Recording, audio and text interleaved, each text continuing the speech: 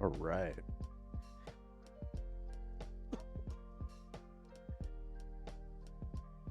Alrighty. How's everybody doing? Welcome in.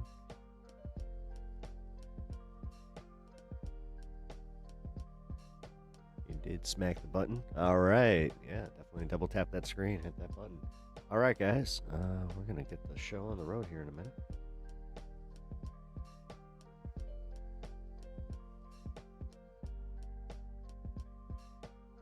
Alrighty. Let's do it. Who the heck is Pep Talks? I'm not gay, but I fantasize about Marco Rubio. Pep Talks. Pep Talks. Pep Talks. Let's eradicate the Kung Flu. I'm literally coming. Pep Talks. Pep Talks. Who the heck is Pep Talk? They want our women.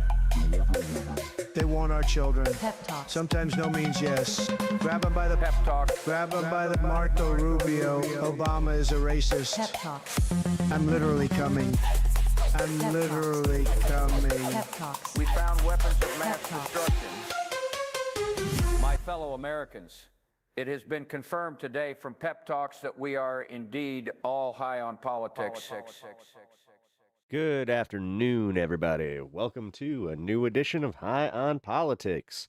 It is our early Wednesday. Hope you guys are doing well. Hope you guys are ready for some good news. We actually have good news today. We didn't really get the final results of the Colorado elections. I didn't cheat, by the way. We're going to find out in real time. Maybe you guys did. I don't know what happened in the Republican side of the governor's race, so I'm not sure if our boy, anti-meanie Bo Beanie, I don't know what happened, so we're gonna find out in real time. We'll be going through that here in just a bit. Alrighty, we also got some good news about the DSA candidates. I know you guys already know about that one. That one was it's everywhere. It's kind of surprising. I don't think they understand that this is very, very Streisand effect as far as like the attention that they're putting on these things. So yeah, hey, let it happen. Pep, you're the conduit through which the news flows. Hey, I appreciate that. It's because they were mean. Yes, I mean, yeah, guys, thank you for man, you already took care of like hit the like, do all that stuff. Natch, Etch, how's it going? Mitch, how's it going? Hermit, how's it going? Hermit, you got two. I see that you're over on Twitch. Also appreciate that. Ken, how's it going, man? Hope you're doing well. Hi, it's high time. it's high tide over here in the land of the pep talks. It is. Man, so I'm doing all right today. I hope you guys are doing okay. In the Discord, I did kind of go through just kind of what's been going on. So if you guys are a little curious, I'm not really going to go into it on stream. So, yeah, you would have to do that. Okay, so oh, great, my chat's doing it again. Alrighty, yay. So my multi-chat is just completely blank. Woohoo! That's not great at all. That probably means I just noticed it's probably not. Is it not showing up on stream either? Uh-oh. Uh-oh. Here. Do a little test here. Everybody do the one trick. Type 1 in chat. I just had to reset everything. Crap. Hold on. I don't think that's gonna work either way. Woo! Let's get these technical glitches out of the way. Yeah, it's not working. Fantastic. Okay. There we go. Yep. I had to go and reset everything. All right, we're good. We're back. Thank you. Appreciate it. Thank you, tech team. You guys are officially tech team today. So, Mitch and Natch, yep, you guys, you are tech team. Just read the Discord update. Thanks, man. Yeah, it's rough. It's a little rough. Yeah, shit be going down, folks, and it just, yeah, feeling the weight of life. And this is why I think I had that moment yesterday where I was just like, oh god. First time chatter. Hey, living life. Or living Lily? Let's see. Yeah, living Lily. How you doing? Or Lily, I'm guessing. Welcome to the stream. Appreciate you checking in. How are you? If this is your first time, I'm Pep. Nice to meet you. I just started the show, so welcome. Haven't really missed much. I like to kind of start light. We kind of chill. We kind of just, yeah. We have fun here. So I hope that you enjoy the vibe. I noticed the NASA logo there. That's freaking fire. Big into space myself. Oh, wow.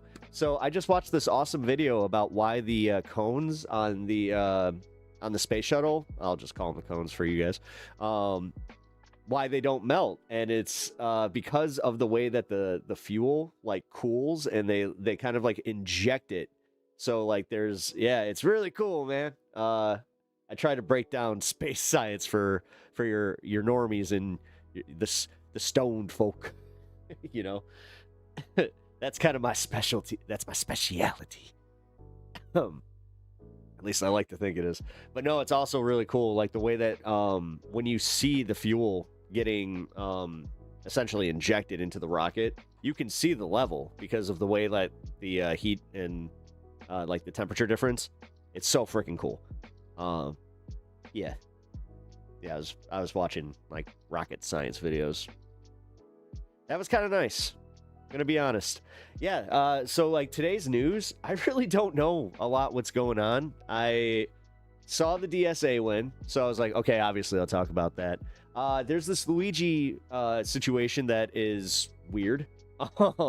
So I'll break it down without ruining without spoiling the story, but apparently CEOs are renewing their fears because I guess there's I guess there's some class solidarity again, and I don't know where it's coming from. I'm not sure if this is all on Twitter or what the hell is going on. Apparently, they are afraid that he might have a mistrial declared because they can't find a impartial jury. So yeah, there's some interesting stuff going on in the Luigi case. So hey, Kinsley, how's it going? Welcome to the show. Appreciate you being here. Ghost Dog, how's it going? How you doing? Jeff, how's it going? Hope you're doing well yourself. Simply Steve, how you doing? Holy cow, my district just unseated one of the longest serving, well-connected, well-funded members of Congress and put a small-town barista in her seat. Nice, you voted for Kuros. Congratulations, I am so happy for you. Yeah, Colorado. Yeah, you guys are making me jealous again. I haven't been this jealous of Colorado since they went and were the first state to really fully legalize. Hey, yeah. Colorado, man, keep looking better and better. I got family there too, but yeah, I'm not looking to get out of here just yet. That says all the public needs to hear. Good luck finding a jury that doesn't know the fuck. I mean, that's the thing. That's realistically what it is like, good. This is capitalism really fucking them over. That's just how it went. Good job, guys. Yeah, we're in such a late stage of capitalism that we kind of did this thing where everybody who, works, they don't have a lot of sympathy for these fuckers anymore. So, yeah, good luck with that one. I think the billionaire class screwed themselves because there's no jury that would both convict. Yeah. And also not dismiss the case in the interest of justice. Well, they can't really dismiss the case. I mean, that's on the judge, which I don't know. The judge, he's playing it by the book, but the thing is, the prosecution isn't. The prosecution really tried to do some dirty shit. And you got to give it to Luigi's defense team for calling him exactly on, what they were doing in court, by the way. That was really smart. I'm not sure if there's any other way to do it. I would assume that they could just be like, hey, ring, ring, Mr. Judge, can we see you? Because there's some malpractice happening. But, bringing it to the floor, that was smart. Gonna just say that. Icarus, hey, Icarus Flights, how are you? Welcome to the show. Appreciate you being here.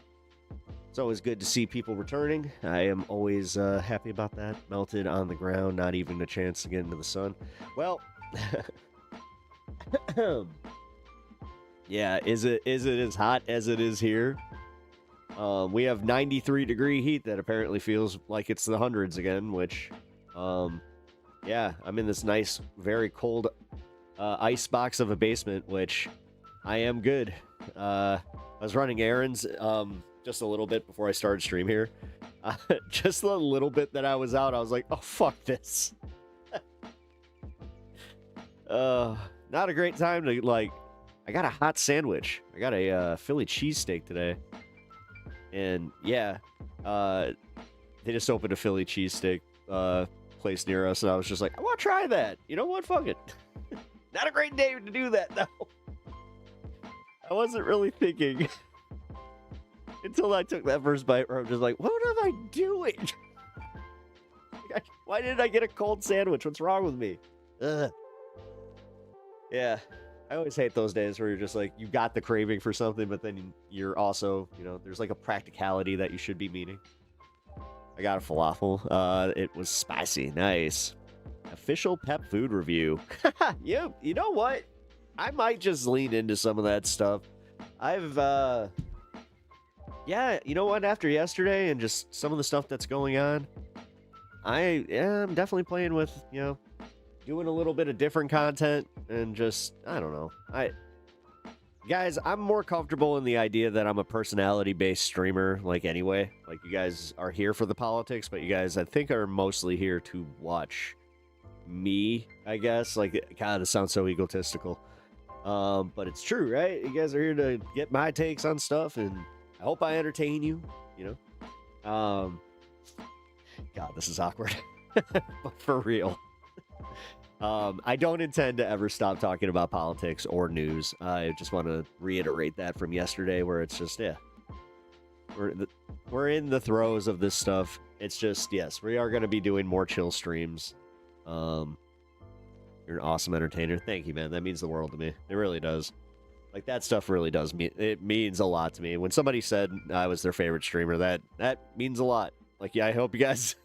That's crazy to me, dude. It's fucking insane. I'm blushing right now.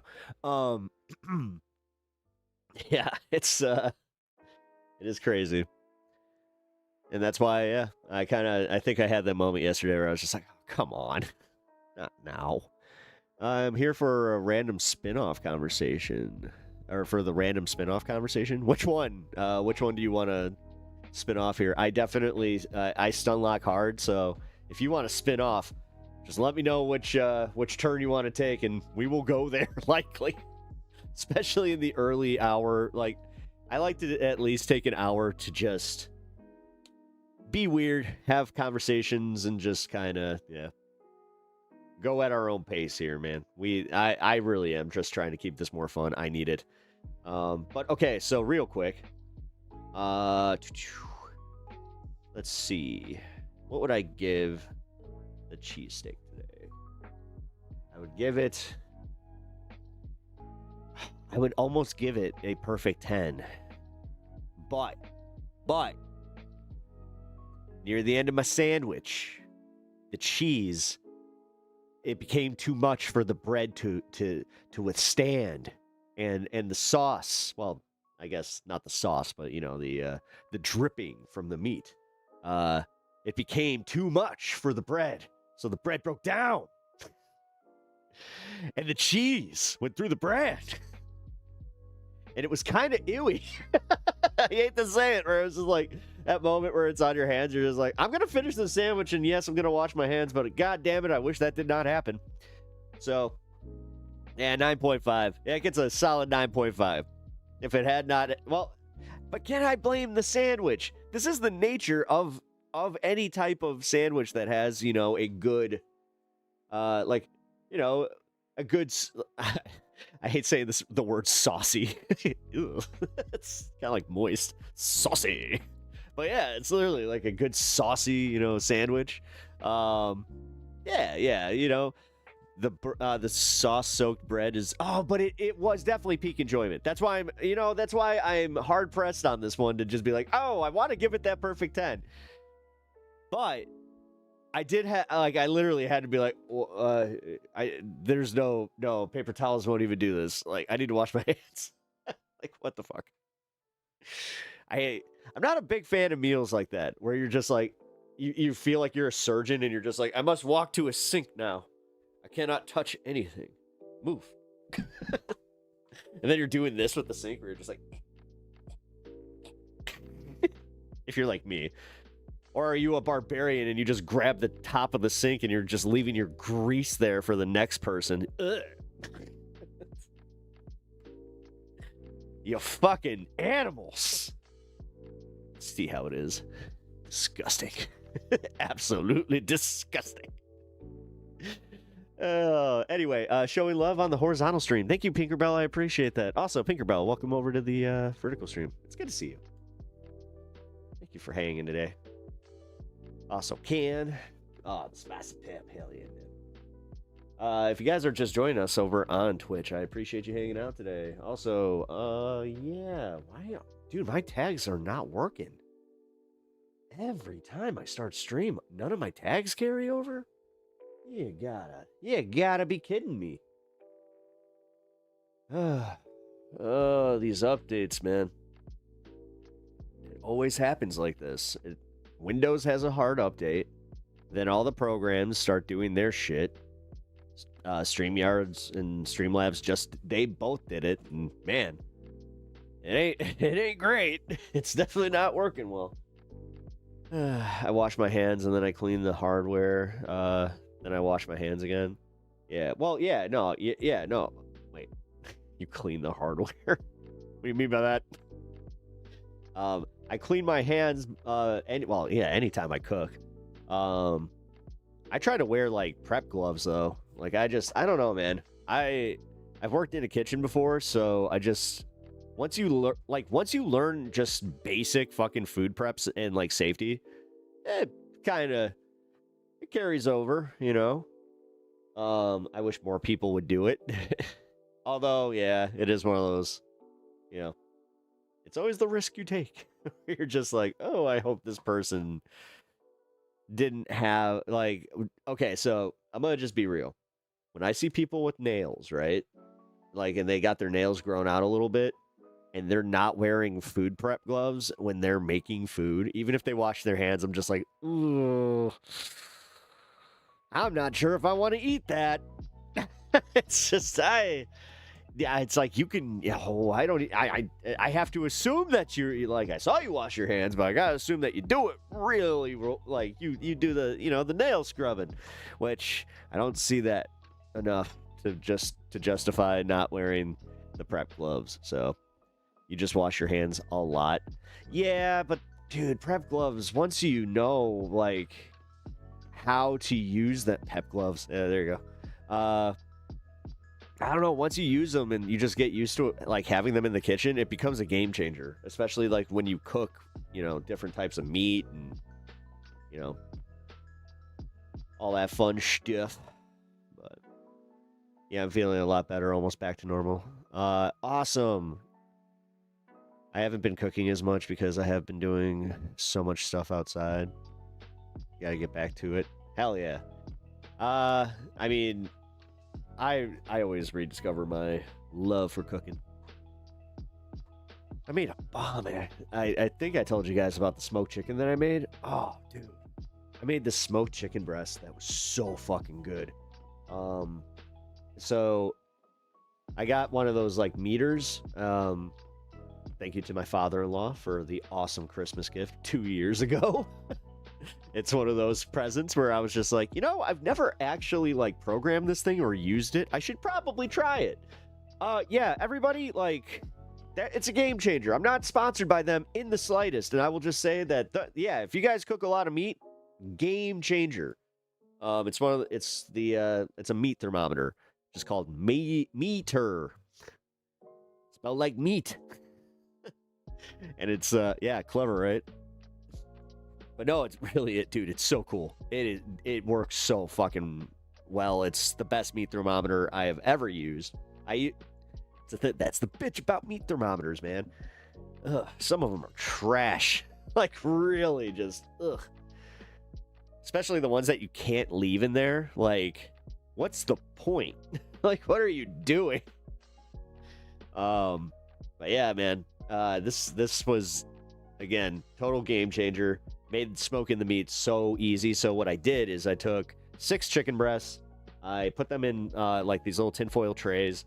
I put just like a little bit, and I'm talking like just a very like fine line of apple juice in there. Then I rolled the chicken breasts around in that. Then you take your dry rub, which I use a dry rub called Good Shit, which not sponsored by them either. Just saying, it's the one that I use, and I really, really like it. It is very, very good. I'm not sure if they sell it nationally. I got it at like a little craft fair. But yeah, man. Use that stuff. Yeah, craft fair of all things, by the way. But oh wait, what's this notification? Just upload a thumbnail. Oh, it did it again? Okay, so then I inject the chicken breast with some melted butter, and yeah, throw those fuckers in. 225 in the smoke with the cherry. I used a cherry wood, and yeah, it took just about 3 hours, and dude, perfectly cooked. And then I shredded it, and yeah, I have been eating that for the past like 3 days.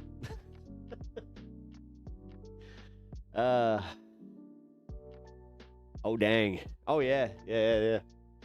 Yeah, it was one of those ones too where it was so good where I was just like, oh yeah, I'm not letting any of this go to waste. Alrighty. You know what? Let's do this. Since you gave me 2 versions of the same thumbnail.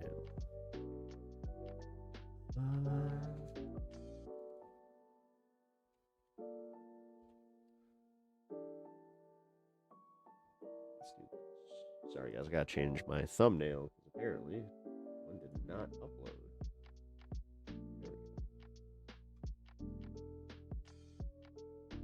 There, just different enough.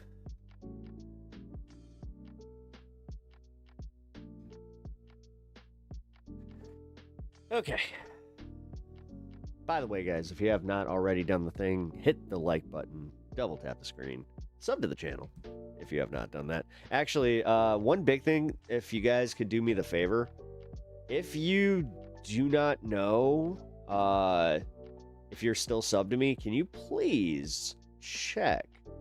Because yeah, I've had more people come through saying that they were like, I'm unsubbed and I just resubbed. It's like, okay, great. I'm a little concerned. Actually, you know what? Here, let's just get through this one. Let's do this. Also, yeah, guys, if you were not here yesterday, I got the new stream schedule up, everything, well, until some life changes. Also, by the way, if you were in Discord, I appreciate everybody's support there. You guys, that's kind of why I did that. Like, I know that a few of us are going through the same thing, so I really, really I appreciate the solidarity. I hate to say that it's like misery loves company, but when we all got the same misery, why not? Yeah, YouTube is pulling shenanigans. Dude, YouTube, I don't know what, I'm not going to go into it today as much, because I am going to talk about this.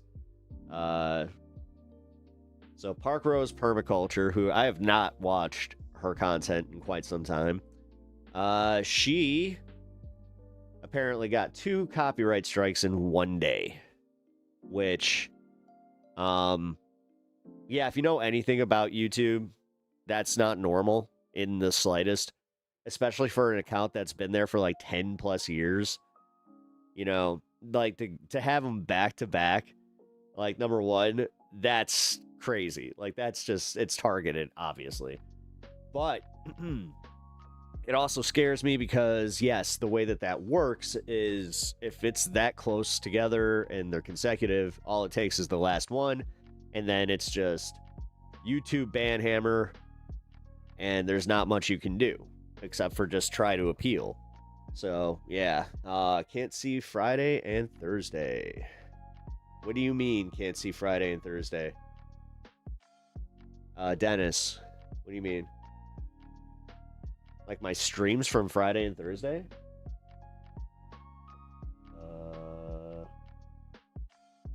It should be there. Well, it was Thursday the 26th. Wait, Friday was... Yeah, 26. Yeah, you're right. 20. Oh, wait, that's right. I went to midnight. That's why. Oh, they should be there. On the schedule. Oh, on the schedule. Wait, yeah, you can see Monday, Tuesday, Wednesday, Thursday, Friday. You got me on that one. You got me on that one. Oh, wait, yeah. If you're on the horizontal. Oh, that's right. My bad, guys. I forgot about that. Is this gonna actually work? Yay, it worked. So, yeah, for anybody on the horizontal or over on Twitch, yes, this is the schedule. You guys can, I don't know, screenshot it or whatever you need to do if you want to. But, yep, that's what we're going to be going with for a little bit. Usually go with olive oil, but, ooh, yeah. Well, okay, so I like to use olive oil and then like a little bit of mustard before I put my dry rub on. I forgot to do that this time, but the apple juice and then just putting the rub on, it worked really well. I'm just going to say, because then also having the butter, it was some of the most tender chicken I've ever had the pleasure of enjoying. And dude, there's no pleasure better than making your own like meal like that and working really hard and then taking that first bite and just being like, oh, damn. Like where you're just like, this is some of the best shit I've ever tasted in my life. Fucking nailed it. You know, that's the one time you will kind of see me just kind of lose my, my humility on that, where it's just like, nah, that's good shit right there. Olive oil is good. Need a little lemon juice. Yeah, something acidic to tenderize. Yeah. I also do like to break down something with a little bit of just like a dab of, lemon. But yeah, sometimes that can fuck up the flavor though. Oh, fuck yeah, Pep. I love myself more now. Nice. Hell yeah. Also, Brandano, how you doing? Saturday and fucking Sunday. Yeah, well, right now, scheduling, I can't. It's too hard. Those are essentially the main days that I have to really grind away, so, yeah. Alright, I'm not gonna, like I said, I'm not gonna get into it. I'm not gonna do it. Don't do it. Except for this bit with the Park Rose, because like I will talk a little bit about the YouTube thing, because yes, YouTube, it has some shenanigans going on. When you just gotta smack someone. Oh yeah, or I forgot that creator's name, but I'm not gonna do it because I don't have new glasses. But when he takes off his glasses, then he just fucking yucks them.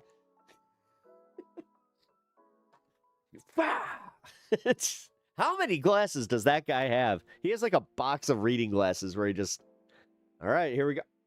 Oh, that's good. Either that or he has some like indestructible glasses. No, that dude's awesome. I watch most of his stuff when it pops up. So, yeah. All right, so Park Bros Permaculture. Everybody, if you don't already follow her, I'm going to do something that I've never really done for her. I'm going to link her channel, and I'm going to request that you guys go and sub to her, and if something happens, make sure that you are some of the ones that go and say, hey, YouTube, not cool. Like, you need to take care of this, because, yeah, it's kind of a big deal. So it seems like, yeah, her channel's in jeopardy. People are falsely either striking her or going after her. Now, this is the thing that really is weird about it, is that this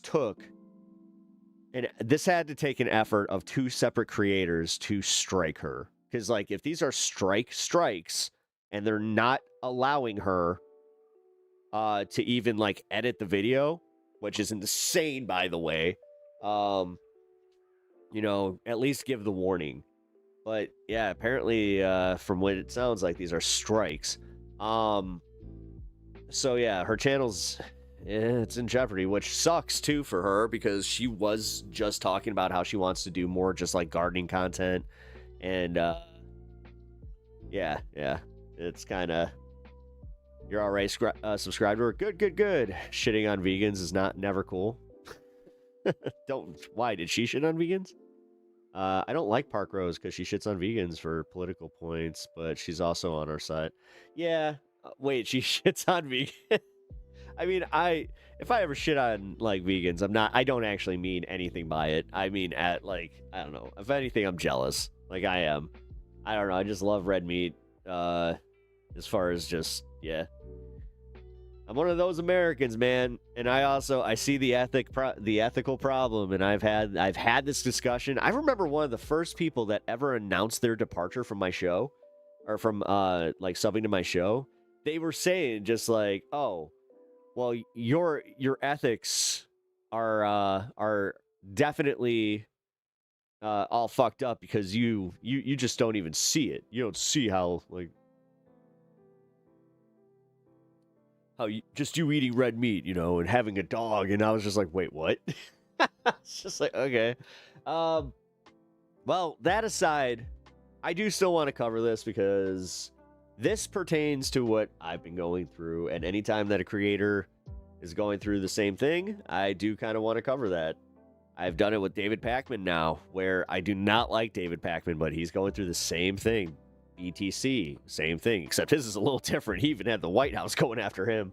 But yeah, dude, YouTube's definitely doing some weird stuff. So let's go through this. This will be real quick, and then we will start the news of the day.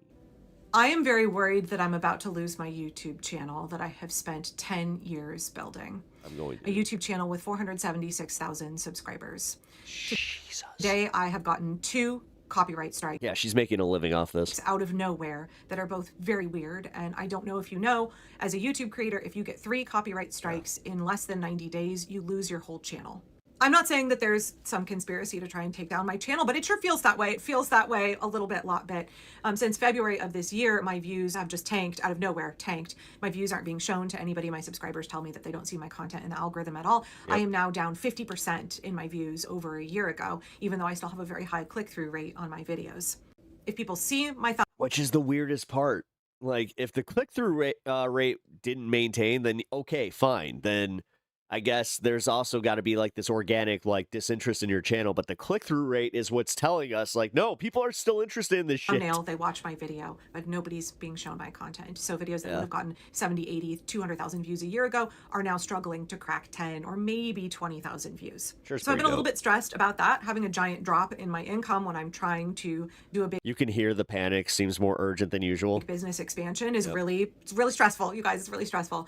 But then out of nowhere, bam, these 2 copyright strikes. Well, yeah, because again, getting just one of these you have to wait, like, you have to take so much time just to have it resolved. So now, like, dude, she's on the wire. And in the 10-year history of my YouTube channel, Yeah. previously I only had 3 copyright strikes against my content.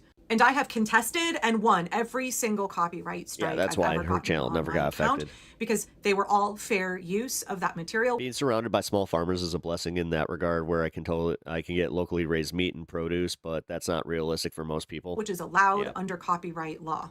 So I've never really worried about Yeah, it if you because go I'm to a really farmer's careful to follow market. all Although 4 we of do have some YouTube's kick-ass farmer's guidelines for markets. fair use. I'm going to Anyway. read them to you here. Number 1, purpose and character of the Yeah. use. Educational uses are more likely to be considered fair use than commercial ones. Yeah. Adding new expression. This is what sucks is now we're getting to that point where a lot more creators are likely going to have to like take this to court because they're going to have to start proving like you are going after channels for following TOS.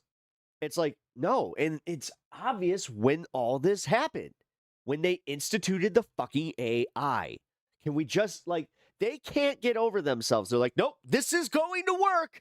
This is better than you think it is. Trust us. It's like, no, it's not. Meaning to the original material is more likely. You getting rid of everybody was fucking detrimental to the actual like the use of the platform and just in general, like everybody fucking noticed it. To be considered fair use than merely copying the original material. So I like to post clips as context and information and then provide commentary on them. That is an educational fair use. Well, I mean, it's also the fact that they're not going after other channels for the same thing. To take an idea that is presented by another creator and expand on it, extrapolate on that idea. Fair use. Number 2, nature of the copyrighted work. Using material from primarily factual works is more likely to be considered fair use than using purely fictional works. I use clips from other people's podcasts or from news broadcasts or We do the same thing here. footage out in documentary footage out in the real world. I'll clip This is another why I have to like do this, what I'm doing right now. This is also why I paused, by the way. creator and react to what they're saying. Somebody was like, literally, oh, well, you post so much. It's just like, or okay, expand here. upon what they're I'm saying. That trying all to get falls better under about fair also use. just linking I'm not things where it's like, posting if you clips just want of to watch TV this, shows go or ahead. movies. I'm not using copyrighted music in my videos Yeah. at all. If you ever hear Yeah. background music in my videos, I use the free music that's available that's licensed to YouTube creators, or I use the free music that's available through iMovie that has a Creative Commons license. Oh, shit. Okay, that could actually be where these are coming from then. Because the iMovie stuff doesn't always actually translate through YouTube. Actually, fucking YouTube's own stuff gets flagged. Number 3, amount and sustainability. Because what ends up happening is you have, like, I think that we went through this, and if you guys, actually, you know what? A lot of you might not have been with us at the time that this happened. Okay, so when I first started this channel, or like I started live streaming specifically, I was using non-copywritten lo-fi music, and I was using it directly from YouTube. And I was just like, okay, what the hell is going on here where every once in a while there would just be one song and it would be registered to like some jumbly company, like where it would be literally just like Smash Keyboard Incorporated. And it was just like, huh, weird. So after this happened a few times, I did some, like, I finally did the smart thing where I just kind of reverse searched like this company, and I was like, oh my God, like it's a scam. It's literally a scam. So like what they were doing is they would go to any live streamer, and they only did this with live streamers. So what they would do is they would run that song through like Shazam or whatever the fuck like program they were using. They would find it. Then they would go and they would put a video out called, name of song topic. And then they would register that through YouTube, run it with the same, like with the same thing, and making, because they obviously know that it's going to trigger that AI. Boom, I would get the flag. I was just like, what the fuck? And it was a way for them to take the monetization and take all the earnings from my, or like half the earnings from my show. Actually, no, this was all the earnings because it would trigger that. So this is back when I was able to actually get a hold of somebody at YouTube. This is one of the first times that I ever like went really far out of my way to get a hold of somebody where I was just like, no, this is not okay. This is not okay. And like I had this weird like sense of justice where I'm like, I'm going to fix this. Like they cannot do this. Like this is the most blatant scam I've ever fucking seen. And if they cannot fix that, then they're not going to be able to maintain a creator base, which I don't know. I used to think that they cared about their creators a little bit more than they actually do. I'm going to be real. Because the more and more that I see from them, goddamn, it feels like they're just willing to throw anybody under the bus. They're more than happy to like take the earnings and hype you up and say, here, we'll give you a little boost. Hey. But the second that it's inconvenient for them, it's just hit the bricks. Anyway, yeah. So I was dealing with that where like she is, and I think that's what she might have ran into. That's why for me personally, I have curated everything, and I made sure to get a hold of the creators. So like Lakely, I got a hold of Lakely, and you know, I'm not sure if it's a band or a person. I think it's a person, but they gave me the okay. Lofium, they gave me the okay. Shortfi, or is it Short? I think it's or Shorfy or whatever. But they were all cool. They all gave me like the immediate permissions because they were just like, yeah, that's what we made our music for. And they were kind of taken aback by the fact that, you know, their stuff was getting flagged. So anyway, yeah, I can just say that anything that you hear on this channel has been carefully curated. And also I have permissions. So like from Hang Your Hate, from Kirk, I have special permissions. So it's one thing to use AI flagging on social sites, but nowadays some people build their careers entirely on social media. To allow something as flawed as AI to control income should be illegal. Absolutely. Absolutely. The fact that they take away livelihoods, and it's usually a mistake. Like the one time that I think I technically have a mark on my account because of what they did. Because somebody was like, yeah, this guy has a firearm. No, I didn't. You can go through all that content. No, I did not. And they're like, even my people, like the people watching were just like, oh, it was from the clip we were watching. I'm like, that's not what they were reporting me for. They were reporting me for doing it. And then they were doing this to all types of content creators. Matt Bender, well, all types. No, they were doing it mostly to left-wing content creators. And this is what pisses me off. They incentivize and they reward the motherfuckers that do that shit. That's what's fucked up.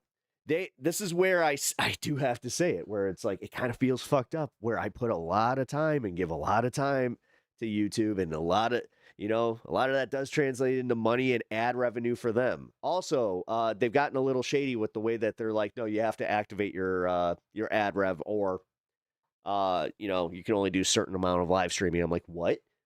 So yeah, guys, it's another thing. I'll just be very open with this. This is the reason you're going to see some more ad breaks, is because YouTube is kind of making you do it. So YouTube talks to you like they aren't the ones creating the incentives. Yeah. Yeah. Oh yeah, dude. They're acting like we just popped out of like nowhere and we're just like, why do you have expectations? It's just like, wait, what? Oh yeah.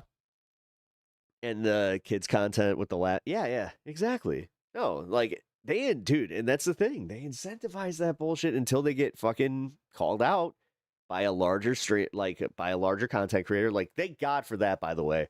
Thank God he did that that long piece on those, those scam streams. That's what they are, because it's just blatant fucking TOS violations, which, again, dude, if they're gonna pick and choose which TOS violations they're gonna enforce on certain creators, yeah, you can't do that. Like, this is where, like, you already have a bunch of creators talking like in the language of just like, okay, so do we need unions? Do we need to start talking about unions here? Because this is getting to that point. There's a reason that Hollywood has the unions that they have. And they the more and more I sit and think about it, dude, I am definitely I'm specifically where I'm at with YouTube. They make enough money from me and then also just are like, nah, we make enough from you, but we don't need to really help you out that much because technically you're also problematic. Pep Online Creator Union. I mean, I wouldn't doubt just talking about this. You streamers should band together. See, I'm not even gonna read that comment right now. But yeah, I don't know, man. I'm not even sure. Like, we would have. There's a lot of proof that we would have to go through, and we would have to have a lot of like logged stuff with this one. I'm just gonna say this personally. I just hope that YouTube reviews where they're at with this AI stuff, and they start bringing more creator protections. That's what needs to happen. They need to definitely put a layer on the whole, getting reported and then taking like channels down. Yeah, that should not be AI moderated in the slightest at all. If they are going to do that, then it needs to be first step gets flagged by the AI, then it immediately goes to a team. This needs to be done. This isn't even an ask. This needs to be fucking done. YouTube is such a complete monopoly. No one else has their resources. No, that's kind of part. Like, this is the problem with monopolies, dude. Like, this is the part of late stage capitalism that we all kind of knew about. AI is affecting so many careers. My own career, education, side job of art, but the effect is not talked about enough. Yep. Valentine sketch. Yep. I mean that's. Yeah, I'm not gonna go there. I'll just say in some industries, AI is definitely making it where certain people feel a lot more comfortable saying, hey, pay cuts, or or find a new job. Whatever. Alabama anarchist. What's up? Welcome to the stream. Appreciate it. Using AI is completely fine. The issue comes when AI has any power to actually change things instead of just flagging. Exactly. Alabama, like, that's kind of where I'm at. Like, yeah, if they're going to use it, fine. But there has to be, like I said, a human element where you're making these decisions that, like, I mean, dude, you want to talk about like responsibility and all that kind of stuff? I don't know how that's going to look where they're just like, the computer did it. It's like, I don't think a lot of people are going to buy into that, but that statement pisses me off so much. What kind of fucking choice is that? Oh, by the way, what up, Charlie? Good to see you, man. What up, Colonel? All right, so let's get through this. Sorry. Ability of the portion used. Borrowing small bits of material from an original work is more likely to be considered fair use than borrowing large portions. The 2 strikes I got in the last 2 days, one was 9 seconds long and one was 50 seconds from an almost hour-long podcast. That doesn't matter. That doesn't matter, actually. Hold on. Borrowing small bits of material. No. Some of it is not. No, because some of it, it's like the music. It's 4 seconds From an original work. But I know that she said she didn't use music, but if this is technically from the creators, which that's wild if it is. If it's true what she's saying, and this is 2 different creators that flagged her in the same, like, then that's crazy, and that doesn't make much sense, but to be considered fair use than borrowing. God, I love those earrings. Large portions. But if what's borrowed is considered the heart of the work, sometimes even sampling it may not be considered fair use. So I'm not sampling, I'm not just cutting and reposting, I'm using it transformatively. I'm very careful to be transformative. I don't have any interest in reposting other people's content without my lengthy and very verbose addition of my own commentary and analysis. The use is transformative. It is allowed under copyright law. Number 4, effect of the use upon the potential market. Uses that harm the copyright holder's ability to profit from their original work are less likely to be fair uses. Right? I'm not doing that. Although tons of YouTube creators functionally do that, have their react channels where they just play a movie or they play somebody else's podcast and they do like, ooh, some faces and some... You bitch! Bitch, you have done the Some same emojis. thing. What are you talking about? I've literally watched your shorts where you're doing like the same, and then you give your take. And that doesn't That's a React channel. You're a React channel. What? Did she really just like completely lose that? Like that the sense that she does the same type of content? Oh, I wasn't prepared for that. I was not prepared for that. That was fucked up. get taken down, but 9 seconds of a video That doesn't matter 9 seconds. 9 seconds, 50 seconds, if it's over 4 seconds. I know that much. You do have the grace period of 4 seconds, just a heads up. that I'm using to contextualize what is happening Oh, dang, she lost the plot. Yeah. Oh, God. Oh, God. I didn't make it this far in the video, so yeah, dude, I'm starting to think that she actually might have done it. in DC, And, like, the strikes actually might be legit. providing commentary. That gets my She 11. might have got, oh my God, that also explains, you know, because, dude, she's trying to do this pivot away from politics, and she's trying to, like, she brings it up, I do know this, where she talks about, like, her business. I did catch that part, like, near the end, because I was kind of, like, just trying to skim it. 7.5-minute video taken down and a strike on my account. I'm not negatively impacting the market in any way for either of the two supposed copyright holders who put a strike on my account. Well, okay, but this is where you do the appeal, and like she said before, she's already gone through this, and so she knows how this works. They are different people on different continents, back to back. I don't know if Oh y'all my know this, but God. I don't I have wanna show some you like guys my 20 air terabyte purifier. hard This thing drive. is When I sick. post my videos to YouTube, then I I delete them got off a little like, dude, I got like the deal of deals. my phone because It was a $70 air purifier that was on sale for fucking $40. I was just like, yeah. I need the space to film the next video. Because my videos don't get taken down because I don't Holy violate fair self-report. use laws. Yeah, I think she did. Then I just use YouTube as like a bank for all of my videos if I need to download one and That's also not smart. I've actually kind of been going through this where I'm gonna go like so we have the option to download all our stuff. I am going to be doing this soon where I'm just going to have a committed hard drive to just my library of like YouTube videos, so I have everything. clip it to do some video of mine, you know, 'Cause farther down there's a good chunk of my stuff that I don't the have. road. I can do that. So I was 'Cause not I did the same anticipating both thing. of these videos have been immediately deleted off of YouTube. I don't have other copies of them. So it's to the best of my memory That what sucks. That does suck. Dude, lost content sucks. clips they're even referencing. I can't even go back and watch my own video. Yeah. The I first bet that. one was a video that I put out earlier this month about Donald Trump's 250th, you know, birthday Back bash that shit up, Pep. with the I know, motorcycles I know. jumping I have to. and the UFC. And I have the time, like, I technically have the time now. Like, I can pay attention to it. I don't, like, we have less medical appointments, even though, oh, shh. Fighters, what have you. And again, an 11.5-minute long video, 9 seconds of it. This person, That's tomorrow. I don't know their whole name. It's all Thought in today was Thursday.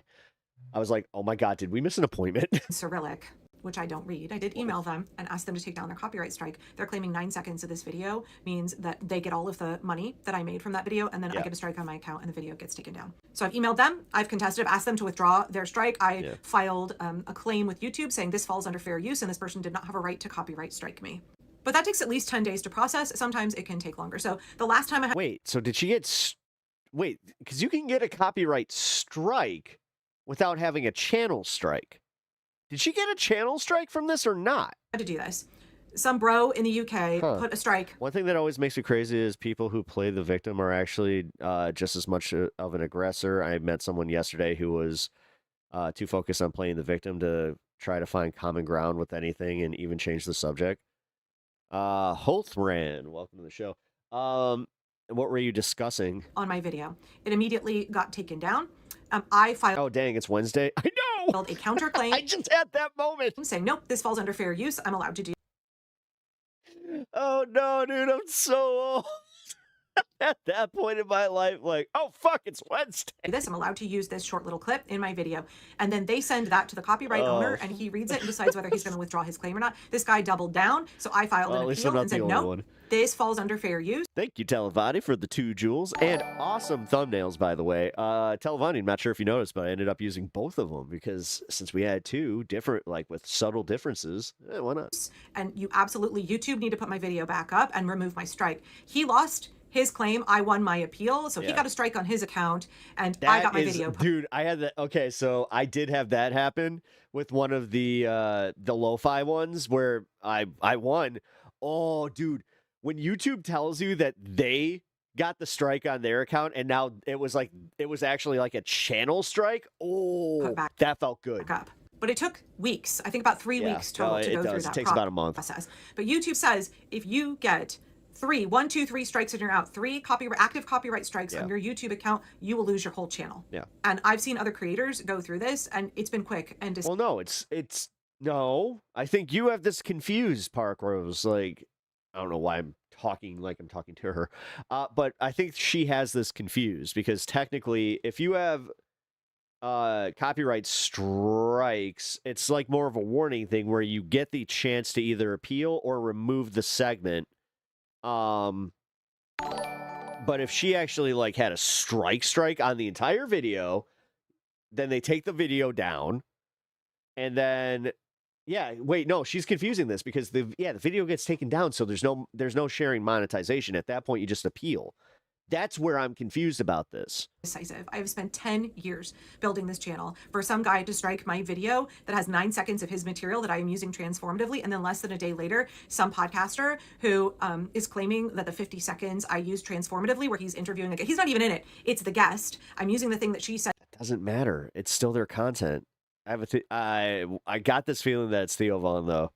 I had the exact same thing happen with Theo Vaughn, and I was like, I thought I could win the appeal, so I was just like, oh no, they'll let me use it, and yeah, not the case. Says to expand upon the greater theme of my video. It is transformative. It is fair use. He put a strike on my account. Pep, what should I paint? Chat opinions are well, are you just painting like a painting? Again, I have reached out via email to both of those men, and I paint some peppers like a pepper tree. Have contested both of those strikes. It can take a while to work through the process. I am confident that she is not trying to argue this shit like this, and therefore the copyright claims no, unfortunately, this is not a great, like, okay, so I'm in an awkward position here because I did literally the same thing yesterday. I sympathize with her on this one. I'm not going to be a jerk. It is scary when you put so much work into doing this and you have that as a threat, and like you feel like it can all be taken away from you. Yeah, I see where she's at, but also I hope she's right in what she's saying here, because if it is what she's saying, then her channel got struck twice. That means that they removed the video, like I said, and they just said, you can appeal this, but there's no guarantee, and if you do appeal this and you lose, then that's also the weird part. I thought that technically channel strikes, yeah, because they're like immediate. Huh. Be overturned, but in the interim, anywhere in the next 90 days, it sounds like she's bending the rules and hoping it flies. I mean, it's not even bending the rules. The thing is, it's like if they sent her these and she, I don't know what I can say here because I don't want to give too much away on this, because realistically, when you become a content creator on YouTube, you're only allowed to say so much, specifically about how things work. But if I get another strike before I kind of feel these clear out, I'll lose my channel. So I guess that I'm posting this to ask for your help, because I'm not. If she got that, if she got the channel strikes, then yeah, that's what it is, and yes, that means that they are saying that she already lost. Not sure what else to do. It feels really scary at a moment when I'm trying. Yeah, enough claims in a short time can result in a channel strike. Yes, that's true, but not 2. You have to essentially have a whole bunch stack up, and then they'll say, hey, you have a channel strike. Transition my content to do much more permaculture, gardening, intentional community content. I'm looking to make a really big business expansion. I've I always go into the editing bay the second that like I get the flag where I'm like, okay, I'm not even fucking with it. I'd rather have it just gone out of the content entirely. Whole business platform is in jeopardy for no legitimate reason. It's really scary. It feels awful. I don't know what else I can do. I've done everything that I know to do. I've emailed these guys. I've filed the paperwork, but to get 2 copyright strikes out of nowhere when, again, in 10 years I had 3. What up, Stacey? In 24 How's it hours, going? I get 2. It's 3 okay. strikes and you're out. I would like to say that I'm regulating well and not freaking out, but I'm definitely freaking out. I'm freaking out. I'm freaking out. I'm freaking out. Well, yeah, it's your fucking career. You see this channel disappear, you know why. You know. Yeah, yeah. This is why she. I mean, dude, she's panicking. You will know what happened, and if this channel goes poof, I'm asking you to please email. I'm guessing she's bigger than you, much bigger than me, dude. She has 400,000 over. It's like 480,000 subs. YouTube. Please reach out to YouTube support and demand that my channel be put back up. Hopefully, it will not come to that. She is the other thing that you can do is you can go subscribe. I don't know. Again, freaking out over losing your livelihood is not that ain't no pussy shit. Dude, I've watched fucking dudes crash out for way less. To my side channel. I've watched fucking grown men contractors fucking have crash outs like that. And it's over shit that they did. Resistance. What up, Unlisted World? Good to see you. Nice to see you, bud. Oh my god, what the fuck? What happened to her?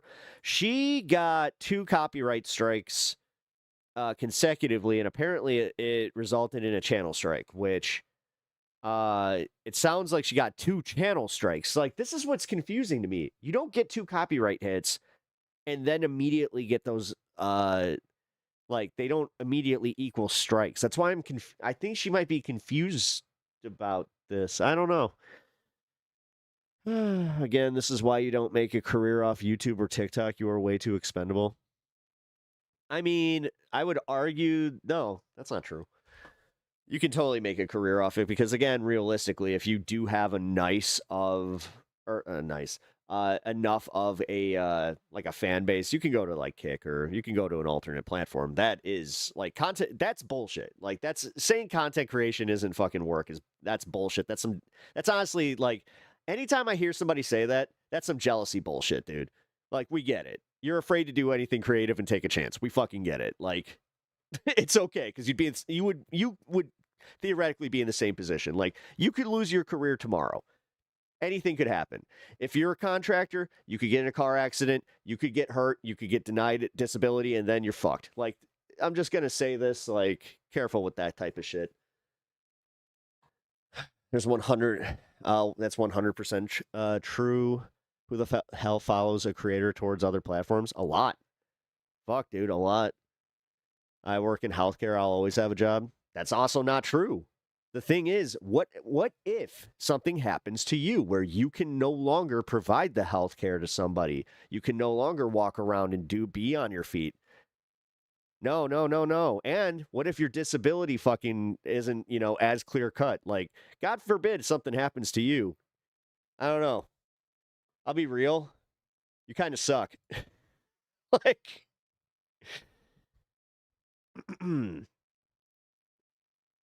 mean, the fact that you have an AI fucking thumbnail too, like, yeah, you kind of just suck in general. Like, what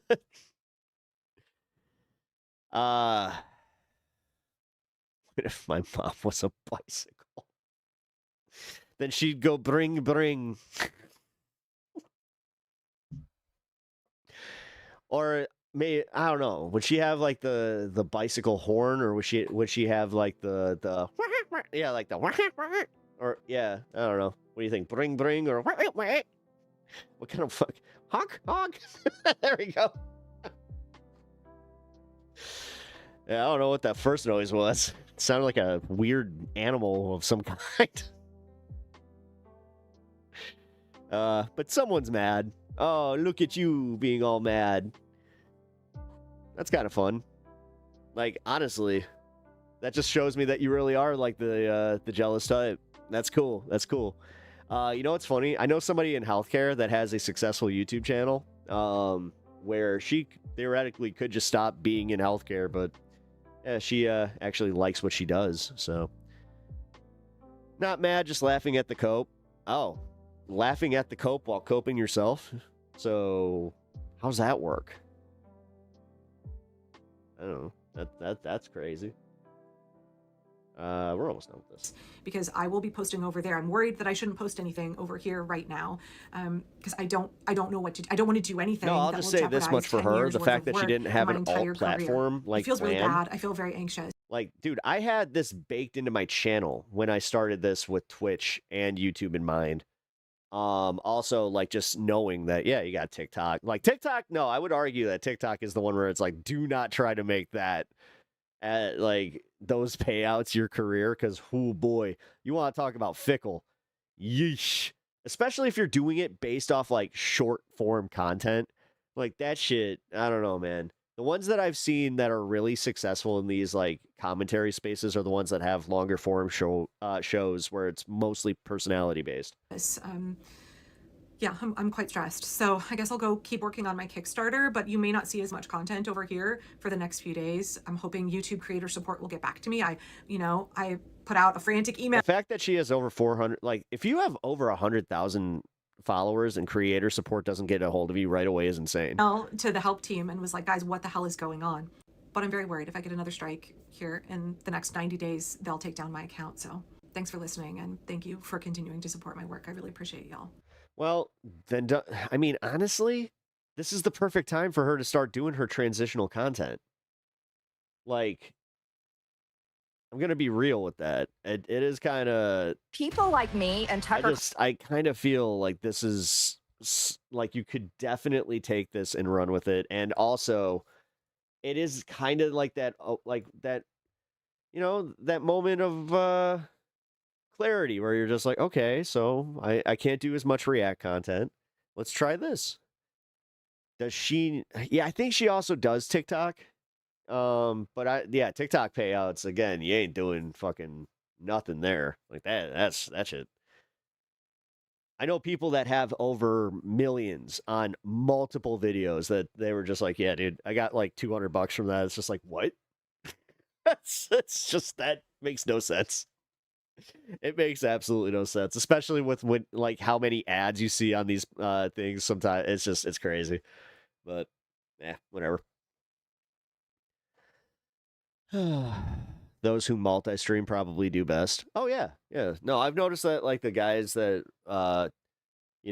do the stuff like over on Twitch and anyway, Halthrin, sorry man. To be fair, you were kind of typing out some like really long stuff here. So one thing that drives me crazy is about how if ignorance are differences and try to find a solution to universal problems, we'd be better off. Like, it doesn't matter if you're left, right, central, whatnot. We can come together, try and make a better world, blah, blah, blah, blah, blah.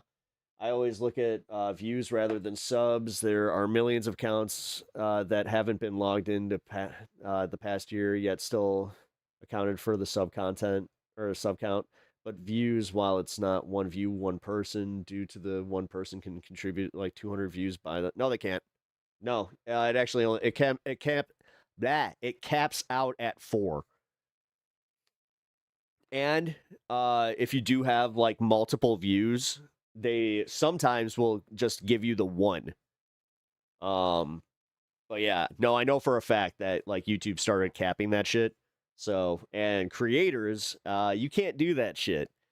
Like, so for me, if I watch one of my videos, it won't count as a view.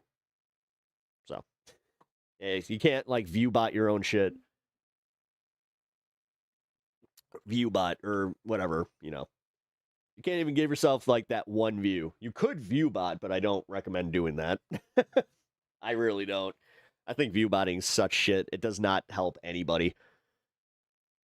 Cheating only cheats yourself. It does. Yeah, because like, dude, Steve, when they go back through and they kind of start adjusting some of this shit, dude, like, I don't know, man. I kind of feel like he might be liable for something. Like, because if they're paying out at like a certain like rate, right?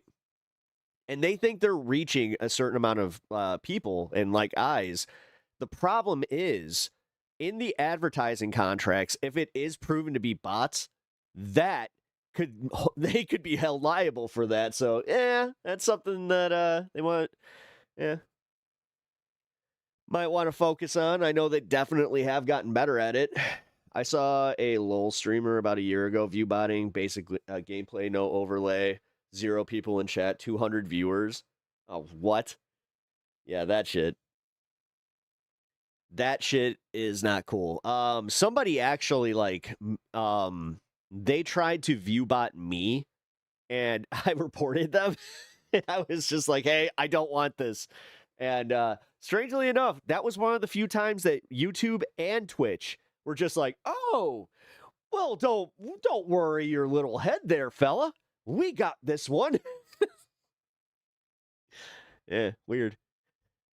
Yeah, if they're paying for artificial traffic, that's fraud. That's kind of where I'm at with it, where it's just like, bro, that's I mean, one of the guys that's read the TOS, and they just did so Google just updated their TOS. By the way, this is for all of you. If you have an active YouTube account or a Gmail account, go and read their new TOS. You really should, even just as basic consumers. Yeah, they got some data sharing stuff in there that's a little scary, but realistically, what are you gonna do? Like, that's the bitch of it, dude. Like, we're at that point where just you have so many people. Like, it's the classic joke of, are you actually reading this? Yeah, I'm that guy. Do you know how many times I have not played a video game because they had like really long terms of service where I was just like, no. It's like that's not, yeah. That's not okay. So yeah, I'll click no, and then it'll just be like, okay, bye. It's like, well, tough titties. No game for you. It's just like, yeah, well, no info for you. It's like, what are you guys sharing? Like, do you know how many times you guys have signed a contract where they just like are sharing your information and you signed on the dotted line? Like, yeah. F yeah, my membership payment went through. Hell yeah, Natch. Thank you, dude. Natch, thank you so much, man. I appreciate that. Thank you so much, everybody, for subscribing, for liking the streams. And then if you guys are paid contributors, you don't know like what that means to me. Like, you guys are fucking awesome. Just plain simple. You guys are fucking awesome. Yeah, it was showing some issues. You got the membership now. Nice. Hell yeah. Also, Etch. I'm gonna be sending you my gaming codes here. Since you are now part of the spicy tier of my YouTube memberships. Which, by the way, guys, that is the difference here. Yeah, I have 3 tiers. I think I've explained this before. I have 3 tiers because YouTube, when I started this channel, it wouldn't let me not. And I hated it. I only wanted the 2 tiers where I just wanted the basic tier and then spicy. Like, I just wanted mild and spicy. Yeah, so the hot tier, it helps. It really helps, but I hate to say there's no real perk outside of the normal tier. Okay. Hey, I hear you. Yeah, what are you doing? Can I see you? Hold on. Come here. What are you doing?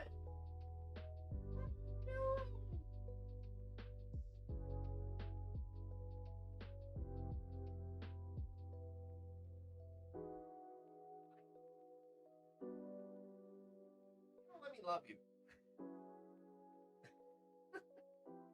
Sorry, my other cat's being kind of... He's almost down here. Like, here. Can you hear him? Hey, buddy. What are you doing? I just saw I go with the honka honka one. The honka honka. All the sneechies.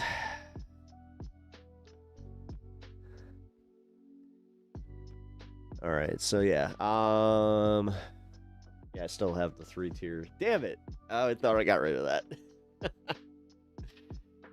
Yeah, I type a lot because when I want to talk, I'm going to talk. Just like this modern era where like 4 words messages. Well, I mean, to be fair, it's a lot easier for me to read that than these long diatribes. So, while I do agree with you that yes, conversation is important and learning to conversate is important, and this is definitely a space to do so. I mean, yeah, it's also don't make things long and winded just to make things long and winded. That you know, self-editing is good. Short and sweet is usually good. You know, I am definitely of the mind of less is more. I've really come to terms with that too. Like, man, starting to become a little bit of a minimalist. Like one of these days, it's just gonna be fucking. It's like, what happened to all the stuff, Pep? It's like, you know, I think I caught on that this is just a lot. I'm gonna make a few changes in here, actually. Nothing too crazy. Funny enough, I'm gonna be adding something to that back wall over Godzilla. I got a awesome freaking piece of artwork that's just been sitting there waiting because I need to get or I'm gonna make a frame for it. Because yeah, custom frames are too expensive when I could just do it myself. Oh, I don't try to. I just type because I have a bad habit of when I try to shorten what I mean, you get heavily misunderstood. Oh, well, yeah, you get lost. Things get lost in context. You know, it does happen. It definitely happens. And it's something I try to work on. Where's my other cat? I just realized, where's Leto? We have no Leto today. My other cat, Big Brother's up there. Being a little turd. Hey, actually, do any of you guys have any advice on clipping the nails of a cat that will shred you to bits if you try to even pick him up?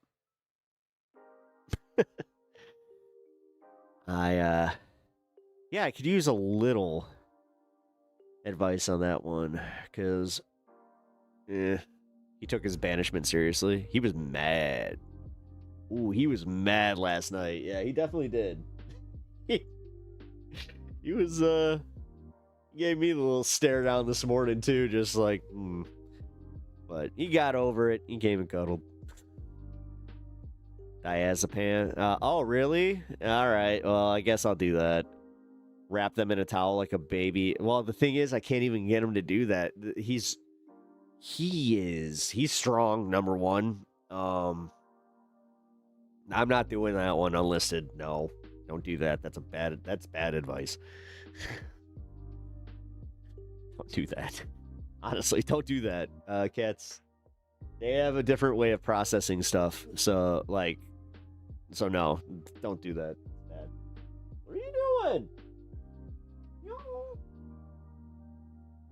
I would love for everybody to get to meet you, but yeah, we got Stan in here, he snuck in here at some point. It was, man. Oh. Well, what's up? Can you come here? All right. You know what I'm gonna do? I'm gonna give. Oh wait, if I pop that thing, then no. That will be a whole thing.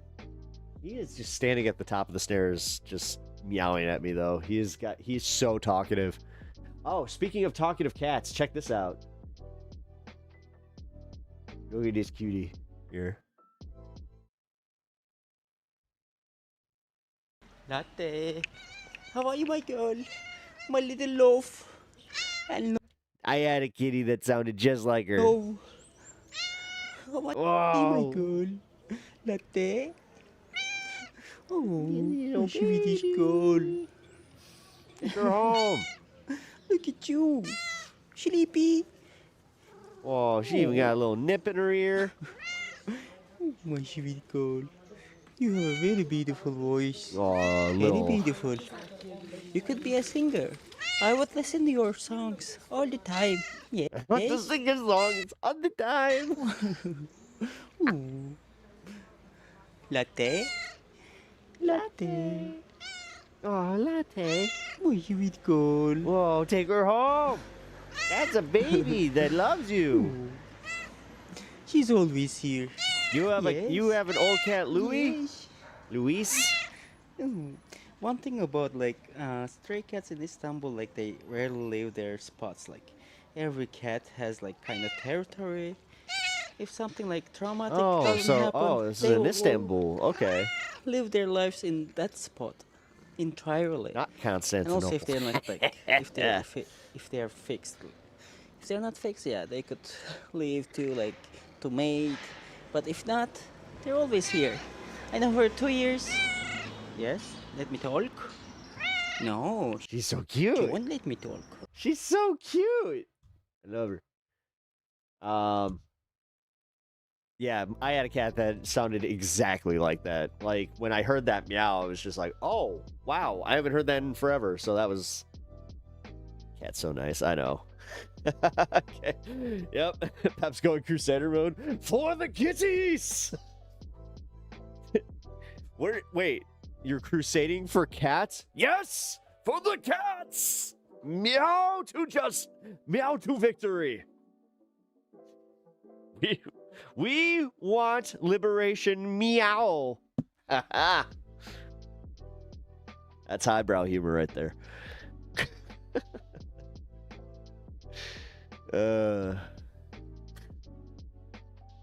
Just laughing at the coot. Oh god. Unrelated news, I'm going to be building an ADU in the back of my brother's house and moving there. What's an ADU? Is that like a tiny house or something? Or is that like one of those little housing sheds? Like those are cool, dude. I've seen a few of those. Like my mom, before she passed, she was toying with oh, okay. Actually I guess it doesn't matter. Her and her husband were kind of like arguing a little bit, and she was kind of just like, if I needed a place to stay, I was just like, you know what we would do? We would build you one of them little tiny houses on my property. And yeah, that's just how that would go. Like, I'd make sure it had AC. Thing is, it would be so cool. I was also kind of thinking like, oh, I could have a studio. That would be kind of cool, though. A little outdoor studio.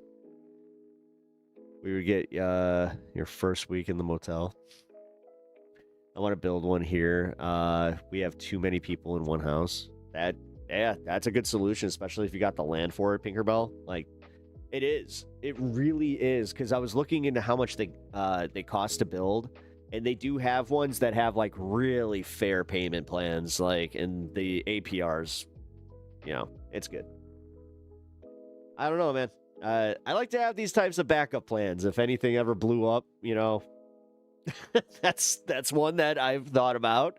I've looked into like certain types of campers that, I understand why some people live out of campers. Actually, funny enough, when they showed Spencer Pratt's, I was like, he's got a nice one. He's got, what is it? Not the Airbus. The it's one of the classic ones. It's just like a big metal ones. Those are freaking, dude. Those are nice, especially if you do have an AC unit. Like, yeah, those are nice. But anyway, we should get to the politics because, man, I got a lot to get to. Okay, so let's get to this first story. This was crazy. So the Airstream. Thank you, the Airstream. Yeah, Airstreams are cool. Hate your neighbors, fill the tank and move. Exactly. Those are real. They're super cool. Like, and the thing is, I think I would be okay. Wait, reason why I'm moving is my brother's property. You're autistic and have ADHD, so like just everyday life. Oh man, I'm sorry, man. Yeah, you're a minimalist at heart, where I think unused space is wasted space. So, little studio is perfect for you. Yeah, no, honestly, I get that. I totally get it. I'm one of those kind of guys where either I need like space for my shit, which is essentially just what a house is. It's just space for your shit. Or I'm like I could just be totally minimalist, live out of a fucking bag, just me and the dog and a camper and just that and the wife and well, see that's the thing. This is if I was single. Cuz I couldn't do that to my wife. Like I couldn't. Also, I think that she would probably go completely crazy a lot in a van life like that. Yeah, she would. She'd be like, "This is great for a weekend." It's like, "No, we're doing this permanently." She'd be like, "Excuse me." So yes, in the apocalypse, where it would just be me and my dog. Why you in politics? Because I talk politics. That's what I Deltoid. What up, Deltoid? Why you in politics? I should ask you that. Why are you in the politics tab? Huh? What you politicsing? I'm talking like, some dude you climbed the spire on the Empire State Building, which I'm just going to go out on a limb and say that the Empire State Building is not as big as Trump was saying it is. Am I a leftist? Yes, I'm a leftist. Why? Do I look like a leftist? I always love when people are like, "You look like you're a lefty." It's like, wouldn't that be a bitch if I was a right winger?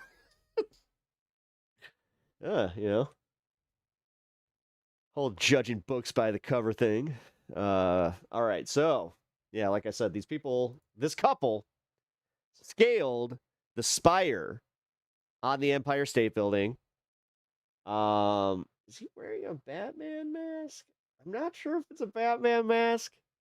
But yeah, and then he proposed to his girlfriend up there. We are following breaking news out of New York City, where at least 2 people have climbed to the very top of the Empire State Building. And then they flew a flag. You can see them there. They're on the antenna with a flag. That is 1,500 and when the power of love beats the love of power. They appear to be the world protesters and have unfurled a banner that says, "When the power of love beats the love of power, the world knows peace." NBC New York is covering all of it. We're going to take a listen right now to their coverage. He got himself a fucking baddie. We're able to see you want to talk about ride or die on that flag that we have talked about. But in terms of down here on the ground, I mean, this is go out on a limb and say that they've definitely gone to a Halloween party as Batman and Catwoman. Day in Midtown, people are rushing to work. They're rushing to lunchtime. They're rushing to Penn Station. There's people here for the World Cup, of course. There's people really swirling around MSG as there's so much activity going on and questions, of course, about Taylor Swift's wedding. And that's exactly what we were doing just a block away from How can they say that you look like Asmund but also look like a leftist? Yeah, it is weird. It's unfolding, of course, at the Empire State Building. But I can tell you that there's a lot of confusion. Now, of course, that I'm standing here reporting to you live, there's several people behind me listening to what I'm saying, and now they're looking up. But really, people are going to where they need to go. So really, business as usual, while we are... a lot of people are just like... looking up at just this incredible and terrifying sight. These 2 people on top. Okay, that's some city shit right there. Because for real, yeah, at some point you're just like, well, I got places to be. Of the spire of the Empire State Building, clearly making a massive statement, given that they are high above Midtown and high above the Empire State Building, with that message reading that when the power of love beats the love of power, the world knows peace. And we, of course... I'm glad they keep repeating it. That's cool. They don't need, like, honestly, in this modern news era that we're in, they wouldn't need to do that. And trust me, Trump would probably be like, tell them to shut up. They're talking about some leftist hippy-dippy bullshit. As John mentioned, it is a quote and a reference to Jimi Hendrix. So, yeah, a lot of normalcy happening on the ground here in New York City as people are bopping around doing what they need to do. Bopping around? But, yeah, just what a sight that we are seeing even from the ground, to see that flag flying just high above Midtown, Gilma. Yeah, New Yorkers largely unfazed, as they tend to be. But Jess, while I have you there, I'm guessing you can see the flag. This is still over 1,400 feet high. So can they even make out anything else that's happening without the help of say, a chopper camera like we have right now? Exactly. Just from my eyes, we looked up, of course, we saw that dark flag banner flying. But no, I could not. I was like, wow, what does it say? And of course, it took our reporting from our Chopper 4 journalist up there who was able to give us that clear vantage point and a closer look at the actual text. So people down on the ground, yes, they are seeing that black thing that is flying off of the spire. I mean, you really, with the naked eye, unless we're zooming in on our actual camera here, I wasn't even able to see at first if those two people were still up there. And then, of course, as we zoomed all the way in from our broadcast camera here, we were able to see their bodies still standing there, which is just so wild to see. Two human beings still up there, all the way up there. But down on the ground, Gilma, as you mentioned, you really can't see the specifics, but you can absolutely see that banner. Yeah, very precarious situation. Jessica Cunnington, thank you for sharing what you can see from your vantage point. Right now, you're taking a live look at our sky camera that is on the Empire State Building. It's offering a different perspective here. You can see what doesn't change, though, is that you can see these two people hanging on precariously. They've unfurled this banner here for the better precariously. That's not precariously. No, they know what they're doing. They're experts at this. Part of 30 Minutes now. Joining us on the phone is Terrence Monahan, former NYPD Chief of Department and NBC4 contributor. Terrence, can you tell us whether you've ever seen a protest similar to this Why would they get arrested? Before? This is a very rare sight. They're going to get arrested for us. The NYPD is not going to just let this fly. Anything about how they could have scaled the Empire State Building? I know that we got a lot of simpletons that think like, oh, this is Zoran Mamdani's New York. This is what happens. These commies. See, they just allow everybody to go do this, and you find out that it's like, no, they don't. Empire State Building has crime is actually down in New York. There. That's usually very, just ignore all the actual facts just to fit your feelings. Like this on a building, the size of the Empire State Building. You know, we've seen this quite often. People climbing towers of bridges to hang signs, and we've gone there. We made arrests. I know PD is responding there now, working with the security over at the Empire State Building to get these individuals into custody. And because this is still ongoing. There's a lot of questions. This was just reported on before I started the stream. Right now is for these two so I don't think that they've come down yet. New York, clearly breathtaking, terrifying images. Not clear how those two people breached the security there to get to the top of the antenna. We'll keep following. Stay right here. We thank you for watching, and remember, stay up. It's about to fucking tweet that. It's just that flag going, fuck blue cheese. All right, we'll get some of the headlines from Democracy Now, but I do here. I want to. No. Let's find out. What is it? Did they get arrested?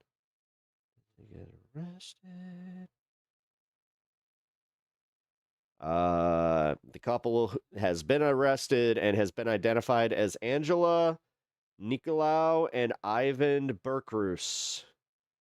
Okay, so I think they're probably one of those. I think they are like one of those influencer yeah. And then they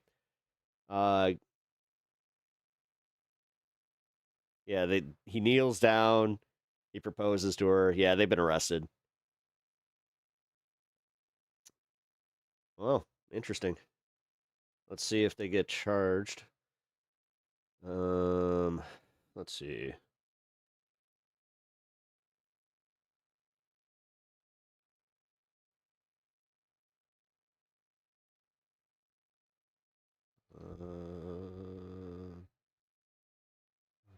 They were taken into custody by the New York Police Department. According to the law enforcement sources, two face pending charges of reckless endangerment, criminal trespass, and burglary. Oh, they took some shit.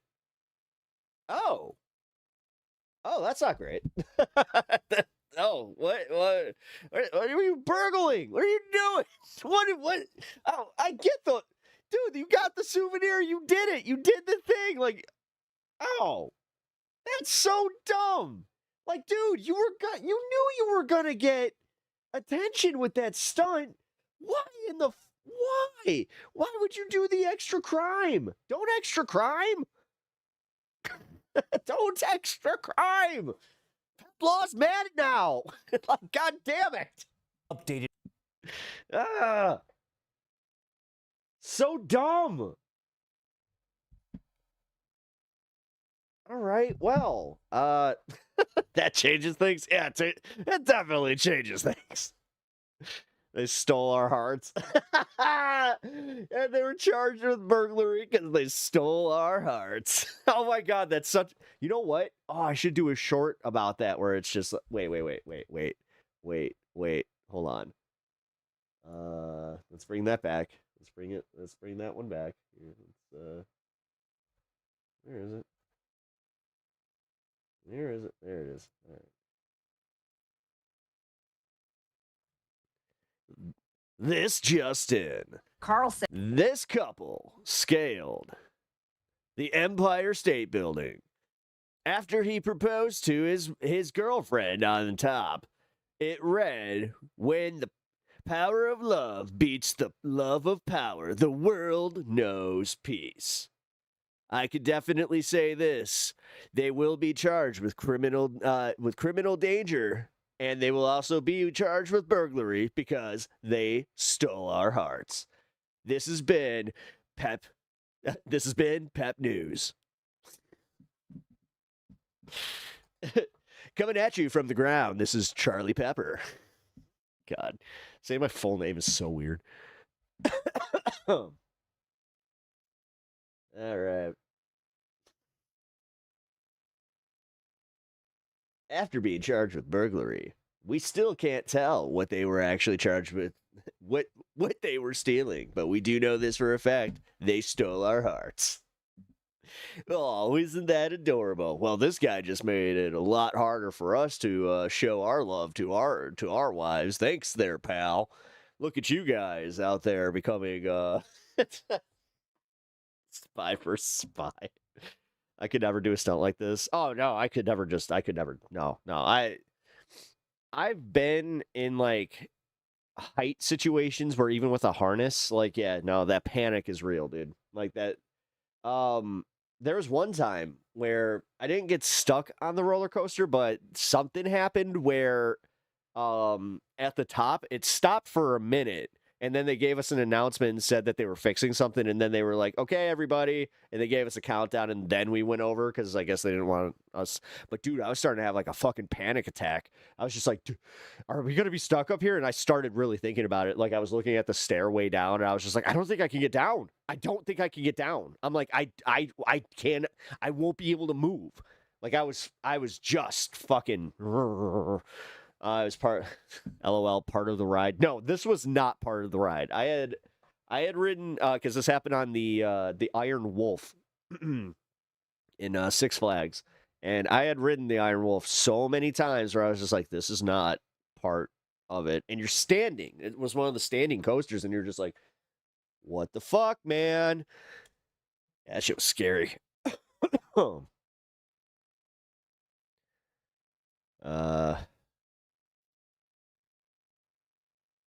All right, now let's do our thing.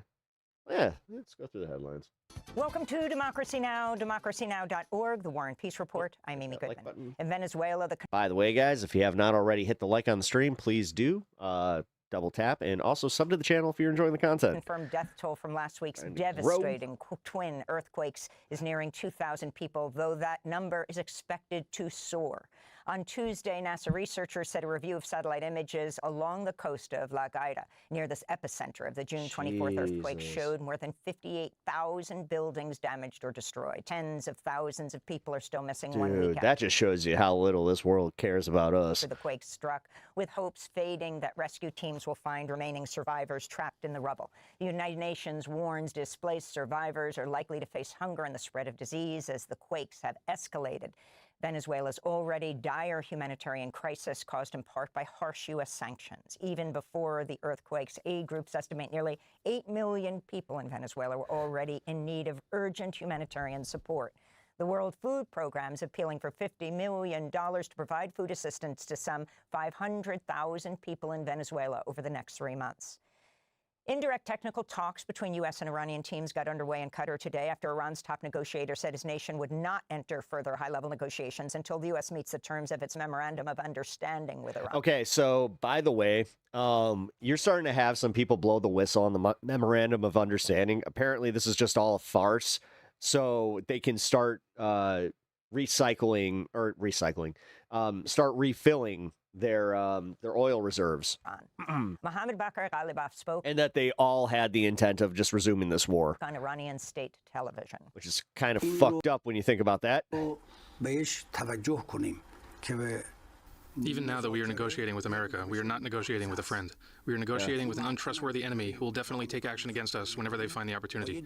In truth, a person can negotiate well only if they are also prepared for war. Ghalibaf added Iran's guarantee of free passage through the Strait of Hormuz is only valid for 60 days and that Iran would never I give love up the its rights ride to on the stratosphere. Oh, dude, I hated that. control the waterway under any circumstances. He called the strait Iran's greatest That instrument one fucked of with me. power. I did that one with my dad, and my dad was just laughing at me. I'm sitting there just like,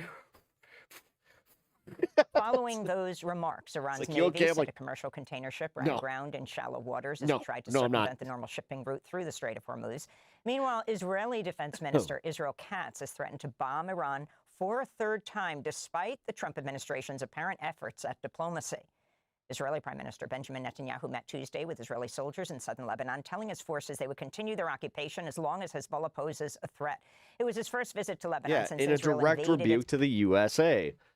God, how many times can we just take them fucking like throwing this in our face? Like, for everybody that likes to tout how strong Trump is, this shit fucking, this is the like clearest way we have ever seen him just get clowned on by another head of state. It's northern nation. And like everybody that has said, yes, Netanyahu totally has Trump wrapped around his little finger. March 2nd, Israeli attacks on It's Lebanon true. since then have killed over 4,000 people and have continued despite the U.S. ceasefire with Iran, which requires Israel stop bombing Lebanon and withdraw its forces. In Washington, D.C., the House of Representatives Tuesday rejected a war powers resolution seeking to limit President Trump's authority to involve U.S. forces in Israel's war on Lebanon. The measure was brought by Michigan Congresswoman Rashida Tlaib, the only Palestinian American serving in Congress. It was rejected on a vote of 189 to 235 after 22 Democrats joined most Republicans voting against it. The United Nations is calling on donors to fill a $100 million gap in funding for UNRWA, the UN Agency for Palestinian Refugees. On Tuesday, UN Secretary General Antonio Guterres said millions of Palestinians are at risk due to the shortfall, as well as Israel's massive restrictions on UNRWA's ability to work in the occupied Palestinian territories. This comes as Israeli media is reporting the Trump-created so-called Board of Peace will soon begin managing humanitarian shelters in Gaza. Yeah. The newspaper Israel Yeah, and giving themselves blanket immunity to do whatever the fuck they want. Hayom reports the first site will open near Rafah. I hate being right about this. I really hate the fact that I was right about what was happening in Gaza and how it was just like, guys, I don't think you understand. Like they're not freeing Palestine does not like that doesn't have any reality in the way that like Trump and like these business interests in these other countries were approaching it, where it's like, no, dude, yeah, they're gonna free it from them. Like they're definitely but that's the thing. They're going to then be employees, like on the strip, and like that's kind of the thing. This isn't to give them, you know, a good life. This is to have, you know, a slave class on newly built resorts. Like realistically, this is some of the most evil shit I've ever seen in my life. And we were just like, yeah. And you know what's really fucked up? 40 years from now, oh, people are going to be sipping their fucking margaritas, doing their fucking, you know, selfies and like all that shit from the fucking Gaza resorts. Within weeks. Talking to a a third generation, past October 7th. And will be policed by It's so fucked. Yeah. a multinational force armed with so-called less lethal weapons. The report also stated Israel's military will continue expanding its control beyond the so-called yellow line agreed to in the U.S. brokered October ceasefire. Israel continues to violate the agreement on a daily basis.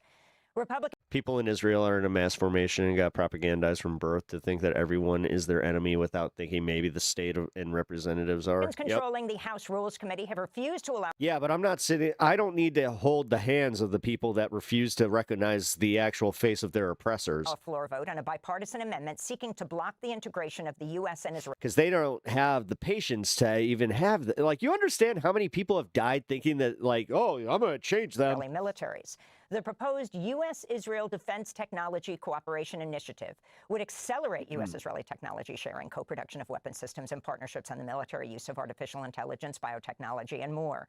An amendment by California Democrat Ro Khanna and Kentucky Republican Thomas Massie would have removed the initiative from the 2027 National Defense Authorization Act.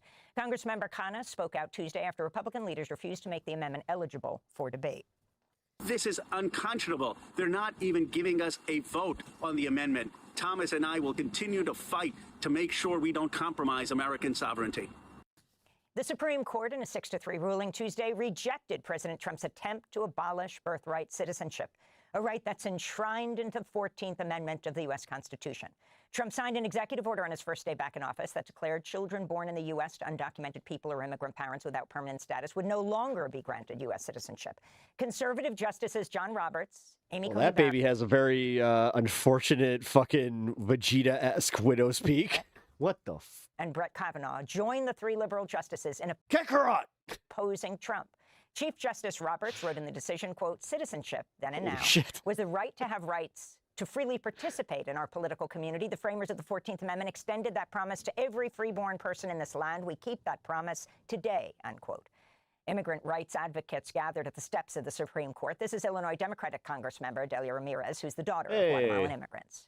I am the proud daughter of Maria Elvira Ramirez Guerra, a Guatemalan immigrant who crossed the border pregnant with me. I am a citizen by birthright. I am an American, and every single person in this country, if you're born here, you're an American, period, punto, no exceptions. Am I right? We'll have more on this story after headlines with Columbia University professor, historian May Nye, also a birthright citizen. In another major Supreme Court decision, justices ruled states can prohibit transgender student-athletes from competing in women's and girls' sports teams, upholding bans in Idaho and West Virginia. Justices ruled unanimously that the state bans do not violate Title IX, the federal law against sex discrimination in education. They split 6-3 over whether the trans-athlete bans are unconstitutional, with the conservative majority finding they do not run afoul of the 14th Amendment's Equal Protection Clause. The ruling was lauded by President Trump, who said on social media, "Big win." Senior counsel for ACLU's LGBTQ and HIV Rights Project, Joshua Block, said in a statement, quote, "This is a heartbreaking ruling. The reality is that the equality of transgender women and girls takes nothing away from, in fact, promotes the equality of all women and girls." We'll have more on this story with the ACLU's Chase Strangio. In a major ruling on campaign finance, the Supreme Court has struck down a federal law that limited the amount of money that political parties can spend in coordination with a candidate for office in their 6-3 Honestly, this just kind of makes intramural sports even more important. ruling. The court's conservative justices wrote that coordinated expenditure limits violate the We can't all have flowing locks like you, my First boy. Amendment. In a dissenting opinion, Justice Elena Kagan wrote, quote, I "The court still need a ushers haircut, back man. in the same opportunities for quid pro quo corruption that the contribution limits were meant to check," she wrote. This comes as a new report by Public Citizen finds Oh, cryptocurrency, Danny, artificial if they ban trans, then you won't have anything to jerk off to. intelligence, big tech, and online betting corporations have collectively spent $294 million to influence federal elections in this election cycle. That's more than half the record $517 million that corporations have reported spending so far. In Colorado, 29-year-old Democratic socialist and first-time Hell yeah. congressional candidate Milat Quiros has defeated 15-term incumbent Congresswoman Diana DeGette in the 1st Congressional District primary. Quiros appears to have carried more than half of all votes in the three-way race to represent the Denver-based district. She won Hell yeah, man. despite a flood of dark money spent to quash her campaign while supporting DeGette's re-election. That included funds indirectly funneled by the super PAC operated by the American Israel Public Affairs Committee into outside spending groups, including pro-choice Majority Action. Milat Quiros spoke to his supporters at a raucous victory party Tuesday evening. Dude, Hassan was so awkward the entire time. I kept him in one of my mini screens just to kind of see when she was going to go on. He just stood at the bathroom, taking photos with fans and shit. But man, there were a few times where I was just like, he looks very out of his element there. Donald Trump and the oligarchy. Kudos to him. We will not wait. We will not wait That can't be easy. ICE and pass Medicare for all. We will not wait to put an end to the politics of the past, to get big money out What of are our the results on Steven Seagal? And no, all I do is win, win, win, no matter what. We will not wait to end the genocide in Palestine. Also on Tuesday, Colorado Democratic Senator John Hickenlooper Everybody's survived a hands strong go up. DSA in the house, and they stay there, and they stay there. primary challenge from progressive state Senator Julie Gonzalez, who was backed by the Democratic Socialists of The America. thing is, I'm probably In not immigration too news, far off hundreds where of they thousands actually of immigrant children facing deportation orders are Probably having did to represent themselves play in that. court. How That's can you according not? to the Bureau Sometimes you need Institute of to. Justice and Dropsite News, which looked at federal immigration data that showed more than 400,000 immigrant children have been forced to appear in court Hickenpooper. without legal representation. In related news, a federal court in Denver, Colorado, is the latest to oppose the Trump administration's efforts to indefinitely imprison immigrants, most of whom have no criminal records without access to a bond hearing. This is at least the fourth time a federal court has rejected Trump's mass detention policy. Advocacy groups have filed a insane. complaint on behalf What are of we dozens of doing? immigrants who were deported from the United States to Ghana and then returned to their countries of origin despite their fears they could face We torture or live in like persecution. how do we live in a society that can watch what they were just doing right there and be okay with that? The complaint was filed with West Africa's top human rights court, accusing Ghana's government of complicity with the Trump All just from the idea like, well, they were here illegal. Like, get fucked, you xenophobic assholes. Like, administration seriously. in deporting the immigrants, some to the Well, countries. you want open borders. You guys are just like, no, you guys are just racists. That's what it is. You're just racists. You can't acknowledge the ones that actually fucking pay their taxes, the ones that you benefit from. Like that. That's what I can't stand. Is just the disingenuous way that they like go about it, and then they get mad. So you know what? Cope, you're a racist, and just admit it. Like, just own it. You live in this fucking 2026 that Trump has cultivated. Just own it. They had fled to, and others left stranded in third countries to which they had Clutching your pearls. no ties. The complaint involves 27 of at least 60 immigrants who've been deported Get used to your fucking white Mexican food, because oh my god, to dude. Ghana since September under Trump's so-called There's nobody that makes me more angry than some fucking schmuck that is like just blatantly racist, but then they're taking advantage, you know. Oh, I love me some Chinese food, love me some Mexican food. third country I'm going to one of them Indian restaurants, you know, I like some tikka masala. agreements. And thousands of people rallied in different regions of South Africa for another round of anti-immigrant demonstrations Tuesday. Vigilante violence against African immigrants has soared across South Africa in recent months, driving many people to flee in fear. Thousands of immigrants, most from Zimbabwe and Malawi, have requested consular support to evacuate South Africa as they're living in constant fear of violent harassment on the streets and attacks on their businesses by xenophobic groups. Among their targets is Princess Ajay, who grew up in South Africa since moving from Ghana as a toddler. She's been sleeping on the streets outside a government office in Durban since May when an anti-immigrant mob broke into her hair and beauty salon and looted it. Always awake because we don't know when they're going to attack us again. They've been here twice, so we don't know when they're going to attack us again. So we can't all sleep. Some people sleep for a few hours, you wake up. We also have to sit and watch. I can't pay my rent in the shop. I can't pay my rent at home. I can't feed my child. I can't feed my family. Everything just went zero. My whole life just went zero. And those are some of the headlines. This Yeah. is Democracy Now!, Democracy Now! Yeah, but meanwhile, you got to think of the, you know, fat, white fucking, you know, immigrants that are getting pushed out of South Africa because, you know, they totally didn't do anything fucked up. Good on Democracy Now! For covering this. Dude, good, always good on Democracy Now! Let's be real here. Everybody go and follow Democracy Now! If you do not already, you really need to. I think that it is ridiculous if you watch this show and do not already support them. But also, yeah. All right, so we're gonna move on to the next thing here.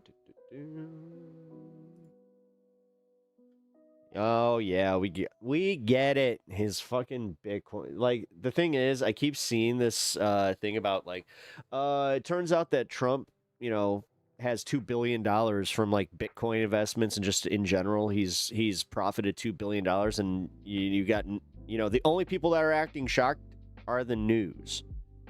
His own supporters are okay with this, and then you have all of us that were just like, and what? It's like, yeah. You know, but he gave up his presidential salary. And then he gave a contract to his kids his kids invest into a fucking firm that has tasers, and then that's the one that gets the government contract. Yeah, totally. Yeah, you know what? Hunter Biden. Nah, Trump Jr., dude. Trump Jr. is one of the fucking most corrupt people on the planet. Fucking Donald Trump and his family, they really are some of the most corrupt people on the fucking planet. This is the most corrupt administration ever. They are just blatantly corrupt. And the thing is, you guys are too dumb to fucking realize it. You know, this is why it is kind of funny to me. Anytime that I hear a Republican or some dipshit like Trump supporter always talking about like, oh, the fraud, the Somali fraud. Get fucked, you stupid assholes. You really care about fraud. You care about the money. It's kind of like I said, just admit you're a racist. Just admit it. Just admit it, dude. Why? Why can't you guys just own it? Fuck, according to some, I've heard that, like, hey, you know what? You might even get accepted if you just own it.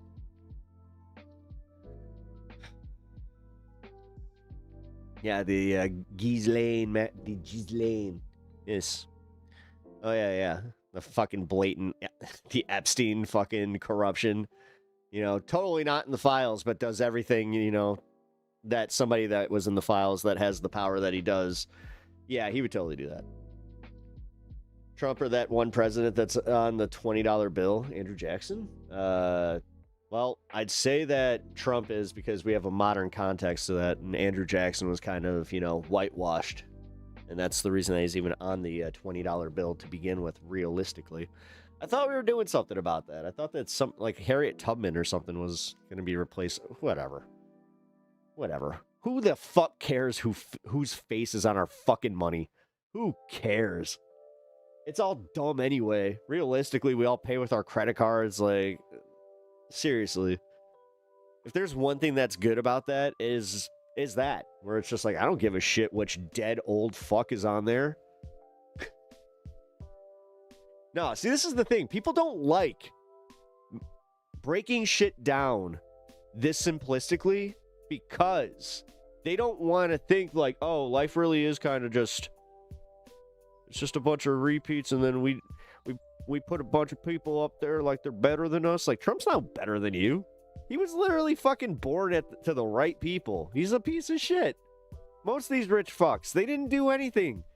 Honestly, if you're like the average worker, if you work an 8-hour job, like if you work 8 hours a day, you deserve way more than any of these assholes. They don't have any fucking knowledge that you don't.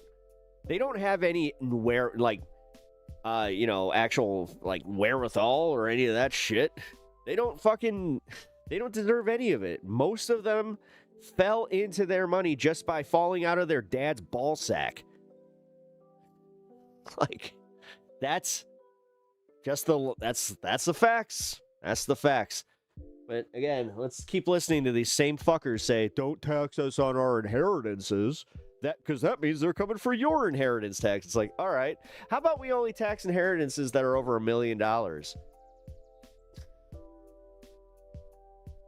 Watch them, like, all of a sudden change their message on that one. Trump is the luckiest boomer who ever lived, I guess. The hardest working people live and die with nothing, the reality. The thing is, I love watching how miserable Trump is, realizing that his legacy is always going to be shit because people hate him. Like, he so badly wants to be beloved, but he's not. Everybody hates him. This is why he needs yes men around. This is why he needs the cult around him. This is why instead of actually governing, this motherfucker goes out there and he throws parties. And his people eat it up because they're out there, and realistically, they want their tour. They want them to go on tour. They love that shit. It's all a performance. It has absolutely nothing to do with the substance. Homelander vibes? Yes, but the thing is, realistically, people just want that shit. Also, Zach, thank you for the 12-month... Hey, look at that. Unbanned from Twitch chat. You were never banned from Twitch chat. You're also not technically banned in YouTube chat. all of your alt accounts were, because we don't, dude, I'm not playing games. Like, just because, like, technically you're a longer, supporter of the channel, I guess. Yeah, dude, like, you can't just break the rules. That's just how it is. I hold everybody the same fucking expectations, so. At least they are, gonna put his face on a bill that won't last long, the $250. Yeah, because anybody's gonna fucking get a $250 bill.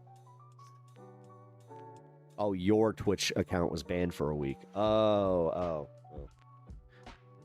Surprise! Lucky me, thanks to nursing care, I don't have to worry about inheritance. Oh, yeah. Yeah. No, that's exactly... I was pointing that out. That most... so you have a lot of millennials that are expecting to get an inheritance from their parents. That is very likely to not happen. Because, yeah, unless your parents die at home... Like, if your parents die at home or, something like that where they don't have any long-term care... Yeah, likely you will come into something. But realistically, man, that is not the case. Start a new job on the 11th, even higher pay. New part of Florida. Nice. Fuck yeah, man. Get that money. Also, get out of that fucking last job, because it sounds like they were taking advantage of you.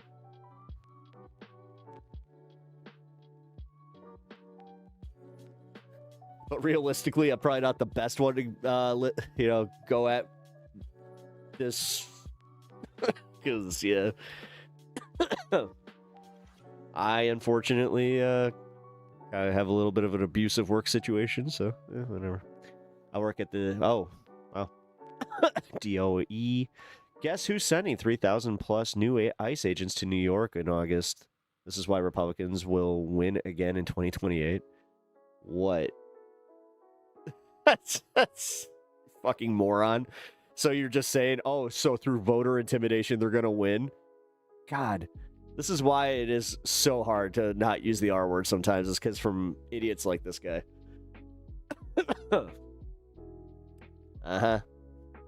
Also, that's not how this works. But whatever, man. Also, why would you tell me you work for the DOE? What does that have to do with anything? Fucking A. Okay. Going from 60 a berry to 75 a berry. Nice. You think people will lie down and take it? No. No, especially New York.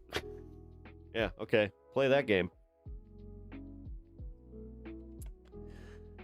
Zora Mamdani is very, very popular. His programs are pretty popular.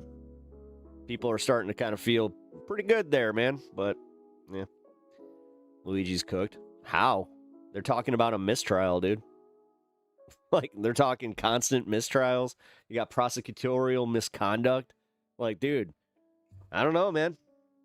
There's a very good possibility that he could get off. And do you understand what that would do to the ruling class?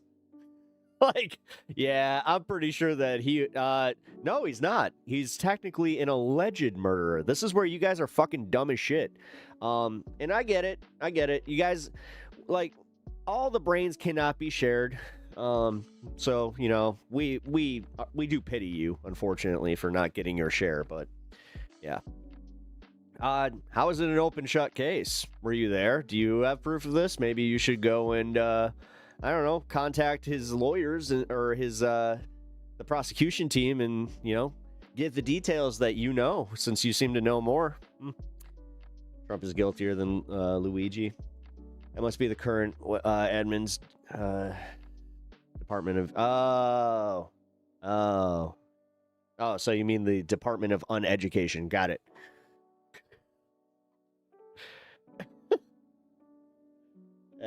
Fun times. All MAGA share one brain. That kind of explains it. They realistically are some of the dumbest fucking people I've ever met in my life. And ever seen on YouTube. Like, holy crap. It's not about curing cancer, dumbass. You see how it's a recovery fund? It helps in the recovery fund. And then I reset the goal, because that's how this works. But, hey, keep asking. Because I'll just keep reminding people. That's how. And you guys can contribute to said fund and help in my wife's recovery. And, yeah. Did you see recovery from cancer? She had surgery to get the cancer out. And we have lots of bills because we had to get the cancer out. Because we live in America. And in America, even when you got some really good insurance, you still got to pay these fucking bills. So, can you not read? I'm going to guess that is the case. She had colorectal cancer that was a tumor that perforated her bowel. So, yeah. She's going through it, man. Since you're so nosy and you want to know. I'm assuming that you want to know because you're genuinely curious and you're also one of those guys that it's going to feel kind of bad where it's just like, oh, shit, Jesus. Insurance must not be that great. No, it is, actually. We have, like, the blue plan. Like, we're good. Like, the thing is, even with the insurance being what it is, her treatment costs so much that we owe close to hundreds of thousands of dollars for all the stuff that the insurance didn't cover. Or even the stuff that it did. Yeah, because it's only a percentage. That's how that works. Otherwise, hey, JRS, how much is your insurance plan per month? What do you pay? No, seriously. Or what does your work pay if you're on Cobra? So, no, since you want to be an asshole about this, then you know what? I'm going to call you out. What is the great insurance that you have that you would not go through this? So, explain now, otherwise you're getting banned. If the next thing you say is not what insurance plan you have, you're out. Who wants to do the honors with this one if he doesn't say his insurance plan? I'll let my mods have fun with you. I'll let them toy with you, because I have a feeling you're not going to say anything.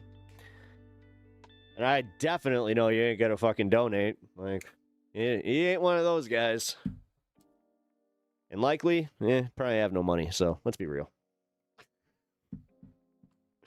Let's be fucking real. I doubt he has insurance. I saved a video of a creator browbeating the insurance company for charging over $1 million for an ICU stay, over $84K to the parents for 89-day stay. Whoa, 84K for 89 days? Jesus. That's crazy. He probably has Medicaid. Oh, he's either on Medicaid or he doesn't have insurance. Like, I'm going to go with those two guesses. Yep. Your pay stub? Yeah, you don't even know. You dumb motherfucker. You have the same exact, like, it's a Cobra plan, you dumb cunt. Like, get out of here. God damn. You really don't get it, do you? Cool.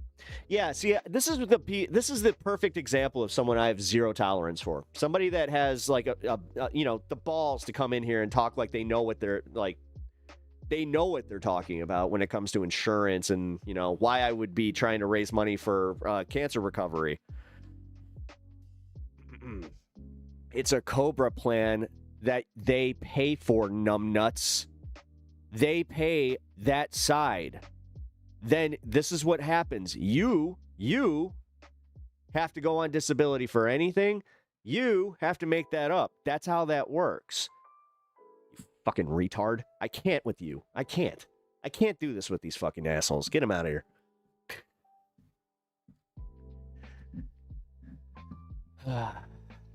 Nah, I'm done with this. I'm done with these idiots. We're not doing this.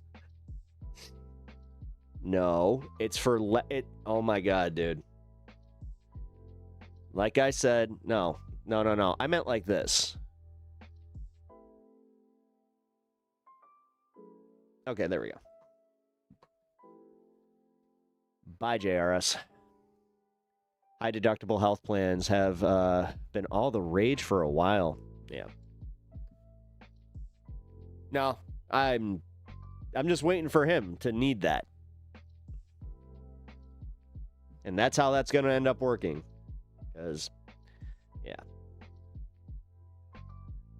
Guillotined. How did that last message get through? Because YouTube's YouTube. I'm just going to, I don't know. YouTube's YouTube. That's how that goes.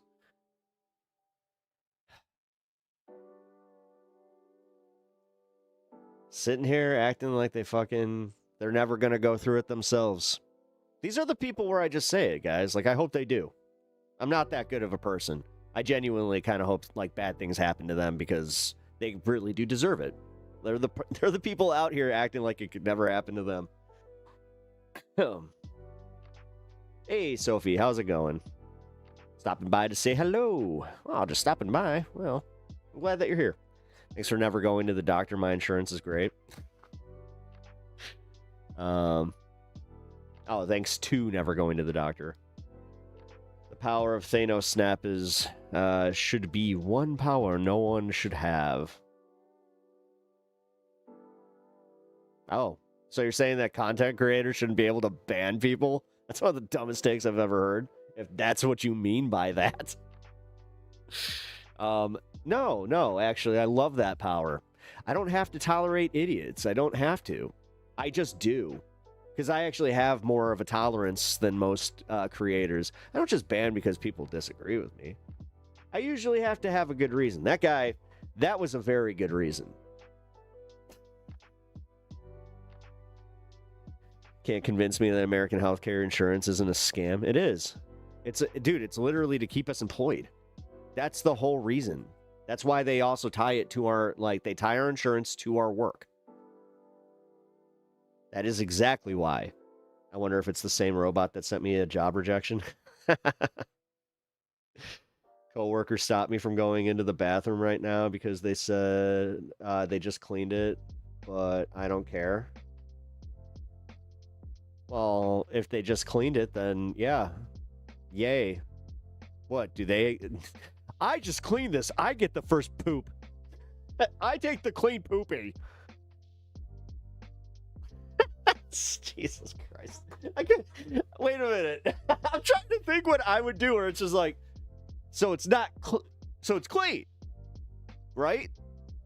Like I can go and like it's not in the process of being clean. No? Oh, I'm gonna definitely go take a nice dookie on that fucking clean porcelain. Let's go. Yeah, ban the people you hate in chat. I mean, I don't even do that. I got people that I legitimately, don't like. Hate is a very, I hate to do this, but no, hate really is, a strong word. It takes a lot for me to really hate you. Even that guy, JRS, he could probably be redeemed if he just came in and said, you know what? I apologize. I was kind of an asshole. Just assuming that you had really shitty insurance and not, some of the best insurance that you could possibly be on. This idea that, again, none of it falls on you. I had shoulder surgery. Yeah, so you just barely met your fucking deductible. Cool. Yeah, and you had one surgery. Cool. Yes. Now, add, I think 6 or 7 different forms of that and rehab, all of it. What a fucking idiot. And this is why I told you guys I was gonna slip and I was gonna use the R word on somebody occasionally. That was one of them where I couldn't even. Fuck that guy. All right.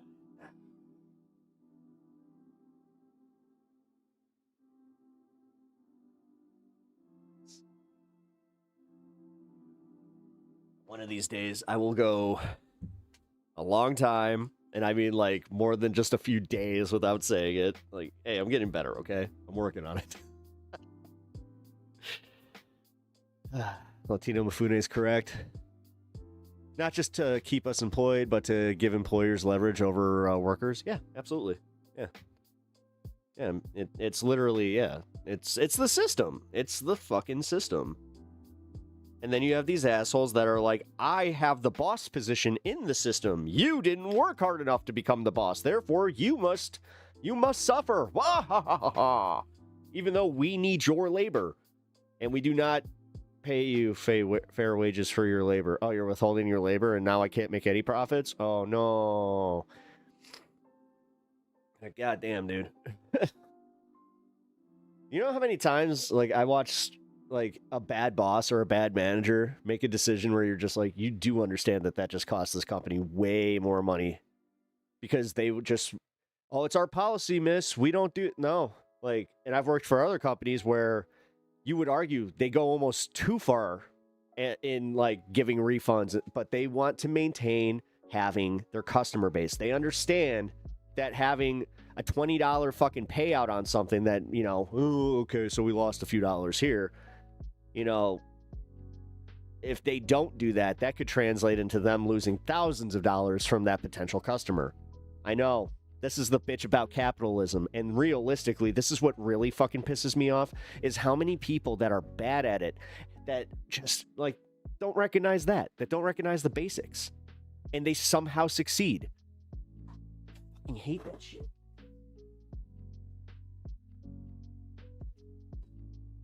It's usually some fucking Nepo baby that fucking fails upwards, you know. Todd, you know, his uncle owns the grocery store, so he's the manager of the grocery store. Never worked there for a single day before, but you know why Todd gets that position? Because he protects the interests of his uncle and the company, not the employees. Why would he do that? Capitalists generally aren't good at business. Yeah, they really aren't, actually. It's kind of funny. My dad, I could argue the same thing, where it's just like, yeah, you know what? He really wasn't that great. He did, like, he obviously did some things that made him successful, but some of that shit was shady as fuck that did come back to bite him in the ass, where it's just like, all right, that short-term win kind of turned into a long-term L, but okay. Capitalists are good at stealing wealth. Yeah, you could argue that they're just thieves. But yay. Okay, actually, you know what? Let's find out the results of this Colorado election. Now, we're going to do it. Holy shit. There's still no call. So Barb and Victor, our boy Vic, we'll just call him our boy Vic, you know, Meanie Bobini Barb. Yeah, so the meanie Barb, or actually I think she was mean too. She is up by 0.2 percentage points. Our guy, Vic, 39.7, she's at 39.9.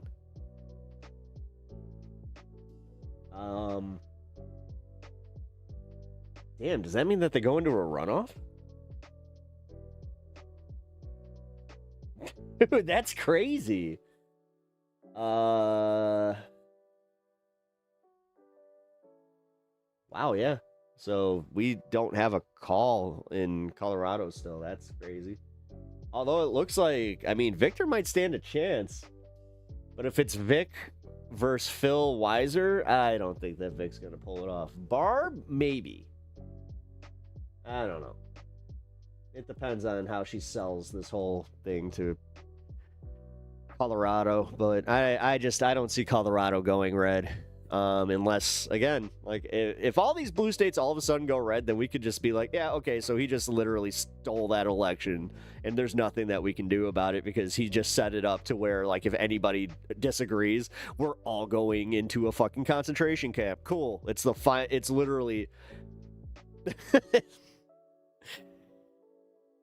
It's the final result. Oh, good. All right. Sorry, I'm kind of just unlocking for a minute here because guess what time it is? Hell yeah. We've been here for 2 hours. If I work my butt off and become a billionaire, there's nothing wrong with that. You're not going to work your butt off and ever become a billionaire. You're never going to become a billionaire. Ever. You're an idiot. The fact that you came in here and typed that shows me just how big of an idiot you are. No, you're one of these dipshits that, like, when you started actually making a little bit of money, you saw how much more in taxes you fucking pay. But then you didn't equate it to where it's like, you stopped at a certain point where you're just like, no, Amazon should be able to fucking not pay taxes as a corporation, because that makes sense. All right.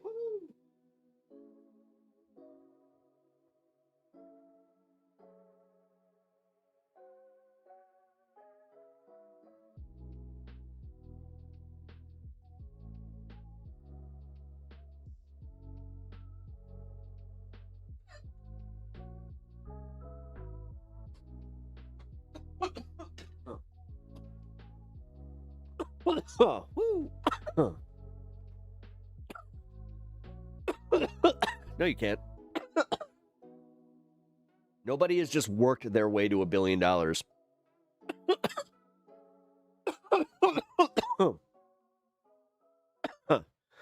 Acquisitions, all of it, but whatever, dude. You're an idiot. You really are. And you know what? Have fun with it. Seriously, have fun standing up for a system that doesn't give a fuck about you. Have fun standing up for a system that, realistically, will likely eat you alive. But, like I said, have fun.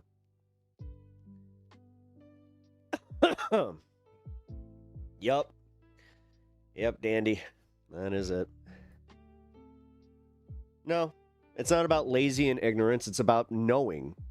I do not know or have not seen, and I have worked in an industry where I got to meet a lot of billionaires. Not one have I met that was self-made. It was all like, 3-4 times the generational wealth, Most of them, it was about having investments and maintaining those investments. No, it's literally like, dude, if you don't have enough money to invest in all the stocks that are going to make, the current billionaires more money, then you're never going to be a billionaire. You want to talk about ignorance? You're the fucking idiot that doesn't understand it. You're the fucking idiot you're sitting here praying that one day you're going to get there. Oh, not even praying. You're probably one of these morons that genuinely thinks you're going to get there. Like, you really think you're going to be a billionaire. That's funny. That is really funny. Oh, it's not that I'm mad that you have a different opinion than me. It's that your opinion is just such shit that it's making you a class traitor. So I have literal zero tolerance for class traitors. For anybody that's in here not recognizing that you could lose everything just by having just one bad thing happen to you in America, that is where I just say, no, you're a fucking moron. And it does explain why, like, there is this huge difference between liberals and conservatives. Conservatives, they live in a world that they don't recognize that. Like, conservatives genuinely have the attitude of, I don't need insurance because I'm young. Nothing bad can happen to me, because they can't conceptualize it. They can't conceptualize a car accident. They can't, we got to get a kid in here that rides a fucking motorcycle, and trust me, he hasn't conceptualized the fact that, oh yeah, that's likely going to contribute to his demise or significant injury. Thus, that would contribute to him not being able to work, and then, well, that would just mean he's a failure, right? I remember that exact argument we had. But, yeah. Dude, the only one that cares about trans people in sports is you. Genuinely. Hot take? I don't care. Make intramural fucking sports a thing. I played fucking co-ed intramurals, and it was just fine.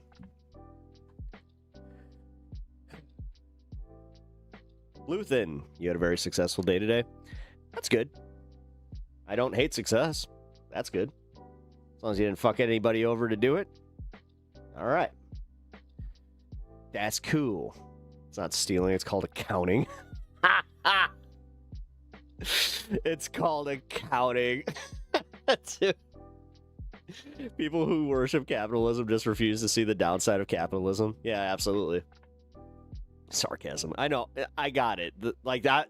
That was one of the few times where I was just like, oh, huh. Well said. My neighbor who's very old, a nasty man who seriously should have clocked out.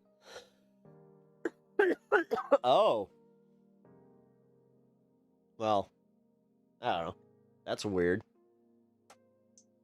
Man, I have like a shitty neighbor that even if they died, I'd be kind of sad.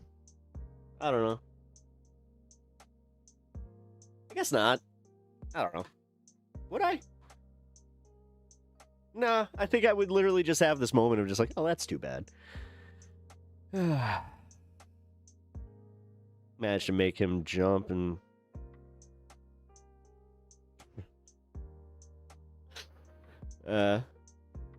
my neighbors don't like to wave. My neighbors don't like to wave either. I have some. Like, we have, like, actually, we have a pretty decent amount of people that do wave. But, I don't know, man. We got a mixed block because, yeah. Some of them kind of suck. But, whatever. If I died, wouldn't you be sad? I mean, I guess, Jerry, but I don't think your kids would, you know, assuming you have them, and that they actually still talk to you.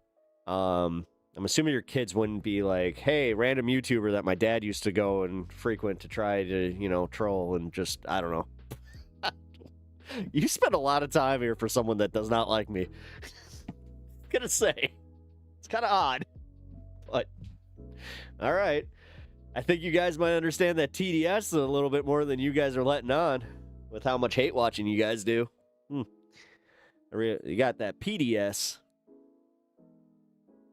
Hey. I realized capitalism sucked when my parents needed multiple jobs. Things were still expensive. Like, okay, this shit's rigged. Yep. Yeah, I had it when, again, I went into the jobs market and, like, my dad did not prepare me for that shit. I was just like, oh, man. Like, this really is crazy. Like,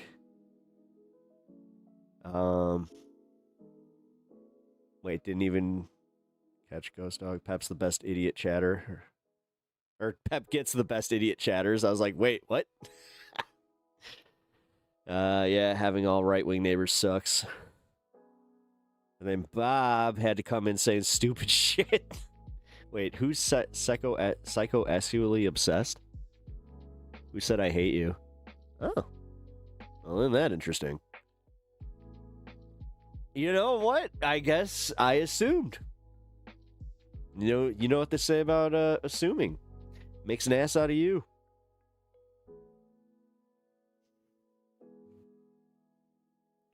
Right, because everyone who works hard gets everything they want. Yeah, exactly. That's my whole point, man. Like, dude, seriously. Like, that's what pisses me off, is the fact that they just can't conceptualize it. They're just like, oh, wait. So, my neighbors are mostly nice. I'm gay and you have a boy. Oh. Well, okay. Yeah, okay. So, it was like the bigoted old man that was kind of being an asshole. All right. I'm sorry I'm sorry you gotta deal with that shit, man. It sucks. I mean, I saw the shit that my sister, like, got for being in an interracial marriage. Like, dude, the amount of shit that these people would say at church. Like, I don't know, man. And the way that she would just, like, kind of... She would just say it, where she's like, what am I gonna do? It's like, I don't know, you would push back, but... I guess I get it. Like, I guess you don't want to start shit, and you're just... Yeah, whatever. I mean, there have been times that, like, you know, I've had to walk away, just not give in. But it's never anything like just some racist or anything. That's where I recognize this. It's just like, no, usually it's some guy.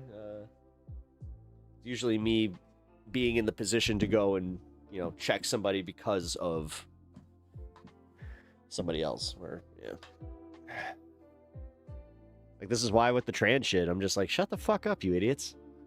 Jesus Christ. These are the same assholes that are just like, I wouldn't love my kid if they came out as gay.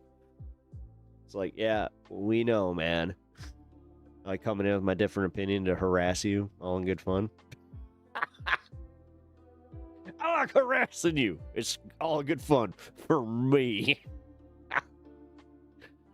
Yeah, I was about to say, well, okay, if you don't there is a larger problem there, Bob.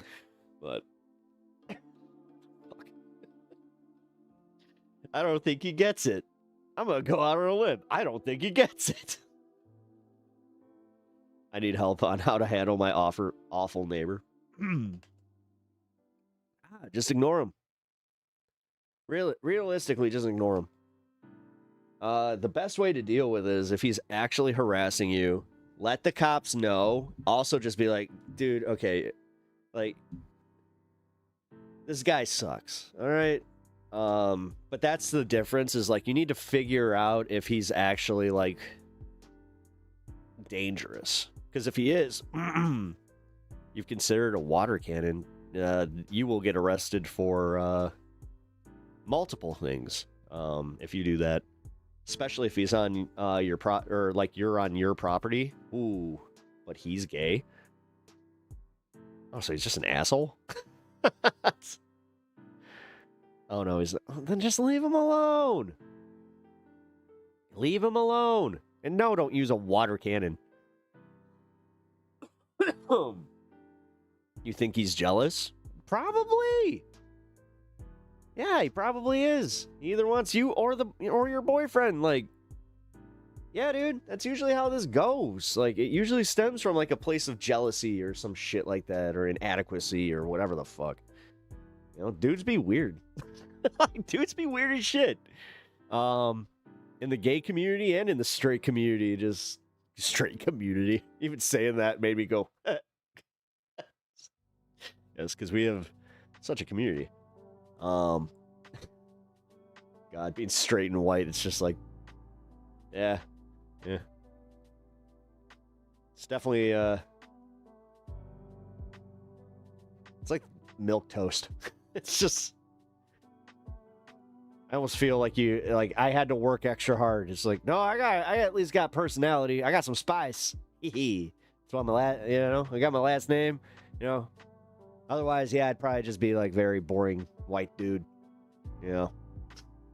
Pap, remember those old super soakers that would peel up skin? Yeah, dude. Yeah, no, I do.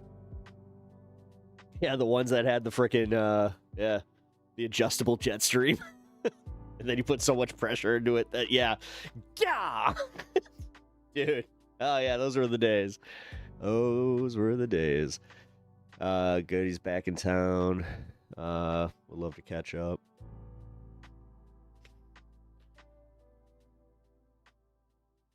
Put a hex on him. I mean, honestly, just whatever. Just try it. I try to ignore people that fucking annoy the shit out of me. Like, again, I got my neighbors that, like today, I'll just be real. They're outside blasting their Christian fucking country music. There was a small part of me that was just like, okay, let's do this. Let's do it. I guess the battle's back on. But I didn't. I'm the bigger man. I am the bigger man. I'm better than this. So I just put on my sweater and came down here. Decided, you know what? No. I'm gonna put a little extra work into the stream.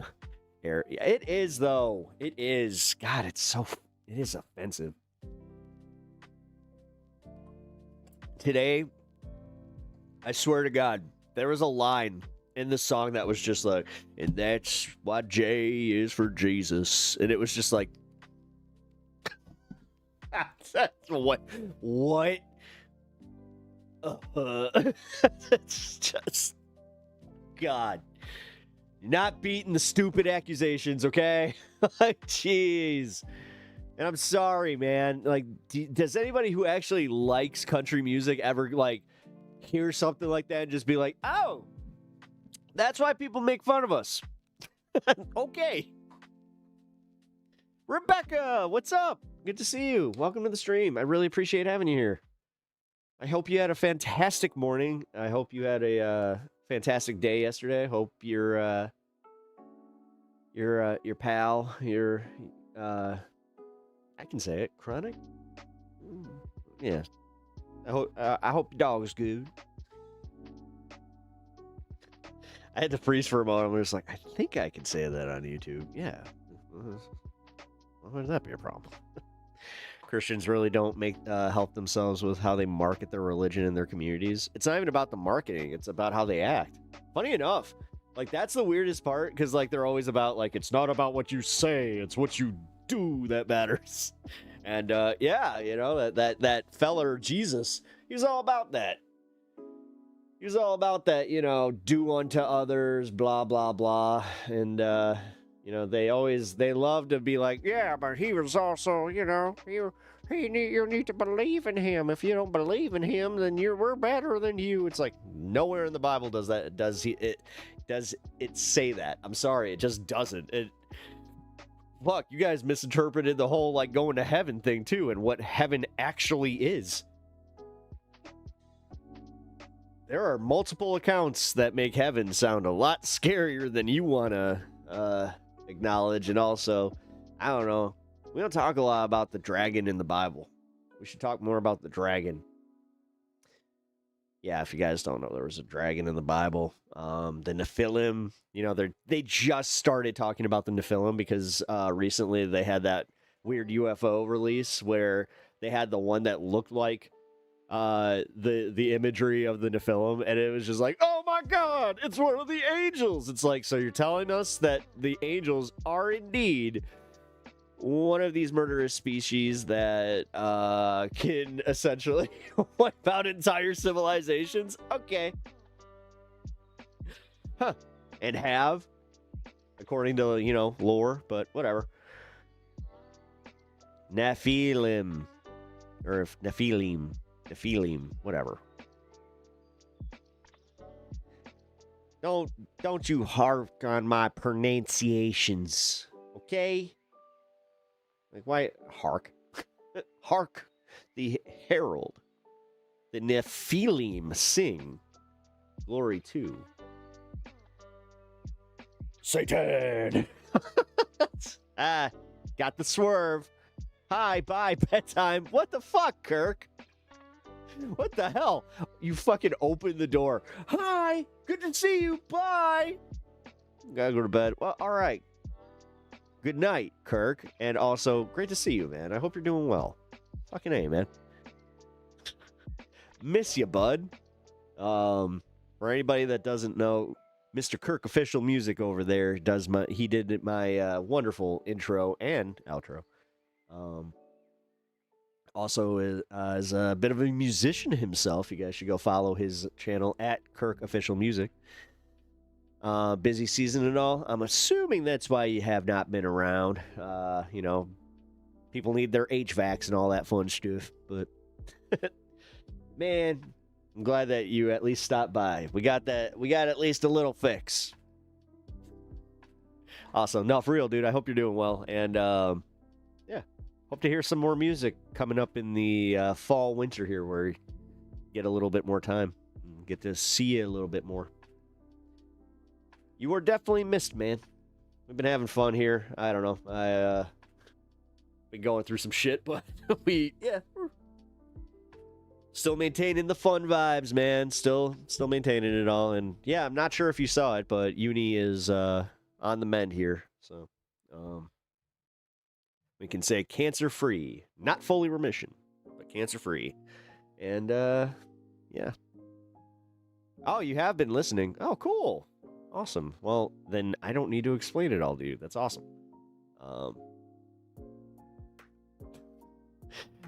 Why'd you add really? Oh, now I just kind of feel like, oh. Nah, dude.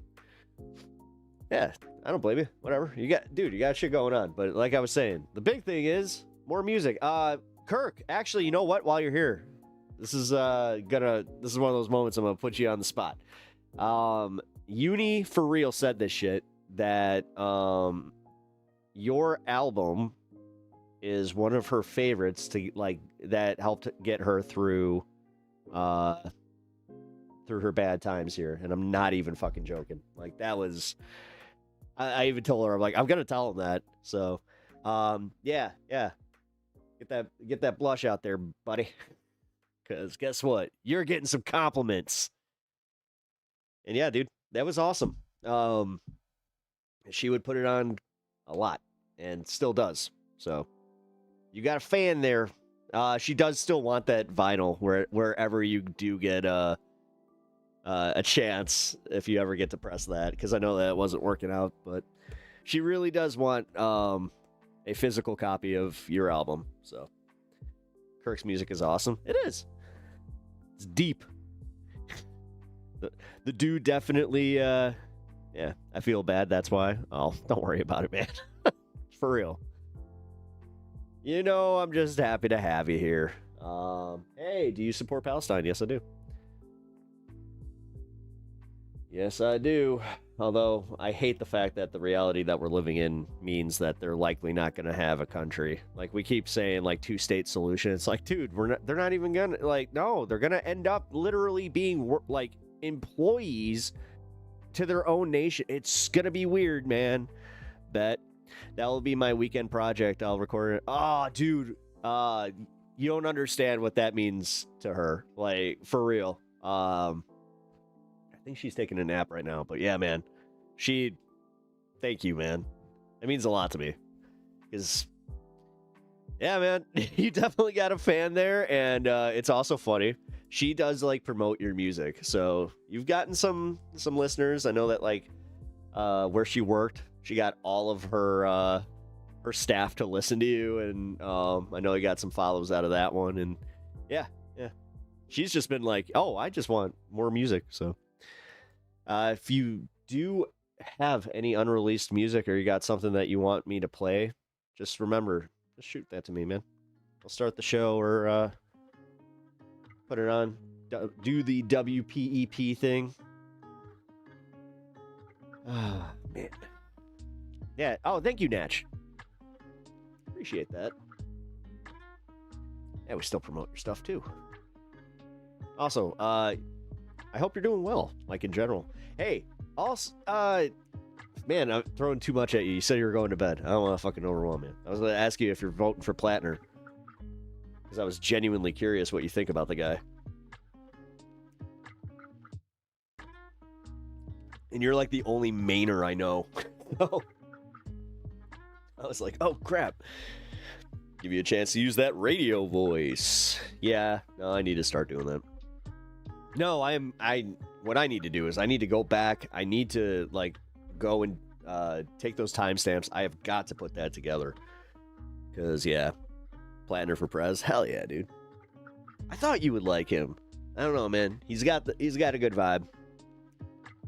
When I saw him wearing like these giant work boots, like talking to these people in like random coffee shops, and just like, you know, his town halls were held at freaking, you know, general stores, I was just like, I think this guy's gonna win.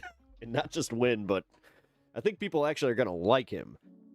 But yeah, they'd be going out of their way to get that guy, you know, a little less popular. But I like Susan too, but I'm just into I'm just into old ladies. Yeah, you know. Oh God. Yeah, that Parkinson's, dude. Hey. Yeah, ew. Fucking A. Sophie said hi to Rebecca. Ooh. Yeah, ew. Yes, very much ew. Give it the little shake.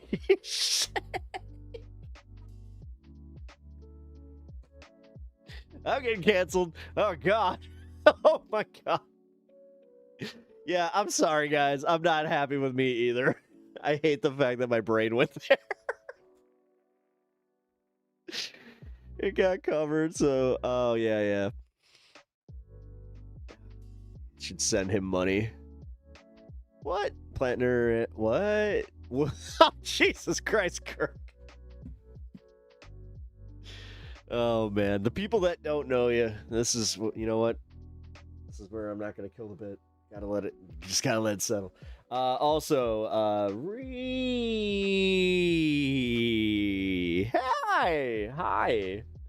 how's it going? Yeah, if you guys are chilling over on Twitch, it's good to see you. Hope you are enjoying yourselves. If you haven't already, consider following. Also, if you got them Bezos subs, you know, he would hate it if you gave that to me. I need to make a commercial about that where it's just like, that's how I'll get those Twitch subs.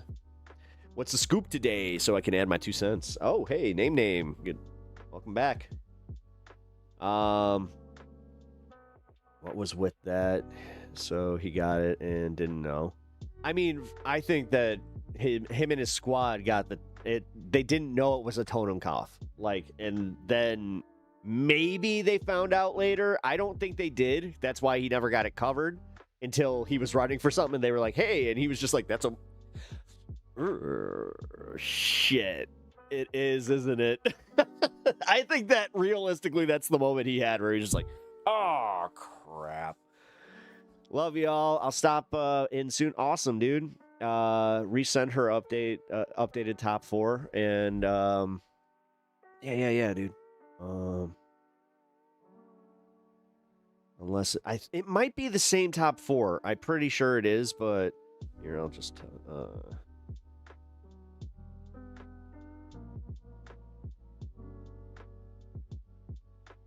because if I'm going based off how she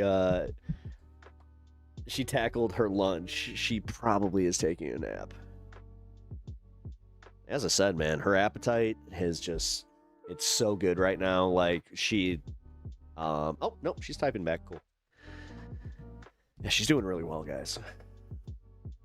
And you know what? Real quick, thank you to everybody that has been concerned about my wife. If you guys don't know, she's Unimoogle in chat. And for everybody that does, thank you so much, guys. Like, it really matters. Like, you guys are awesome. You guys really are. You're fucking awesome. Oh, man. Yeah, she's... I'll send this to you. Oh, man, that's how you know it's been a bit here. Where's the burrito? She's got to go on Spotify when I'm done. Oh, she's got to look at the album. Got it. Okay. Yeah, we'll send it to you. That's right. She can't go to my... I mean, if you need to go to Spotify, I guess I could just wait. Everybody says hi, by the way. She might not want to chat today. Sometimes, you know. Lido got evicted by the landlord.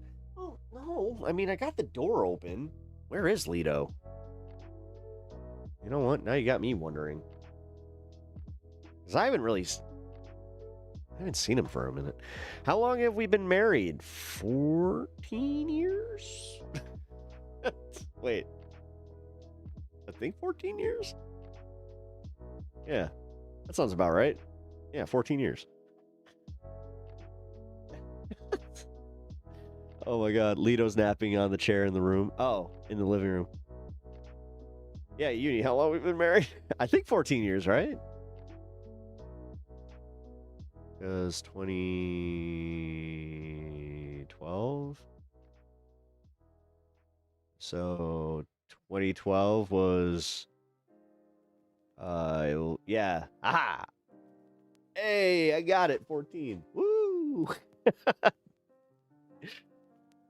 Notice me and my wife have been together. Nice. Me and my wife have been together for 21 years. Nice. We've been together for about that. Like we knew each other when we were 16. I've told the story here. Like we were friends and yeah, then we started dating. So yeah, we started dating when I was 18. So 20 years.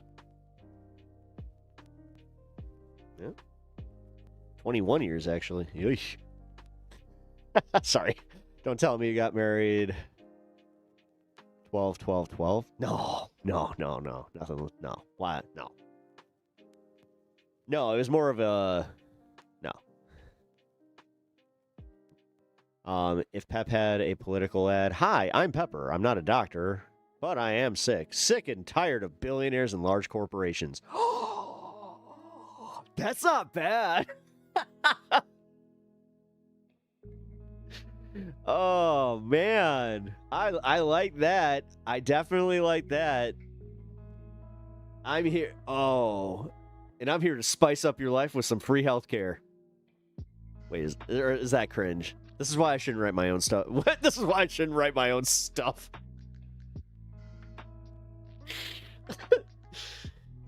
Yeah, when it comes to actually being serious, you know, that's where I kind of lose it. Ayo, there we go. I'll bring the spice to Washington. This has been this endorsement has been has the endorsement of Pep Coalition and Associates. God. Yeah. If I run for office, fuck, man. That's an uphill battle and a half. I would get halfway through my campaign. I'd just be like, guys, I'm tired. It's like I don't want to do this. Rebecca, thank you for the very kind $20. Oh. At Rebecca Green 1827 20 Australian dollars. Hey. I got to work again. Somebody just totally woke up for that one. I saw you perk up. Oh, it's the air purifier. Oh. Okay, yeah, I got a new air purifier down here, and he's just kind of like...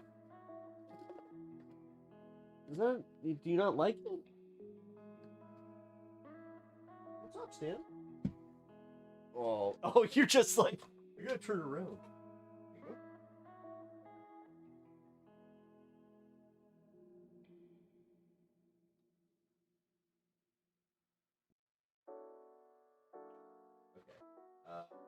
I'm going to give you all of them. There you go. You eat them one by one anyway, so. There. Now he's gonna have to go like this. Oh yeah, the smell. Yeah, no, the smells must have changed. That's what it is. No, because I mean, I can tell. This thing rules.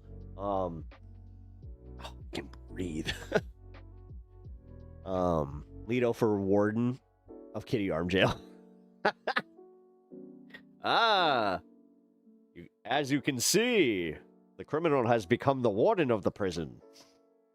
All of a sudden, he just starts talking to me like Sean Connery. Oh, yes. And you thought that you had all the cards. Well, my friend, it turns out that you are now the one in Kitty Arm Jail. Why don't you say this for me? Meow. Pish, pish, pish, pish, pish, pish, pish. He's just... He's got the votes. He's got the accent. Hey, vote for me. Vote for Pep because, you know, why not? Leto is totally... Oh, yeah, no. Wait a minute. I see that you are now the one in the prison. Let me tell you something. He's looking at me like he knows you're talking about him. Leto, you are an intuitive cat.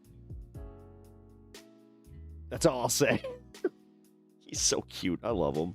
Here, you need to send me a pic. All right, let's see. Oh, look at this little bugger.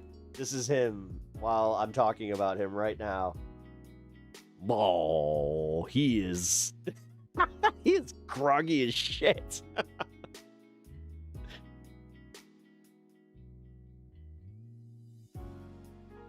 Ah, that cute little bastard.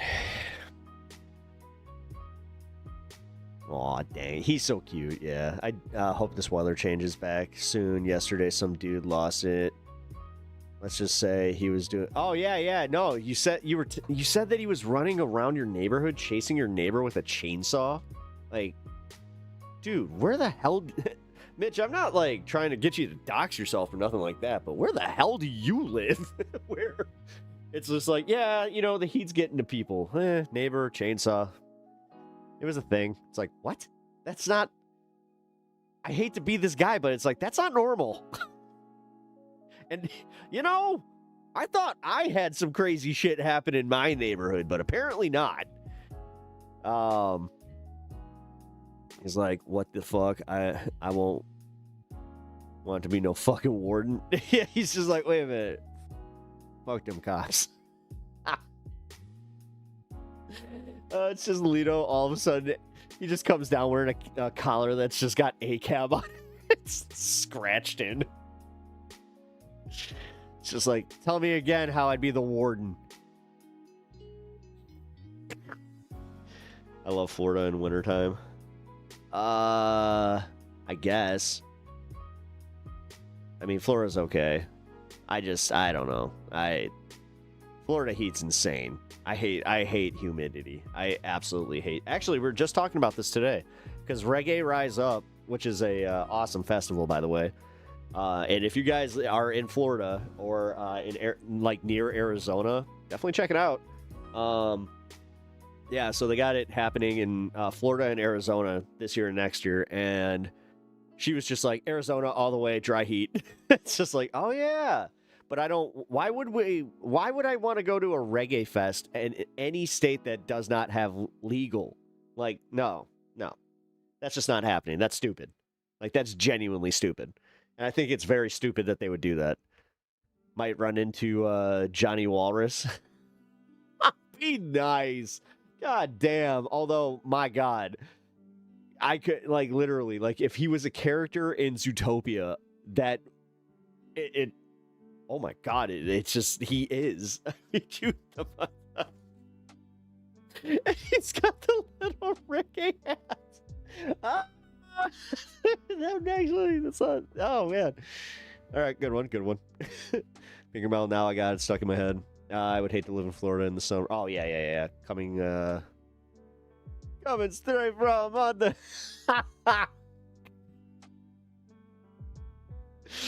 oh man. The under meowned. Oh man. We're making Lito sound badass. God, fucking Johnny Walker Dread, man. That guy's a trip. I gotta reach out to him again. You guys, I don't know, you hurt his feelings. I'm gonna just say it, like, you guys hurt his feelings. He was definitely a little upset.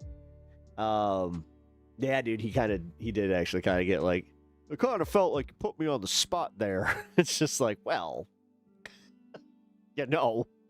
And I did push back against that. I just said, hey, man, no, you put yourself in that position. Like, you know, we were just listening to what you said and then reiterating your statements. That's, you know, whoa, his feelings. He decided to read the chat. I mean, yeah, chat, that was the craziest part where I was just like, oh, he's reading the chat? Oh, no. I was just like, oh, that's not great. Because, yeah. Like, he was reading the chat more than he was actually, like, engaging with me at one point where I was just like, hey, are you here to debate my chat or are you here to debate me? And then I was kind of like, well, he's not really here to debate in the first place, I guess. So, uh-oh. That was weird. I thought we were the snowflakes, though.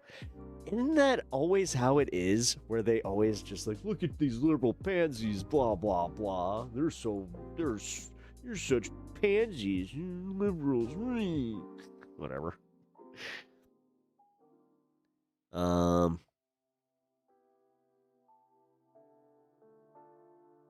Wait, who's getting what? Projecting like they always do. Oh, yeah, yeah. No, they're the best at it. Okay, I just realized what time it is. Okay, so... Oh, shit. I am definitely behind on the stuff I gotta cover. Okay. I really want to cover this election thing. I want to get through this DSA bit. Oh my god, the MK Ultra thing. Oh, man. I talked for too long. Let's go. Otherwise, I might have to. A shakeup in Colorado politics. Primary election tomorrow. night gave us some big headlines here in Colorado. Kyle Clark is going to join us live again in just a moment to break down the biggest races and what those results mean for the state. And lightning lit up the sky last night. We know a lightning strike hit a golfer, sending them to the hospital, and another bolt sparked a house fire. Oh my god, the did you latest guys really on both not of these edit stories this down? coming up on 9 News at 7. Plus, wild. Sure, not having very much sleep, but full of election analysis. So, Kyle, can we start with this? What would you say were the 3 biggest moments or 3 biggest takeaways from last night? Sure. So big surprises for me last night. And I would say I don't think that there were a ton of surprises, at least not for folks who are following. This is the guy that did the debate. 9 News' political coverage over the last couple of months.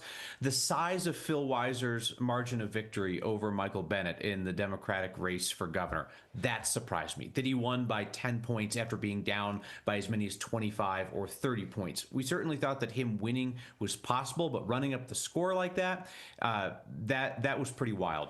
The fact that Victor Marx and his enormous mountain of money in the governor's primary on the Republican side was unable to overcome Barb Kirkmeyer. That race still close to call. That was another big surprise for me last night. He raised almost. Oh, by the way, I don't know why this just all of a sudden popped in my head, but somebody had pointed out that the reason that Trump wants the voter roll so bad is that he can now cross-reference with all of the data that they've collected with Palantir and all that bullshit, and then see who is technically a left-wing activist, and then they can go and purge the voter rolls theoretically. $1 million. Kirkmeyer raised about $500,000.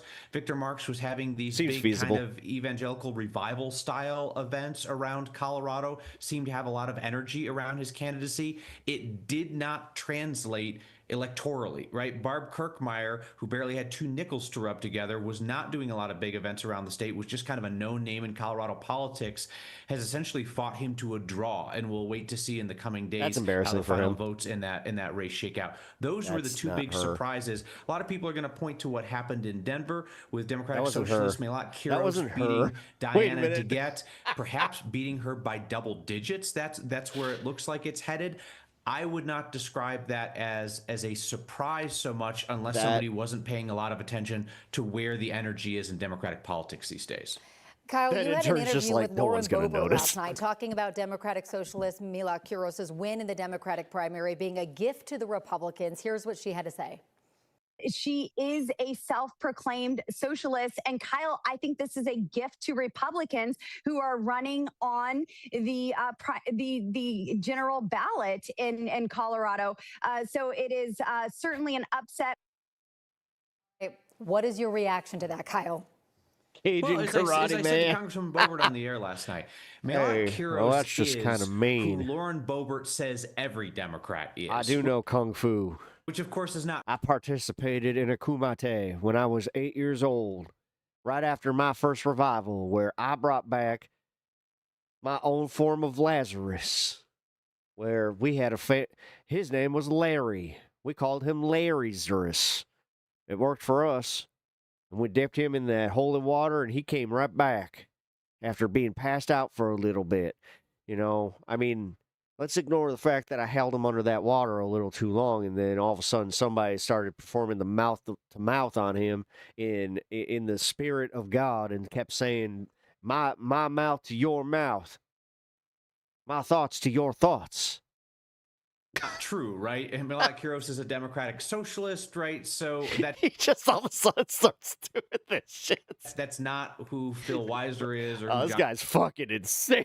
John Hickenlooper is, or who Jared Polis is, or whatever. But I understand why it's advantageous for Republicans to paint Democrats with that broad brush. I mean, he really is not. We're not that far off. I mean, the dude legit said that when he was 8 years old, that he had to participate in the K-ing of somebody. Republicans would not have been stopped from calling all Democrats socialists or communists or whatever else if Melat Kiros didn't win. it's incredibly helpful to them that she did win, because they can say, look, there you go, an actual Democratic socialist in your congressional delegation, likely in your congressional delegation, answer for that. So certainly, like, you know, Republican Gabe Evans, who's running in the 8th Congressional District, north of Denver up to Weld County, he'll have a really tight race in a swing seat come November. He will likely paint his opponent, Manny Rutinel, the Democrat, as a Democratic socialist, just like Melat Kiros. So it is very advantageous for Republicans. All right, Kyle, let's go back to the Democratic side in the race for governor. Phil Weiser again beating Michael Bennet last night. So Michael Bennet goes back to D.C. as a senator. But long term, what does the future hold for Senator Bennet? That is a phenomenal question, Drew. He doesn't like his job. He didn't like his job. He wanted to leave his job. And he said for years how ineffective the Senate is and how frustrated he is there. And Colorado Democrats last night said, hey, bud, don't quit your day job. So he has to go back there. Last night, his colleague, Senator John Hickenlooper, told another media outlet that he's going to try to get Michael Bennet to reinvest himself in the Senate. And I thought that that was an interesting way of describing it. I mean, listen, I don't know. Anybody else who's ever applied for a job that you didn't get, right? It's a bummer. Then you have to go back to your old job. You have to see everybody that you work with who you may or may not like, and you have to pick up the work that you may or may not like. That's what he's left with. Certainly, right? It's an important job. Voters sent him there to do it. The expectation is that he's going to do it to the best of his ability. But does he run for re-election in 2 years? I don't know. Does he get a really strong progressive challenger in 2 years, stronger than what Hickenlooper got last night? I bet you that he does. Are Republicans looking at that and saying we need to have a competitive candidate there in case Bennet either retires or gets knocked off by the progressive left? Yeah, Republicans would be they would be well suited to come up with somebody there who would be a serious, credible challenger. So what happens to Michael Bennet? Great question. Wait and see. Maybe when Michael Bennet doesn't even know the answer to at this point. Kyle, real quick, it seems like there's only one race that really has yet to be called that's too close, even though Barb Kirkmeyer is already claiming victory. But that gap is narrowing now. The gap is narrowing, yeah, and I think this is one of those things where, like, we want to be careful, like, as we parse words. Like, she said that she's optimistic that she will win. I don't know that she has said that she has won. Victor Marx is also saying that he's optimistic that he will win. The race is too close to call, right? This is the reason why we count the ballots. And the fact is, I would point people to what happened in 2022 when Barb Kirkmeyer ran for Congress in the 8th Congressional District, and she lost to Democrat Yadira Caraveo. It was a very close race. she had every incentive in that race to say, no, keep counting, let's wait. I don't want to concede right now. And she looked at it and she said, no, the votes aren't going to be there for me. They're not outstanding in the right. All right, here, let's go here. All right, good morning and welcome to Breaking Points, another Wednesday, another socialist celebration. We'll get to that in a moment. But first, we do have a newsletter now. Yes. Right. Sign up for it at breakingpoints.com. If you're not... Get to the news, please. We need the news. Is support at supercast.com, right? So Supreme Court said, hey, this thing that has been legal for 200 plus years, birthright citizenship, still legal, caused a huge freak out on the right. The ruling came down after you guys were doing your show yesterday, so we'll talk about that and its fallout and the various crash outs that are resulting from it. And yesterday, as Emily flagged, there was sort of a first of its kind since the church committee, maybe. Not exactly as meticulous, but still, we'll take it. MK Ultra came in for a lot of attention on Capitol Hill. Tom O'Neill and Stephen Kinzer testifying, called by Republicans. Tom O'Neill and Stephen Kinzer called by Republicans to testify in MK Ultra. This was the CIA's mind torture program, their hunt for a mind control drug in the 50s and 60s. Yes. And much more. And Stephen Kinzer's seminal book on the subject. 1.25 time. I have to with this. Our own Ryan Grimm here. It's Ryan Grimm and Emily. Like, the second that I saw it was them, I was just like, yes, as you noticed, I didn't even realize that. That was very cool. Yes. So we'll dive into that and then also be talking a little bit about what's happening in Israeli politics. Yeah, more evidence that Israel enacted the Hannibal Directive, which they had legally gotten rid of in like 2016, which is a doctrine that says if there is an effort by Palestinians to take Israelis captive to trade them for prisoners, because it is kill crazy all the Palestinians that, like, and the Israelis while it's happening, so that there is nobody to exchange. It's so gross and inhumane. They publicly said they don't do that anymore. We're going to show you video evidence of them implementing it ordering it before, I think, like 10 a.m. on October 7th. And Juan David Rojas will join us as well. He has been covering the Colombian election, which is much more interesting than it's getting credit for, to be honest. They have a new incoming president who's being referred to as the Colombian Bukele. And he's got some music videos, obviously, and a podcast. And Petro is taking things not quite in stride. So we'll have an update from Colombia. He has an interesting theory about how environmentalism may have affected Petro's party's odds of hanging into power. I know it looks like I'm sleeping, but yeah, this is one of those rare times I'm breaking a rule. I got a family thing I got to figure out. Juan will be with us, and then Ryan, we have a wild interview to close out the show. Yes, medical researcher Shailen will be joining us, and I don't want to give too much away. Oh, I've already talked about going to Tennessee. He has a Figuring this A, which is interesting, a big fan of breaking points. B, has made a discovery about the human body, and the way that the brain interacts with that body that could revolutionize both our approach to autoimmune disorders. So if you or anybody lives with an autoimmune disorder, you want to watch this, but also our understanding of consciousness and spirituality. Right. That part didn't make it into his published papers. We're going to talk to him about that. Yeah, it's going to be absolutely fascinating. So stick around. Make sure you subscribe to the newsletter if you haven't done that yet. Like we said, we have a free version of the newsletter that is available. So if you want to get it, go ahead and head over to breakingpoints.com. Let's get into the show. We'll start with the big socialist takeover in Colorado, Ryan. Yeah, so I had like a right winger at the grocery store just be like, you don't even know who that is. I'm like, who? Bob Marley? And he was just like, oh, that's Bob Marley. Melak Kiros, who you saw this week on Breaking Points, ended up trouncing Diana DeGette, who has been in Congress so long. You have an autoimmune her disorder? Oh, shit. Yeah, okay, so that sucks. That were sucks. reminding us last night. So yeah, the big C was no fun for you because, oh man, me and like my sister. Hey, she's not so bad. She voted against. I got to see just a little bit of what she had to endure the Iraq War during. It's like, well, good for pandemic, her. But that was not fun. Then. And also, let me just make one for point. everybody. That was just like, vote. I don't need to wear a mask. Blah blah blah blah blah. Just the entire time, I'm just thinking like, wow, these guys just do not care. And my sister would try to explain, and then she finally just got so sick of it, where she's like, whatever. Like for a Democrat in a deep blue seat, I'm just going to stay in my house forever. As a House member, it was actually easy to vote against the Iraq War. Was it AUMF? Do not rewrite this. Was it the AUMF that she voted against? She voted against. Yeah, basically whatever the 2002 vote was to authorize the invasion of Iraq. And something like a third of Democrats did vote with Bush and give him support. But these were a lot of swing district Democrats. Hillary Clinton. There were marches. Hillary Clinton. There were marches across the world at the time, across the United States. It was obvious voting against the Iraq War was just the right thing to do for a Democrat.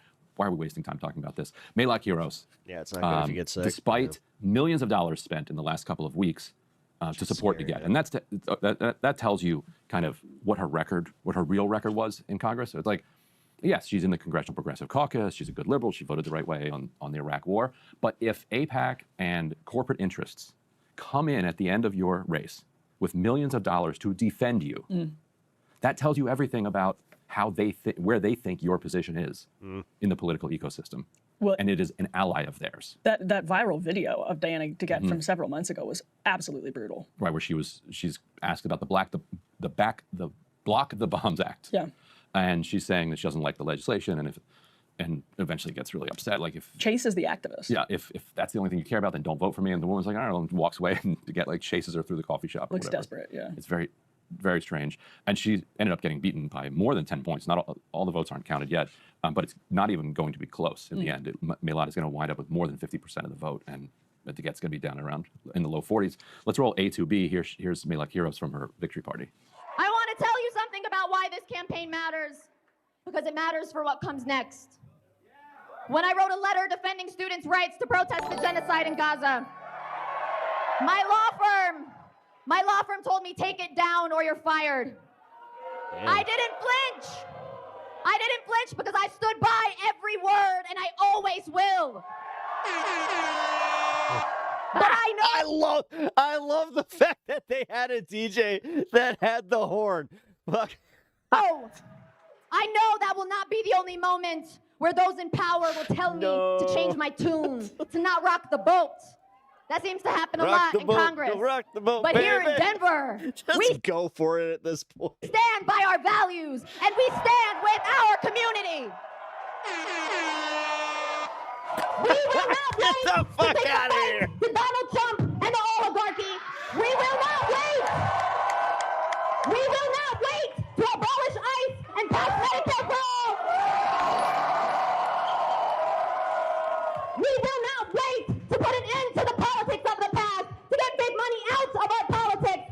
Thank you for the. Appreciate that, Taliban. And no, we will not wait to end the genocide in Palestine. First of all, why do we not have one of Did they air horn that one too? those horns here on this show? We're a morning show. The vuvuzela. Without the vuvuzela, without the horn. Come on, we got Not it. even what it is. I don't know. We got to have You're one. right. We need one of those. We don't do enough Kathy Lee and Hoda just to begin with. That's like the energy. We need more of that. Yeah. So this was another W. How am I letting for this one go? Hold on. Hold the fuck on. Wait. Here. Powerhouse. You can put up A3. Ms. Shit. Rachel, who had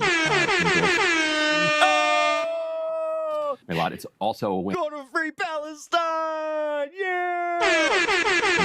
I mean, we didn't see the end of the clip, so I can only assume that might have happened. It's Democrats, which has been on its biggest winning streak since its founding. Like they're blowing away their transformational year of 2018, what they're able to do now. Maylot also had the support of Denver DSA and the national. They're like, we need to get that, and I'm like, I got that. DSA, and also Hassan Piker. There's a cool video that from the stream from Hassan's stream that we'll play for you in a second. This is why the soundboard isn't always up. See in it, Chris Rabb, who was the DSA-backed, Justice Democrats-backed candidate in Philadelphia, who traveled to Denver to try to recruit voters for Maylot. You've got Hassan Piker, and then you've got Linda Sarsour, the New York activist, and they talk a voter into getting to the polls and actually getting 3 of her family to the polls over data centers. Let's roll A2C. You guys look so amazing. What do you guys think about the data center that just popped up over here? hate yeah, it. That Yeah. We hate it. All right, listen. So Pepaganda has represented this district for 30 years in Congress, is saying nothing about the data centers because she's in the pocket of big corporations. Maylot Quiros, on the other hand, is going to fight back on the data center moratorium. She got endorsed by Bernie Sanders, too. They want to put a stop to these data centers being getting propped up left and right. You guys are stuck between a factory, Purina factory, and a data center in between. And that's not good for these little guys back there. Poison. It's literally poison. This district's poison. But you only have till 7 o'clock to vote. So Okay. if you don't have, do you have a ballot in your house currently? Yes. Yeah, you I have 3. You got to put it in a Please, drop box. Oh, you got 3 voters in your house? Yeah. Yo, that. Okay. Drop them off. Hell Drop yeah. them Yeah, off. there's one in Philly. We just I'm want going to to Congress babysit. in Philly. We just I left came all the way South out because you have the opportunity to. Are you from New York? Huh? He's from Philly. She's from New York. Yeah. You know, East Coast. New York, East Coast. East Coast. East Coast. Well, you have the opportunity to bring someone to Congress who's actually going to change things and not be with the corporations, but be with the people. But only if you come out. So if you got 3 ballots at home, drop it in by 7 o'clock. This is effective. They then talk about like where her That was really ballot effective. drop-off Wow. location is, and they figured out there's a library nearby. So she went home, found those ballots. Hulk brought 'em back. Hogan is a national threat. Everybody voted. The data. Tell you something about Hulk Hogan, yeah. Not a great guy, yeah.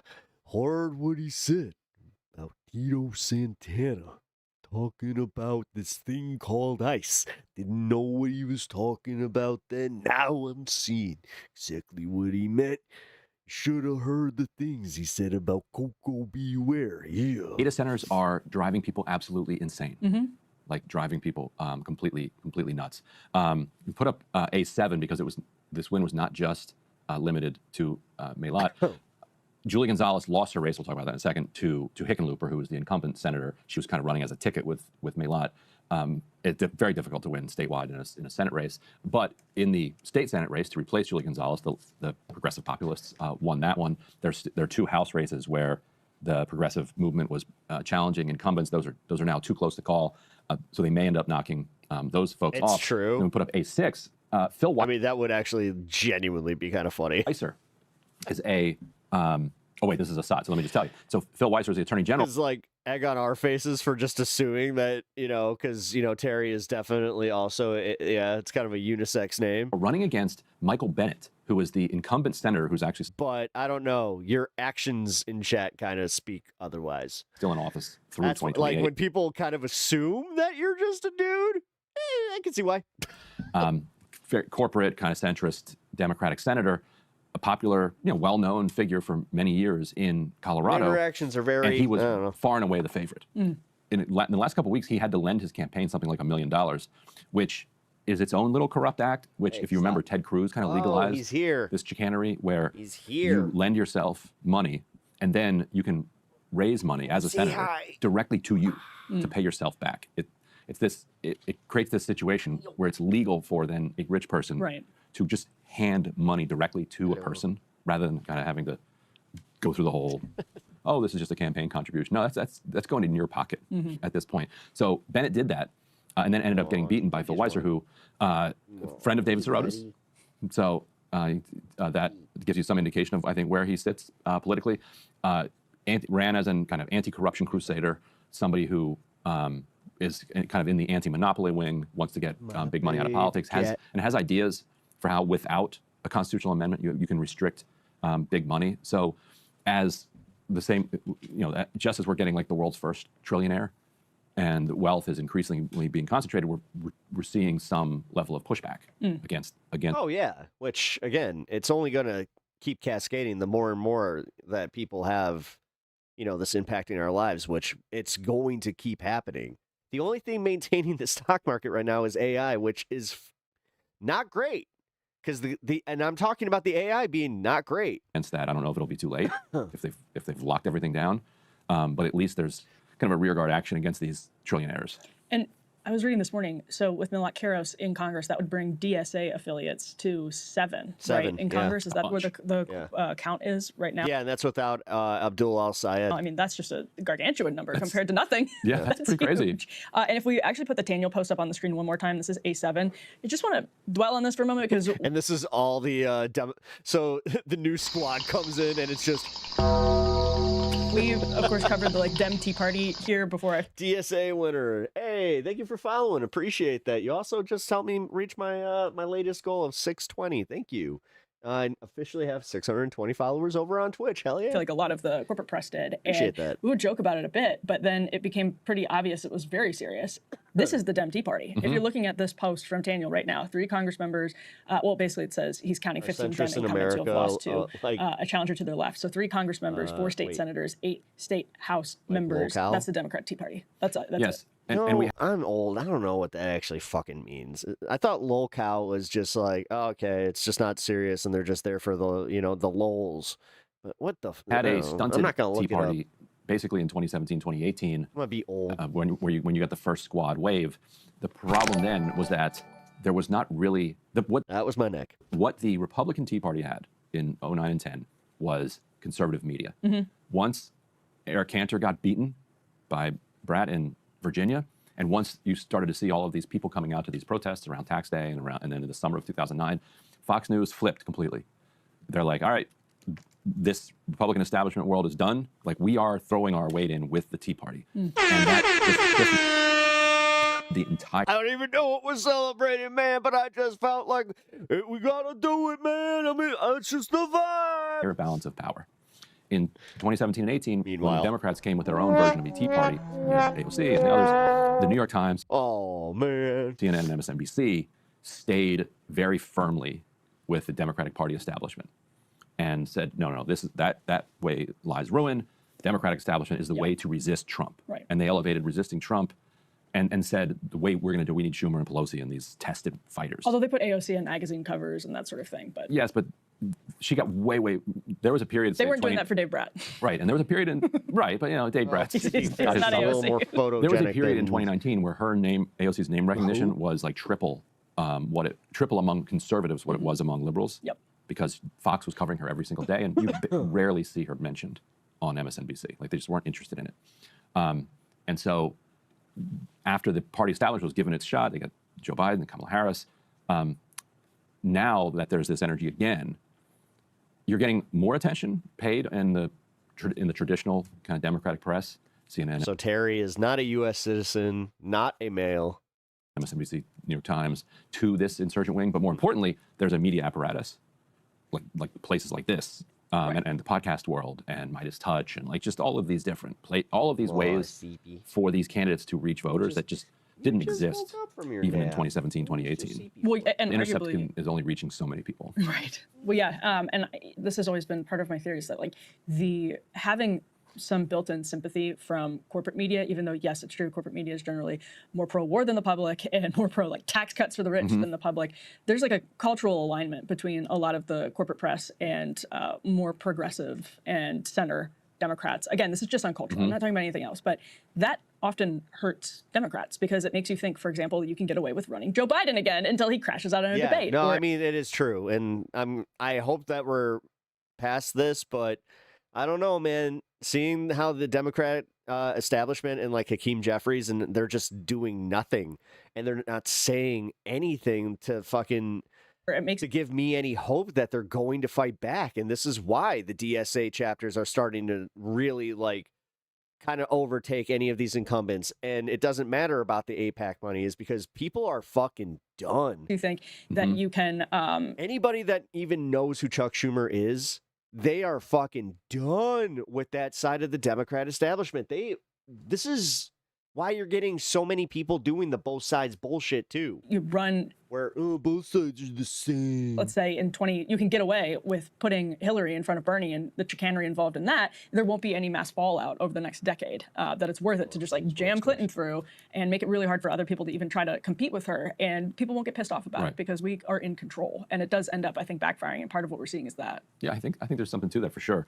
And the cultural break you're seeing between this Melak Heroes wing of the party and the kind of mainstream MSNBC CNNs is really around Israel. That they are unable to metabolize the criticism of Israel as really anything other than just anti-Semitism and derangement. What does this mean? Whereas normal voters can't understand kind of CNN and the New York Times defense of Israel as anything other than corruption. So it is a very stark divide. And just like with Espaillat last week, and Reynoso also, that their unwillingness to voice real criticism of Israel it became a proxy for weakness and corruption.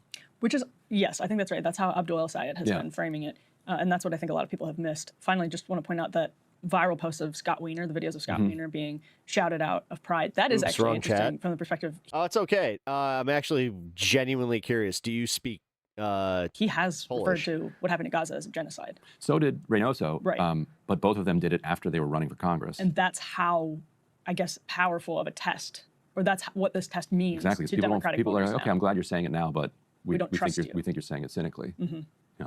That was really interesting.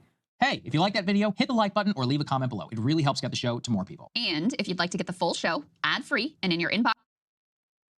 I'm only asking because there's this fucking like business, and I'm 90% sure that it is a like a Polish daycare. It's called Wipska Deski or something like that. I was just wondering, is like, what's the Wupska? Because I would assume that Deski is daycare, but I don't know. I've passed it a few times when I was going into Algonquin to do the protests, and I just, for some reason, that always stuck out with me, where I was just like, huh. And then I tried to look it up, and I could not figure out what it means.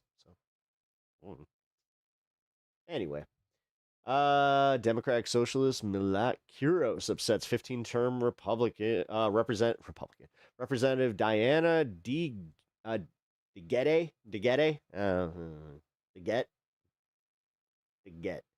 gets in heated.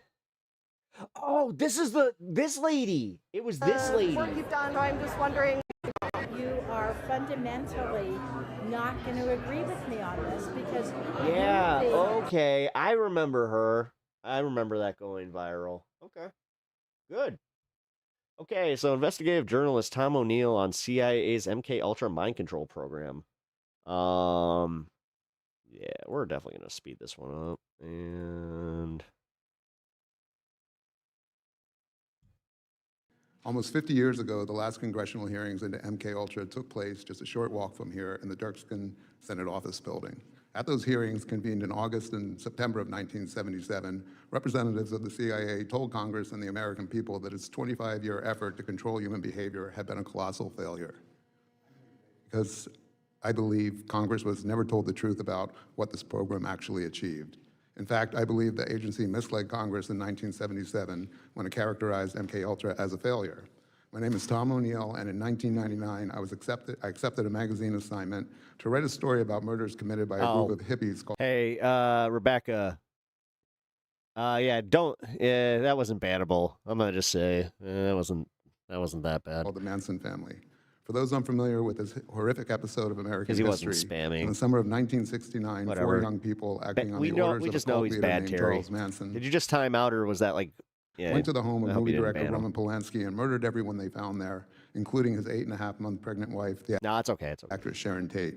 The victims were complete strangers to their killers. So I'm not going to chastise you over it. I just wanted to Manson's followers murdered another chime couple in. the MK Ultra, the boomers are clearly finishing up their work on Earth. same grisly fashion.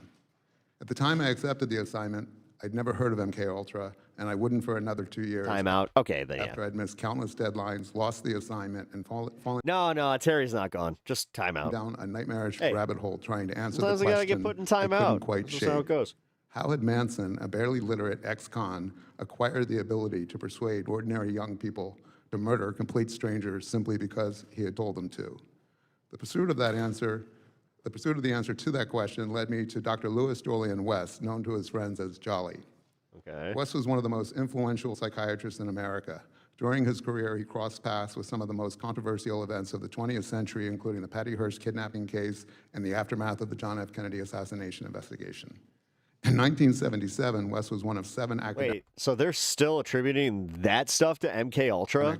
research. Damn, dude, you kind of nailed it with like boomers. They're just like, named in a front page just New York wrapping Times it story up. alleging that the Also, CIA what up, Godzilla God had King? used American How you doing, man? universities, hospitals, and prisons as secret laboratories for experiments involving LSD and other drugs on unwitting human subjects.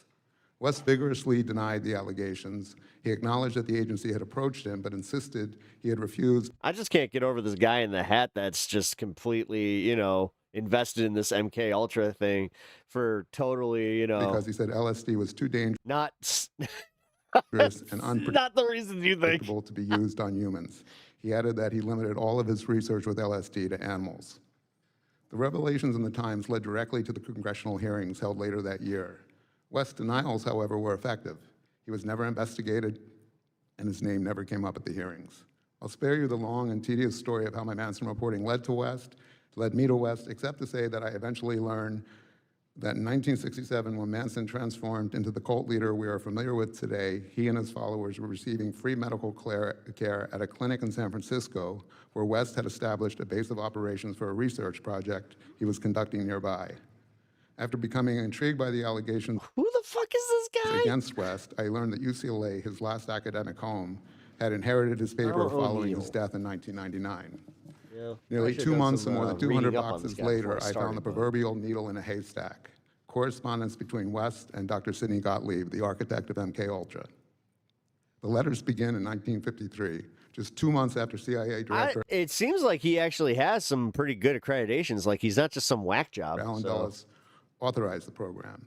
And while West was stationed at the Lackland Air Force Base in San Antonio, Texas, where he was chief psychiatrist at the base hospital. In his first letter to Gottlieb, West proposed conducting experiments on unwitting human subjects, including military personnel, prisoners, and psychiatric patients at the base hospital. He then outlined the experiments themselves in 6 more pages that could have been written by Joseph Mengele. Using LSD in combination with hypnosis, West proposed inducing confusion, amnesia, and specific mental disorders in people who would remember nothing of their interaction with him afterward. He sought to develop techniques to extract true information and implant false information in unwilling subjects and to alter the attitudes and beliefs of, quote, previously loyal individuals. In other words, to completely switch their allegiance from one group or leader to another. But it was another sentence at the end of that letter that stopped me cold. These experiments, he wrote, must eventually be put to test in practical trials in the field. Gottlieb's response could hardly have been more enthusiastic. Damn. My good friend, he wrote, I had been wondering whether your apparent rapid and comprehensive grasp of our problems could possibly be real. You have indeed developed an admirably accurate picture of exactly what we are after. West replied that there was no more vital undertaking conceivable in these times. There was another document in West's papers that had even more significant implications.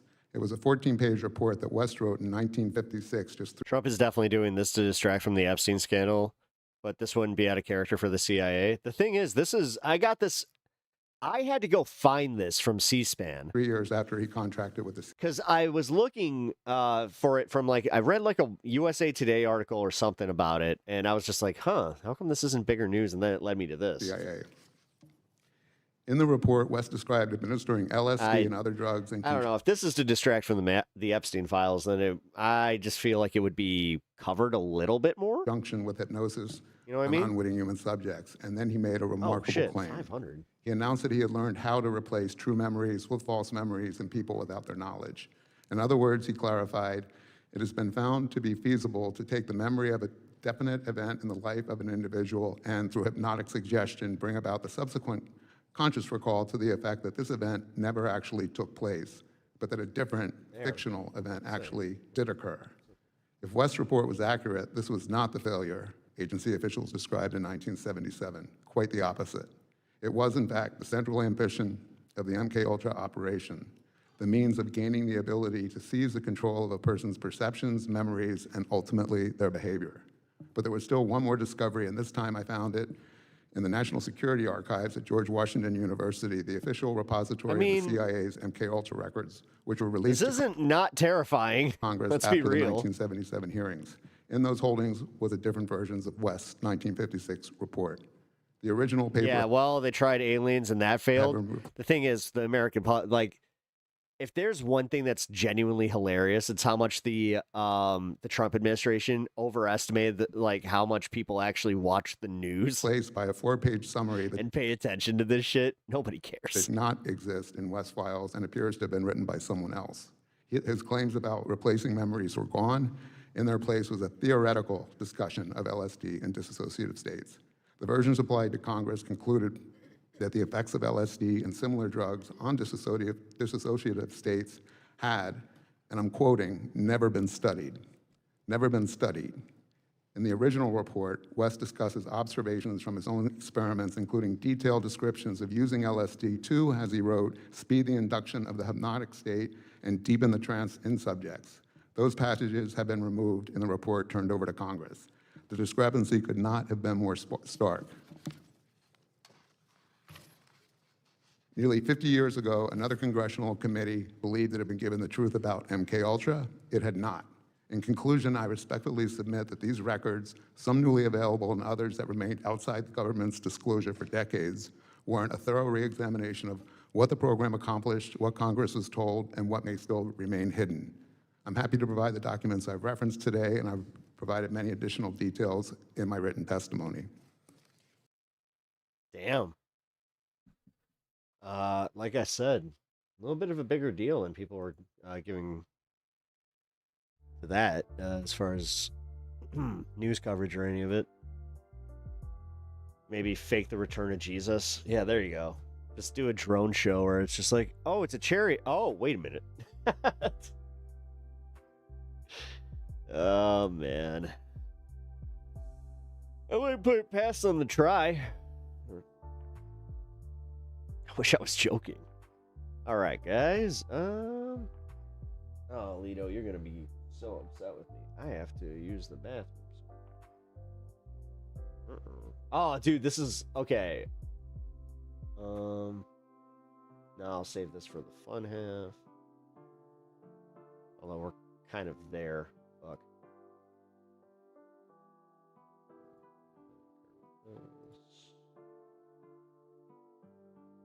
CEOs panic and worry about Luigi copycat. That was kind of what I was... Damn it, I just realized that my sub just lapsed. Gotta resub. Alright. Yeah, by the way, anybody, I forgot that it is the first of the month, so if you guys had a sub or a membership that did not renew, just a reminder, if you guys wanted to. Because, yeah, I'm gonna go do that right now.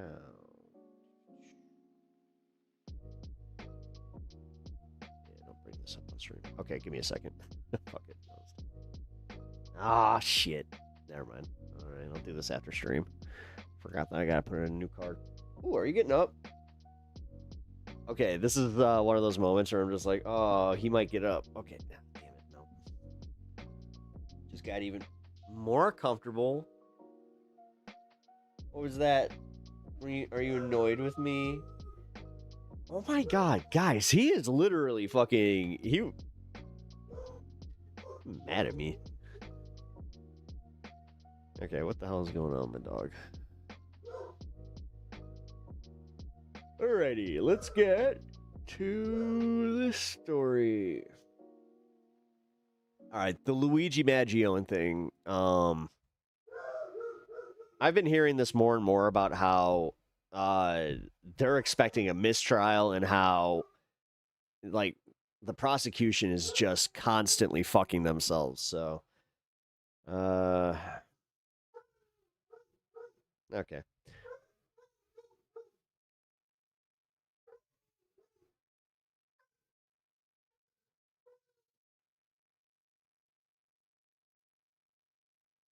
Oh, someone's actually here. Why does he bark like he's coughing? He howls. Is everything cool? All right. Rowdy, what's up, dude? Did I ever tell you the broken pencil joke? I don't think you did there, Rowdy. What's the joke? Chronic hears him, does he? Yeah. Sorry, guys. Yeah, if my dog is getting you, if you have dogs in the room and my dog is, they're like, oh, yeah. Amazon is down the street. Dude, it is crazy how much he hates Amazon trucks. He absolutely hates Amazon trucks. It's so funny. It's pointless. That's hilarious. Oh, Godzilla God King. Holy shit. Thank you for the kind $45 donation. Look at that, dude. Actually making the goal. $45. Thank you. Fuck yeah, man.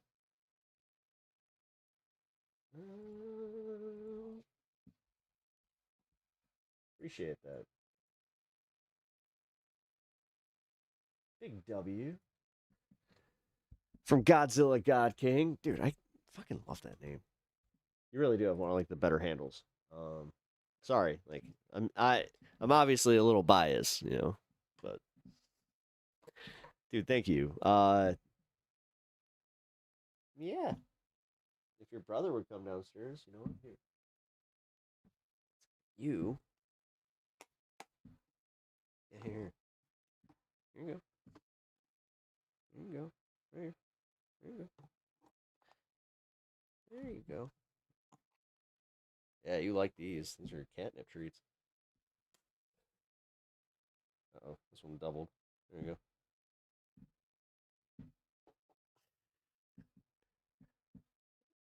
Yeah, there you go.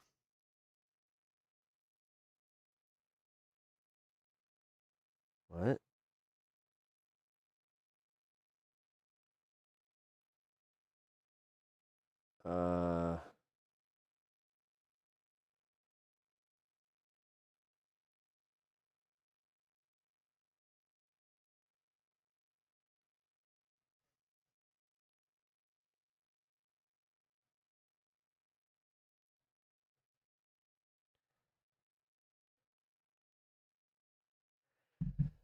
Okay. Sorry, guys. You need a unicorn emote? Yeah, we do. We need a better unicorn emote. I think we have a few that are just like universal.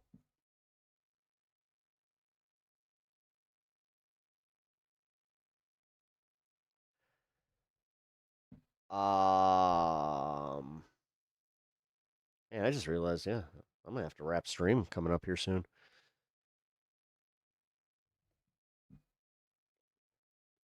Shit.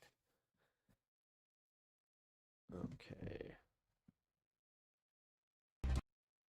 There's a lot of people who believe that you will not find 12 jurors to find him guilty. Law enforcement has been warning of essentially copycat Luigi. January, a judge made the postponement. His federal trial delayed until January. A judge made the postponement. Amazon just made it to 2 houses down. With Luigi's state trial regarding the assassination of healthcare United. Boomerang, what up, dude? Hey, buddy, almost missed you. Yeah, I'm glad that you didn't. Healthcare CEO Brian Thompson. Thanks for the judge on Monday checking in moved back today. the start date of Mangioni's federal trial to January, saying the delay was necessary to accommodate his state trial scheduled to begin in September. The judge, Margaret Garnett, a federal district court, what's up? said she had hoped, quote, with perhaps undue optimism that Mangioni's federal case trial would begin in the fall, but it would be, quote. Oh, UPS is down. Oh, well. Simply impossible, she continued, to have Mangione and his lawyers pick a jury in his federal case while he was still in state court. Quote, we can no longer wait to see what happens in the state case, Judge Garnett said, and the state case is supposed to Oh, short one today. Yeah, short by Judge mine. Garnett yeah. said on Monday that the federal trial was likely to take 2 to 3 weeks and that jury selection would begin in earnest on January 5th after Mangione's state trial concludes to ensure he is given the, quote, best opportunity at a fair trial in both courts. Opening statements in the federal case are scheduled to begin on January 25th. So this is super interesting because you now have kind of a buffer, so to speak, between the state trial and the federal trial. Before this, the state trial was supposed to begin September, federal trial in October. Now you have the state trial in September, federal trial in January. So potentially you could have the state trial, have a hung jury, which means, there's one jury that holds out. Someone called you an ass today. So the judge declares a mistrial, etc. And then when prosecutors, file to do a retrial, then the federal trial would start before the state retrial. So you could have essentially him just for old time's sake. MAGA's just Scientology for Republicans. Get off from the state trial, then have the federal trial go first. You need to start barking with sin. You guys support him. If he potentially gets another mistrial in the federal trial, then he's basically had 2 mistrials before a retrying of the state case. And as I did a video on last week, in the state case, it came out that Mangione's defense team was considering using extreme emotional disturbance as a defense, which you cannot use that in a federal case. You can use it on the state level. They believe that that would be a potentially successful defense, that he was so emotionally upset or caught up in the unjust nature of the for-profit, predatory, murderous for-profit insurance system in this country that he kind of lost it.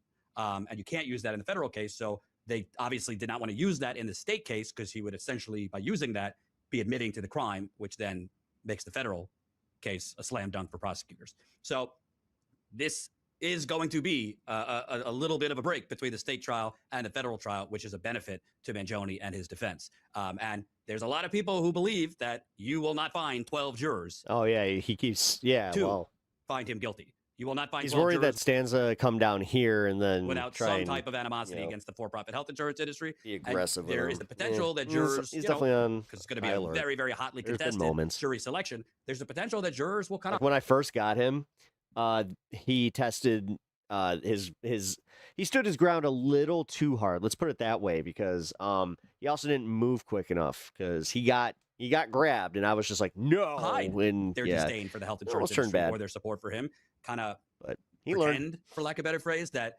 they could be an impartial juror and then rule in his favor. I thought, finding him not guilty or refusing to find him guilty. I also wanted to show you, because on top of his case being postponed, law enforcement has been warning in private bulletins of essentially copycat Luigis. This is from The Intercept. Cops warn CEO bodyguards that Luigi Mangione fever could spark a class war. And remember, after the murder of United Healthcare CEO, they used the word fever. Brian Thompson. Oh, the CEOs were begging New York Governor Kathy Hochul to establish a private security line that corporate American CEOs could call in to essentially the state government about their security threats and get special favors and special help from the state government that working class and poor people don't get. And essentially the governor said, okay, fine. But now you have law enforcement is warning of essentially copycat Luigis because of the growing disdain, anger, fury at corporate America. Cops told corporate security outfits that, quote, challenges faced by the middle and lower classes might spur attacks on wealthy CEOs. A law enforcement intelligence hub in New Jersey fretted that the growing class divide in the U.S. could drive a wave of lone wolf attacks on high-flying corporate executives. According to a report obtained by The Intercept, the New Jersey Regional Operations and Intelligence Center, one of the so-called fusion centers that serve as intelligence clearinghouses for cops, warned in a bulletin earlier this year that disaffected Americans were increasingly blaming society's ills on rich people and corporate bigwigs. The report specifically cited the killing of United Healthcare CEO Brian Thompson as an expression of anti-fat cat rhetoric. To the analysts at the New Jersey Fusion Center, Thompson's killing hinted at a larger trend. Quote, public discourse increasingly attributes the challenges faced by the middle and lower classes to the actions and influence of wealthy corporate executives. The Fusion Center memo read. Need I not remind you what JFK said in 1962? Those who make peaceful revolution impossible will make violent revolution inevitable. It's not a blessing of violence. It's just a clear observation. Yep. It's literally a historical observation at that point. All right. Who is texting me? What is going on? Jesus Christ. All right.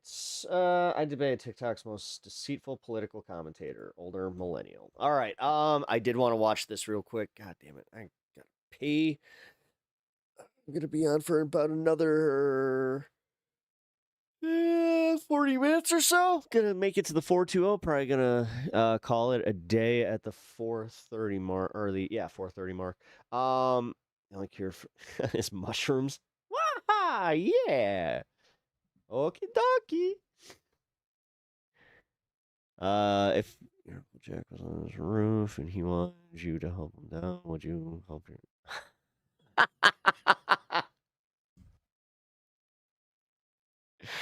Mark, you got me with that one. God damn it. Welcome to the show. Hey, I appreciate the vibe, man. Appreciate coming in here with a little bit of a funny. Ew, yeah, right. That's also where I was just like, oh, I'm not gonna read that one out loud.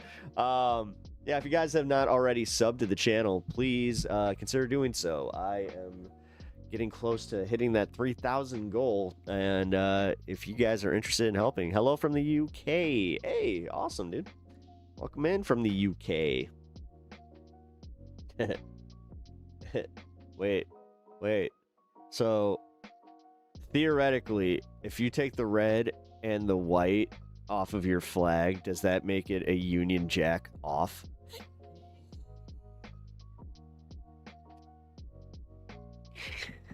It was a stretch, but you know what? It was worth it. It was worth it. It was actually like a legitimately it was a bad joke. Very bad. Very bad. Shaking my head. All right, you little fucker. You are going to take over the stream here for a second. So let's do this. Let's do the chair. There, you guys get like a double chair stream. And then there. Whoop. Okay. Oh.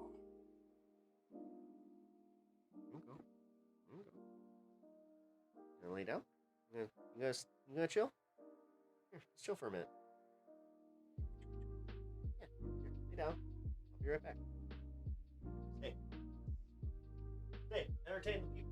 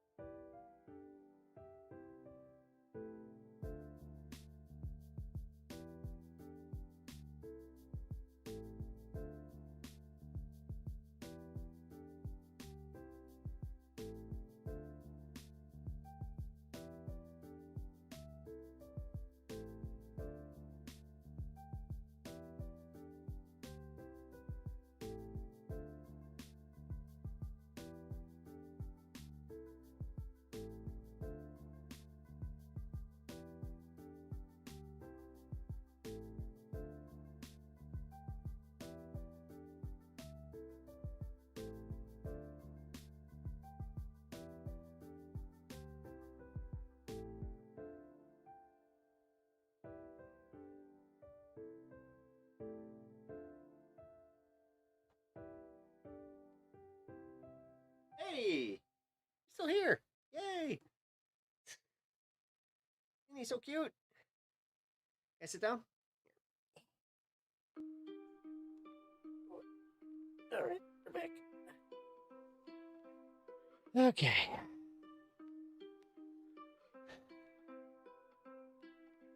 All right, that's all he wanted. He was just like, "Oh, can I go back to my spot now?" Yes, you can. Here you go. Cat cam back. It should be. There we go. Look at you being ever the dutiful host. Yeah. Lido has streaming skills. It's the Lido show. Hi, Judge Lido. I mean, that worked out. I was full on expecting him to be upstairs or something. That was adorable. Just walking back in here, he's just like, hi. Oh, dude. This cat's awesome. All right, let's do this. Let's do this bit. So your original Piss Boy. was that people should have to justify why they voted for something or voted against something. That is not how our system works. Wow. You do not have to justify. I don't have to justify why I didn't vote for Kamala Harris. I could just choose. I could do it because I could do it to be a racist. I don't have to justify it. Hi, Joe. I'm here to debate you on abortion. I think that abortion should be legal, and abortion is not wrong because fetuses lack the capacity to intellectualize. Wow. That's actually kind of crazy that it could translate that well over the phone. Prior to around 20 through 24 weeks. What's the refutation? I disagree. I think life begins at conception, and all life has a right to human rights, or all human life has a right to human rights, and the most basic of which is the right to life. Why? Because again, human life has human rights. Yeah, I'm asking you, why do you think that our species classification grants us sufficient moral value to instantiate a negative right to life? Because that's my belief. But I'm asking you why you hold that belief. Because if the only explanatory power behind your belief is just simply the fact that you hold it, well, then I could say that I don't hold that belief because I don't hold that belief. And then all of a sudden, both of our positions are just as justified as one another. So, Joe, I'll ask again, what explanatory power can you grant to the view insofar as why every member of the human species should have the right to life? Dean, again, you have the right to say, I believe that, and therefore cannot be moved for my thought process. Yeah, you have the right to do that, Dean. God, these are so stupid. When you say that I have the right to do that, you're just merely describing that I literally can do that. Listen, I'm not saying that you literally, it's metaphysically impossible for you to hold on to a pro-life view. I'm asking you for the good reason that instantiates your belief as being true. Dean, don't tell me what I was saying. You can either go with what I said, but what you're not going to do is what you do on your live, is tell people what they said. We can go off of what I said. Yeah. Where I said I didn't say you can. I say you have a right to have that belief. I just All realized. right, well, let's go off of what you said. This phone, I'm like, oh yeah, that's right. I forgot. I gotta do that. Stop rewording what I say. My phone holds a battery charge for like maybe an hour and a half before it's just like, hey, you're at 10%. Your narrative. Okay, that's fair, Joe. We're just going to go off of what you said. The refutation to your view is the fact that your view is circular. You're saying that X self-implies X. That's not a valid line of reasoning. I asked you why you think... I think that I've been eligible for an upgrade for like the last 2 or 3 different iPhones that have come out, and I just don't go. I believe that under God, we have a basic right to life. Okay, so it's God that grants the right to life to all members of the human species. What religion do I you know practice? this guy has some good politics, but he's so smarmy. I don't. The thing is, this is why I don't watch his content regularly, is because I do think that, yeah, smarmy is a perfect word for him. He is very smarmy. Absolutely. I don't practice any religion. Then how do you know that God grants this right? In order to know, Because I have a belief. Because any belief in God has a faith element to it. Sometimes autofocus is just so fucked. Okay. And my faith in God tells me that human life is sacred and therefore deserves protection. Do you mind if I ask you a question? Except in the case of if it's an enemy. You're so, like, this is where they can never conceptualize the fact that what they are saying is dumb. Sure. All right, this question is going to be very simple. So you're telling me that you have faith that some creator exists, and then you're telling me that you have faith that this creator thinks that all humans have the right to live. So what is the difference between you arguing that abortion is impermissible because of a faith in a creator that believes it's wrong, and me arguing that abortion is permissible because of a faith in a creator that thinks it's not wrong? Again, there is no difference. Again, you're arguing from your faith-based perspective. If you believe in a God that thinks killing children is okay, again, you're making a faith-based argument. I have one more question. No, I'm going to finish my answer. That's fine. At that point, he's not. You got it. Again, you are making a claim based on the God you believe in, believing that the murder of children is okay. I am saying the God I believe in doesn't say that's okay. Cool. My second question is, what's the difference between you arguing that you have faith in a creator and then you have faith that that creator thinks that abortion is wrong, and me arguing that I have faith in a creator and I have a faith that this creator thinks that Joe is a dumbass? What's the difference?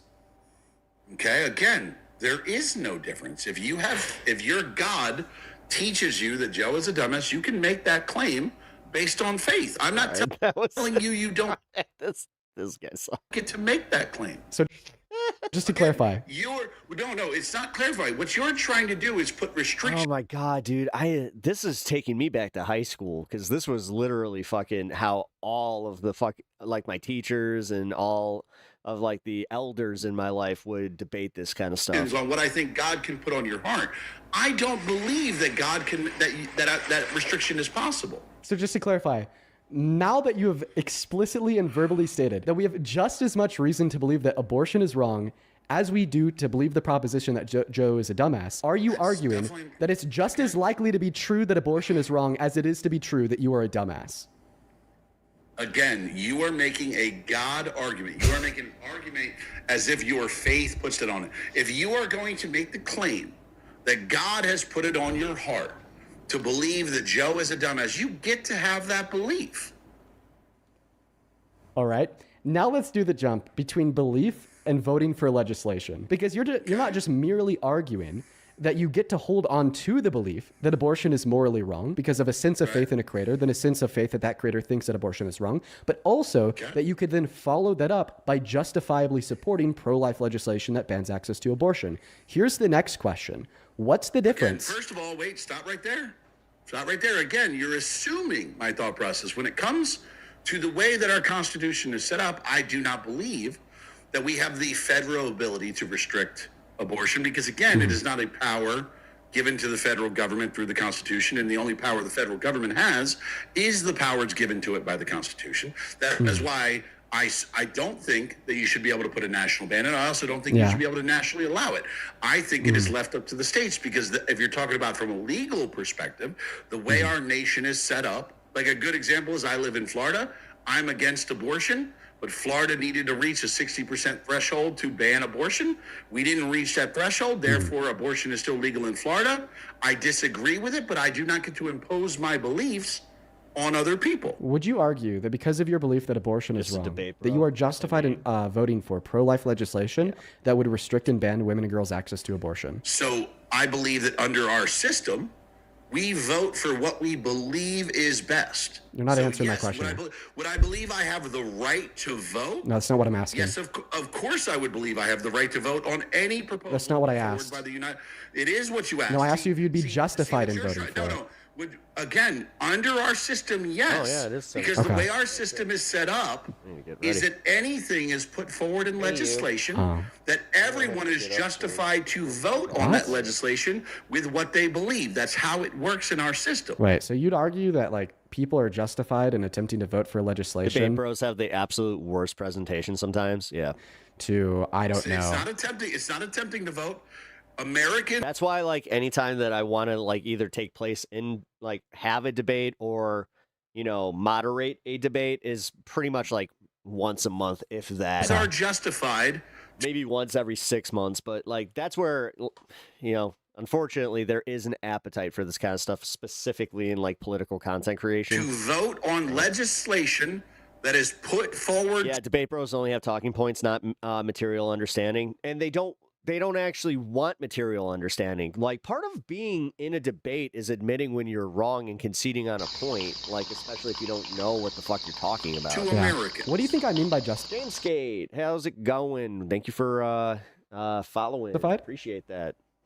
You tell me, what are you trying to say is justified? Yeah, because you're like using this word justified in a legal sense.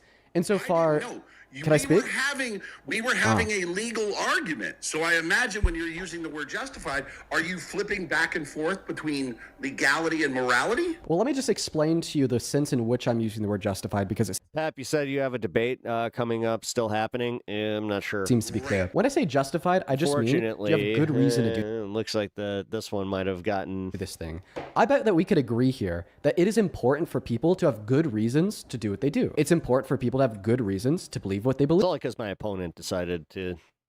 And it's important for people to have good reasons to vote for what they vote for. From my perspective, this would look like arguing that people who voted for Trump probably shouldn't have because they didn't have good reason to do so because of bad policy. From your perspective, it would look like people who voted for Kamala Harris probably shouldn't have because they don't have any good reason to support her policy and her candidacy, right? So do you agree that you would, from your perspective, that because of your faith-based belief, belief in the creator, and then faith in the fact I can say who it was against. That you think that it was against JS again. Creator believes that abortion is morally wrong, that you therefore have good reason to vote for the other one that I pro-life legislation on the state level. Another one. I disagree with your entire premise. In the works here, it's just a matter of getting it like the dates lined up. Why you vote in favor or against something. I said you should justify.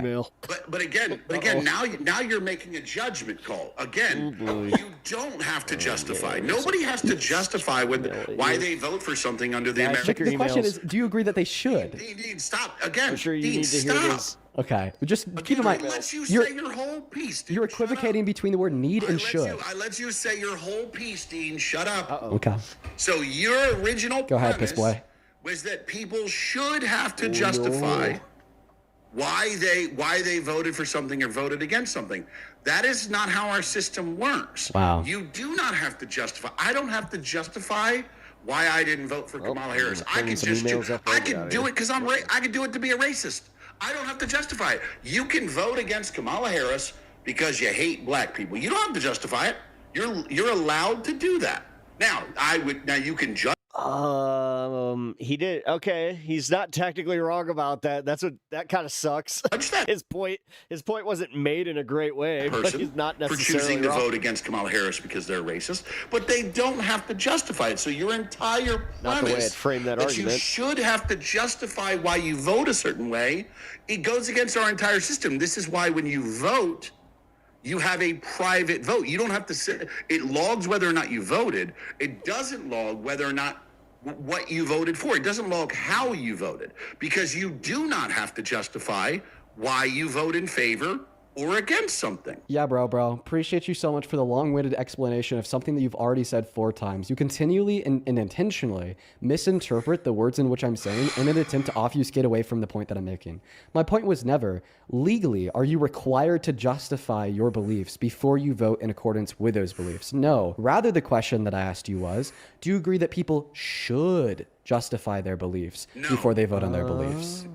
No. So just to clarify, if somebody were to vote against Kamala Harris purely because she's black and they're a white supremacist, you would not argue that that was a bad decision. Because in order to argue that that was a bad decision, you'd have to first accept that people should act in accordance with rationale. It's kind of weird to have such a mischievous cat that when he's not being mischievous, then I'm worried about him. And which would entail that people should attempt to justify the beliefs in which they vote based upon. So answer the question. Would you say that it is a bad thing for people to not vote for black people because they're white supremacists? Is that a bad thing to do? Again, it is their vote to cast. I'm not asking you if it's their vote. I'm asking you if it's a bad decision for them to make. Again, I can't make a judgment upon how people feel. What? You can't make it. Wait, but you can make a judgment that it's a bad decision when women get abortion. So why can't you make a judgment that it's a bad decision when white supremacists refuse to vote for black people? You seem very selective when you're willing to attempt to enumerate the morality of an action of another individual, and when you're not willing to enumerate the morality of an action of another individual. So go ahead, face the facts, and answer the question, because you've already suggested in this debate by being pro-life that you can make moral judgments of the actions of other people. Make a moral judgment of a white supremacist that refuses to vote for a black person because of the color of their skin. Is that a bad decision for them to make? Now you're just like, I hate it when it gets to this shit where it's just like, all right, especially like you're. That's the opposite of what I said, because as I pointed out, voting is your right given to you by being a citizen of this country. Bro, snooze fast. Hold on. I'm about to go caveman mode. Moral judgments. You're more than willing, but again, nobody has to explain their moral judgments nor their vote. Again, see, you live in this fantasy world where you think people have to explain their thought process to you. Like you're gonna grow up one day, and you're gonna recognize that people don't owe you an explanation for anything, especially for the exercise of their constitutional rights.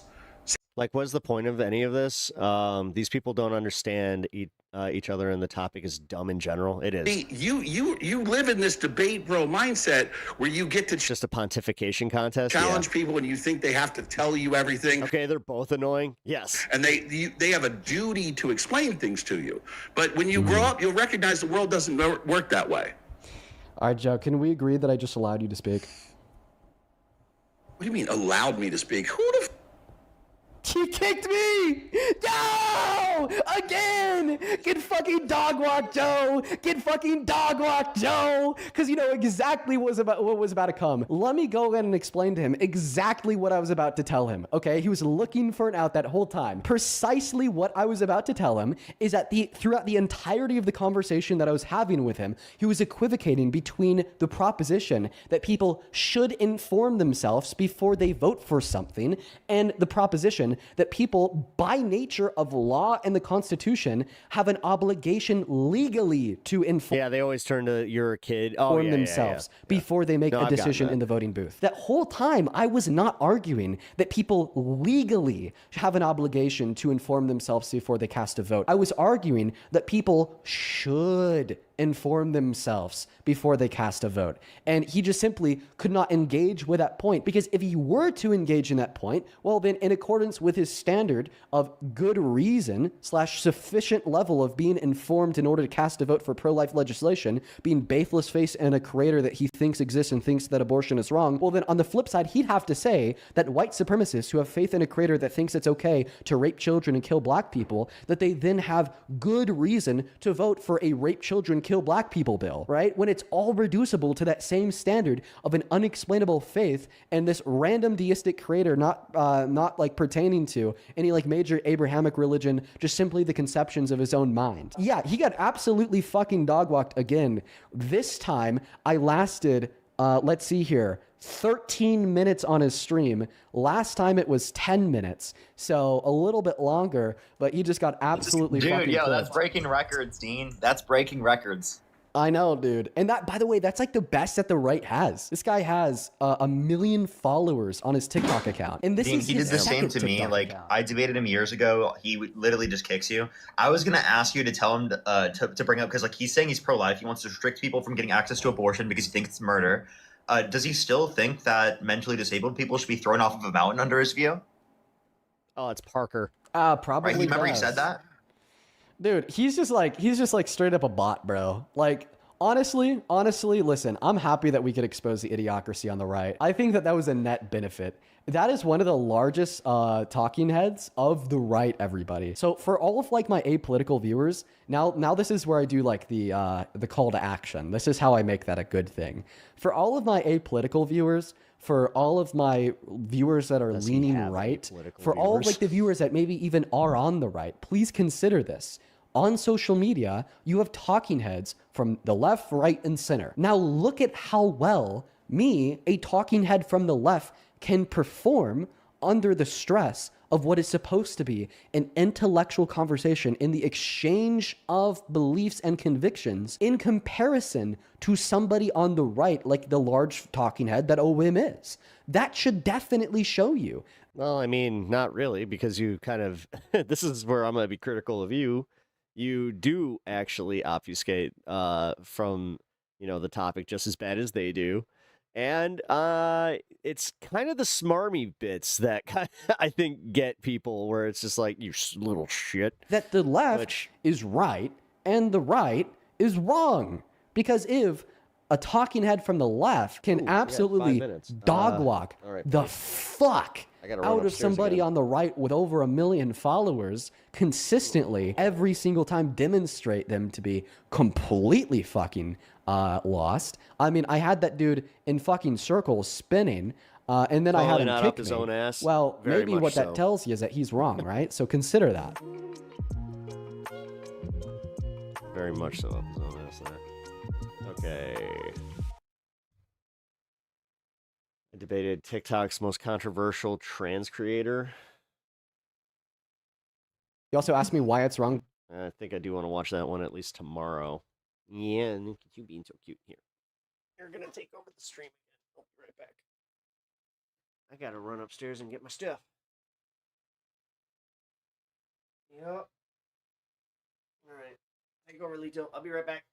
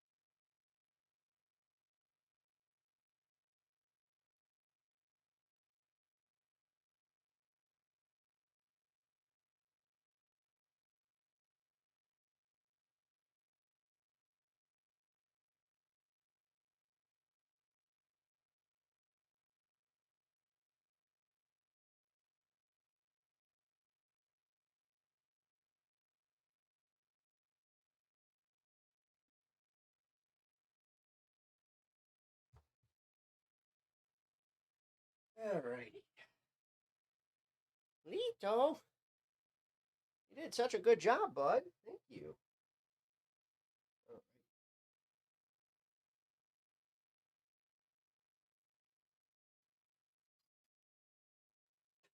It up. Pack it up, pack it up. You just want to chill there for a minute? How long we got? Let's see. 6 minutes. Damn, come on. 4 minutes. 4 minutes.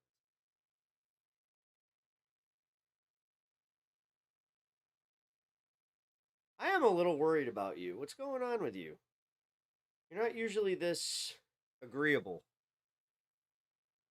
Yeah, you're usually not this agreeable. You usually have a little bit of an evil streak. Oh, my buddy. Oh, and now he's laying down on my lap again. God damn it. Frankly, Dean is just annoying. Yeah. I would rather watch Parker than Dean if I had to choose between the two. Parker's at least, yeah. He's in a lovey mood, but I don't know. I'm a little worried about him. Because he's not, maybe I don't have to. Yeah.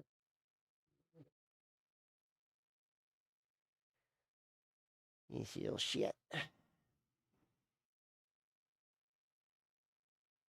Yeah, usually you do like your little vicious kitty shit. Parker is more tolerable. Yeah. Good take, Derek. Dean and Parker are smart, but young and lack life experience. That is a very good take, actually. Also, Derek, welcome to the show. Appreciate you being here, man. I'm Pep. It is nice to meet you. Also, we are hanging. We're about to celebrate the 420. I've been here for 4 hours and 20 minutes. If you guys are into that sort of thing. Also, if you have not already subbed to the channel, please consider doing so. It really does help me out, like, a lot. So I could, use the boost. Also, if you guys are have not followed over on Twitch yet, and if you have a sub that is not committed to another channel, I appreciate them Amazon Bezos dollars, because why not? Why not just give me the money that the billionaire, I guess, allots to us through our Prime accounts? God, what a jackass. Me, not him. I'm just kidding. All right, guys, we're 50 seconds away. Time for me to join you. Hell yeah. Light them up, light them up. Let's do it. Parker doesn't play it up as much as Dean does. Dean can just be so annoying. Yeah, he really can. It's literally, it's the smarminess. It is the smarminess. Someone pointed out, my wife pointed out that his haircut is like so 90s that it's just like, yeah, it's not gonna, like, he's gonna have to choose something new coming up here. Because, yeah, I don't know, man. For being 21, like, in the time that he's been on the internet, he has aged, like, pretty aggressively. But yeah, people have said that is also just like the thing happening with that generation. Sorry, buddy. Didn't mean to do that. All right. 420, let's celebrate.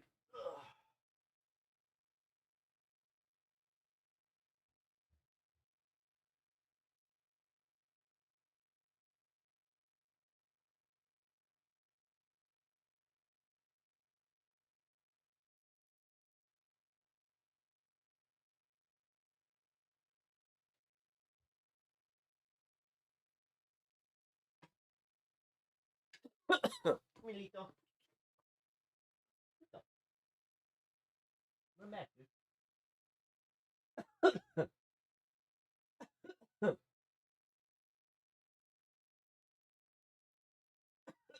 Hey, dude.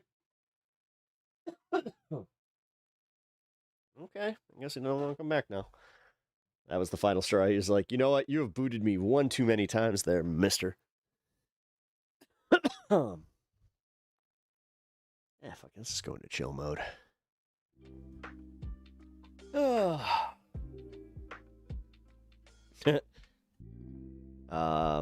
How old is he? I don't know if someone mentioned it. He's 21. He, like, just turned 21. Like, that still fucks with me just a little bit, or it's just like, wait a minute. Like, your political, like, thinking back, like, just to 2020 even, it's just like, what? Like, damn, dude, you were just kind of figuring out what politics was at that point, and he's got, like, he's already had a right-wing arc. How long that last? What, a year? Like, fucking A. People that, I don't know, they tried to do that with someone else recently. I forgot who. Where, oh, it was Kat Abu Ghazali, where they were talking about how, you know, she was like part of this conservative newspaper when she was 16. I'm like, yes, because our politics do not change from when we are teenagers, because we definitely know the world at that point. Although we should know a lot more. But the debates do change minds, but it's an order of magnitude slower than you'd think, because these debates are aesthetic and not on merits. Yeah, that's what we were kind of saying. Like, it's not like your standard debate format either, where it's actually like trying to get to like an understanding point, you know. But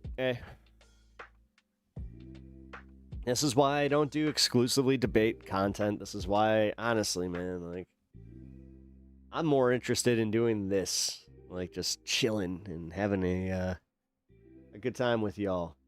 Also, just so you guys know, I will likely not be doing Pepaganda tonight. I'm not 100% sure on what's happening there. I kind of have to like figure this out. So, yes, if there's no Pepaganda, and I don't know, man. I hope Left Past 10 is on. Yeah. Pep, you keep it fresh on the daily. I try. I mean, I really do. I try not to do the same shows, or like, I don't know. I like having fresh stuff to talk about. Talking about my life and all that kind of stuff. But I agree. It's not the most effective. It's really not. It is not. I mean, the most, not the debater's mind, but he changes tons of people's minds throughout the day.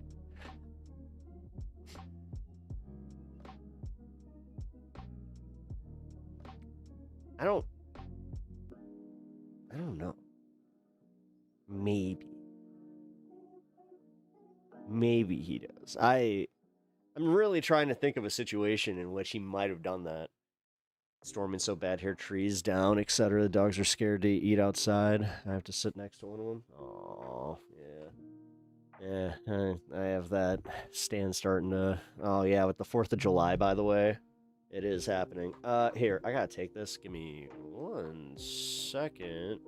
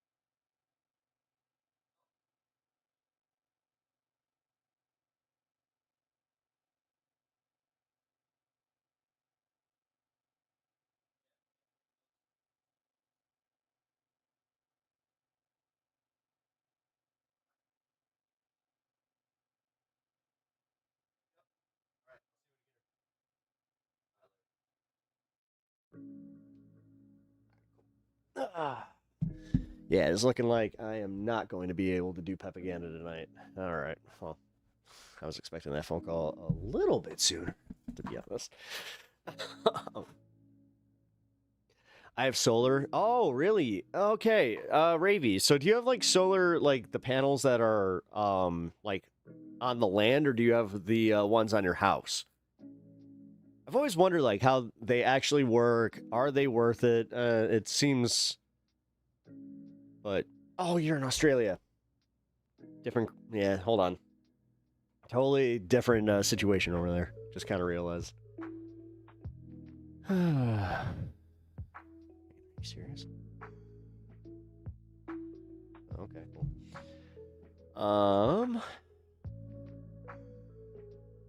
They put them on your roofs. Okay, so it's the same here as here.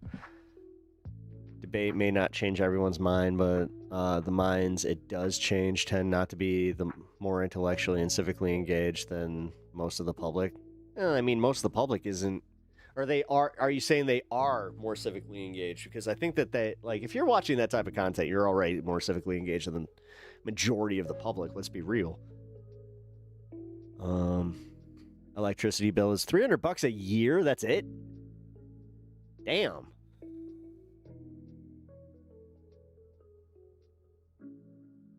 All right. Well, fucking Australia.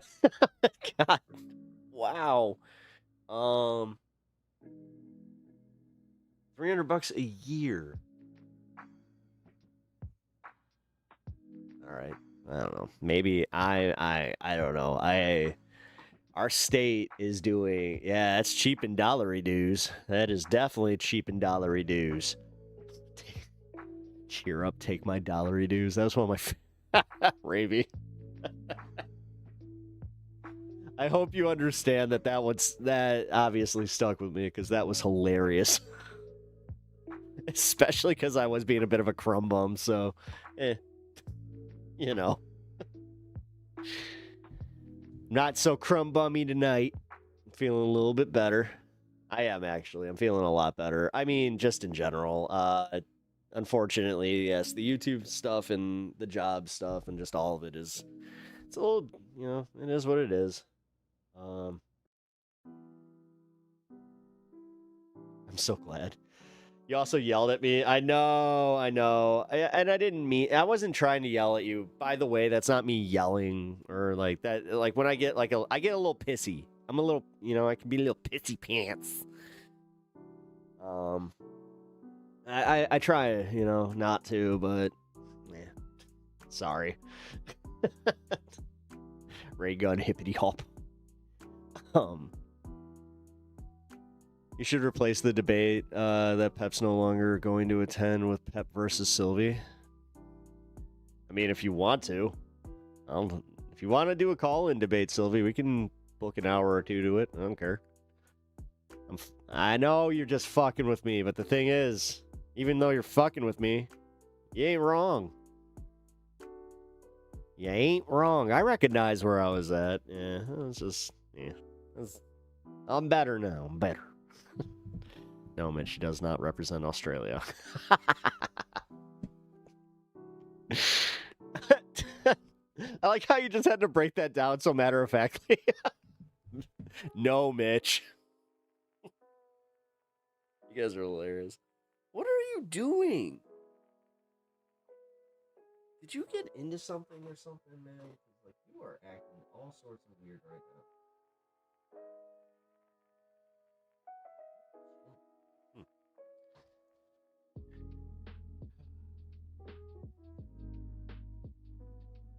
Wait, what Dean and Parker do aren't real debates, though. Their version is entertainment-focused. Oh, yeah.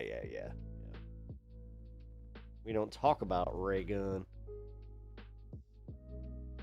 What, you're telling me that Ray Gun doesn't represent the majority of Australia? No way. But the look on the judge's face. Yes, the look on the judge's faces was definitely hilarious. All right, this lit slop thing, fuck it.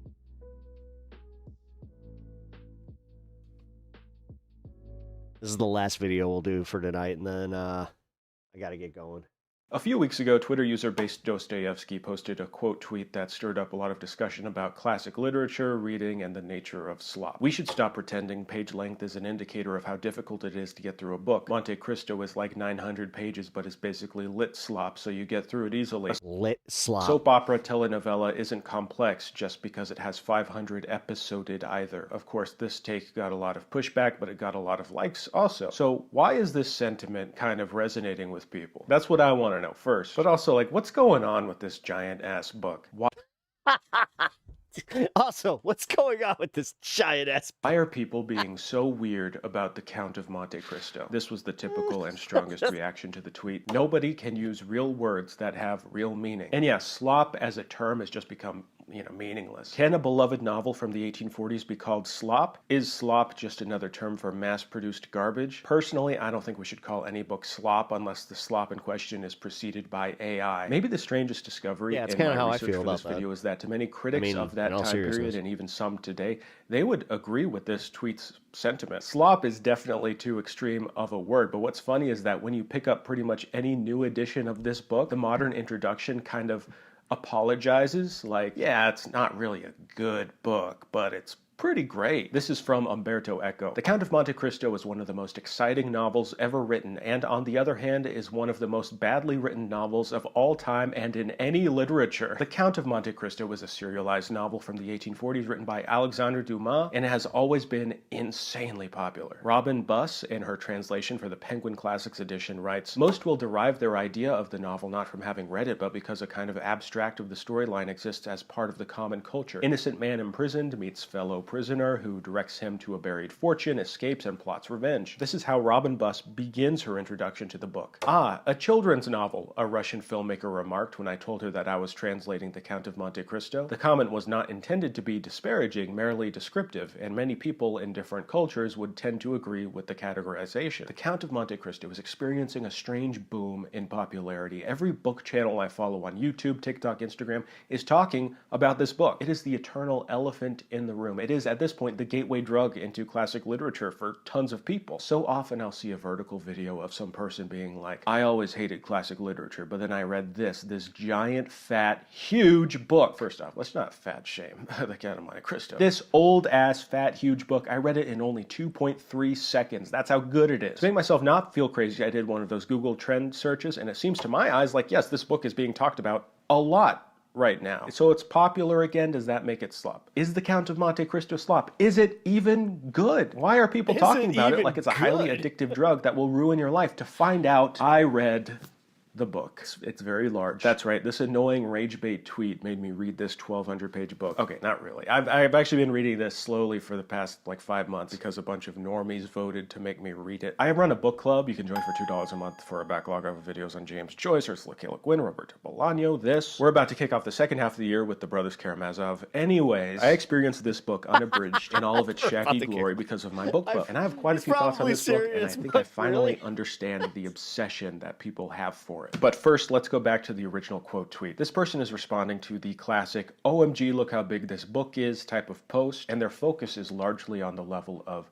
difficulty. They're saying page length isn't an indicator of how difficult a book is, which is true, but most people who enjoy it don't say it's difficult. In fact, they praise it for being fun to read. In this way, The Count is popular because it's a gateway drug to classic literature. There's this assumption that classic books are daunting and impenetrable. Because it's like, I don't know, proto-Batman. But a classic is just something that has preserved through the ages. The fact that it's huge and seems daunting somehow makes it more appealing to new readers of classic literature. That being said, it can fall victim. Just say bye for now. Much love. Rebecca, I appreciate you being here. I'm actually not that too far behind. We're gonna wrap up right about at the 4:40 mark. Its own hype too. If it's one of the, I really do appreciate you guys hanging today. And yeah, sorry for the shorter stream. Only and classics you've read. It's not easy to being say able it's to the commit greatest to book you've ever Pepaganda. read. Strangely enough, a lot of the people who love this classic summer thing. literature or challenging books will Hey, simply hey, bounce all right, off there of he The is. Count of Monte Cristo. How He's do I acting a know? fool, Once a and I'm month okay for the with past it, because 5 now months, this is people him in my acting book a club have told me. At times, our Zoom calls on the Patreon feel like therapy sessions. Some of the smartest, most well-read people I've talked to were complaining about the repetitive nature of the story, the long digressions, the unbelievable coincidences, the quality of the prose. The first 300 pages of this book, I think, are the strongest. The characters are cartoonishly good or evil, but it's such a compelling story Always of a good lurk, pure comrade. soul being crushed by dastardly villains for selfish reasons. Edmond Dantes is accused of treason, thrown into a prison for 14 years, miraculously escapes,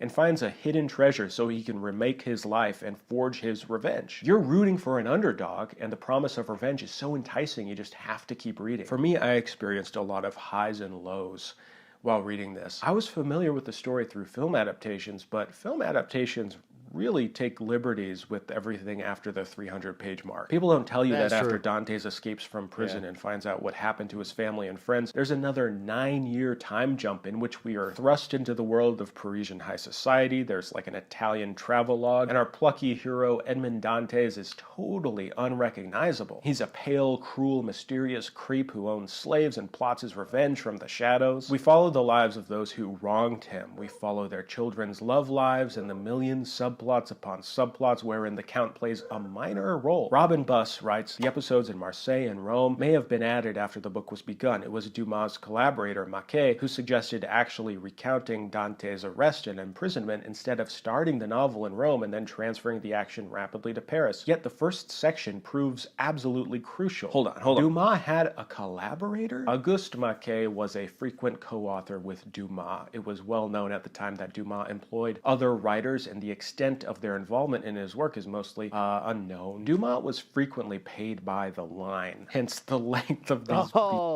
that makes sense. books. He wrote a ton of fiction. A somewhat Less of modern that in comparison might be to novelizations, like a please. less I thought you were jumping corporatized off James my Patterson, lap. That's except why I moved, Dumas dude. had much more involvement in his work, yet credited his co-authors way less. At a time when Victor Hugo, Balzac, and Flaubert were exploring new depths into psychology and sociology, Dumas was gleefully playing to the masses, plunging into the past with historical epics and high romanticism. Over the years, the book has been frequently abridged. It wasn't until the 1990s that we got a modern English translation of the full text, and for a long time that kind of bothered me. I was like, I don't want to read an abridged version of this, until I read the unabridged version. Look, I do kind of understand the impulse to abridge the book, but not because of what you're probably thinking. Let's go back to a second to Umberto Eco, who in his famous essay, The Cult of the Imperfect, wrote that The Count of Monte Cristo is one of the most badly written novels of all time. But he also wrote, The Count of Monte Cristo is one of the most exciting novels ever written. With one shot or with a volley of shots in a long-range bombardment, Dumas manages to pack into one novel 3 archetypal situations capable of tugging at the heartstrings of The 2002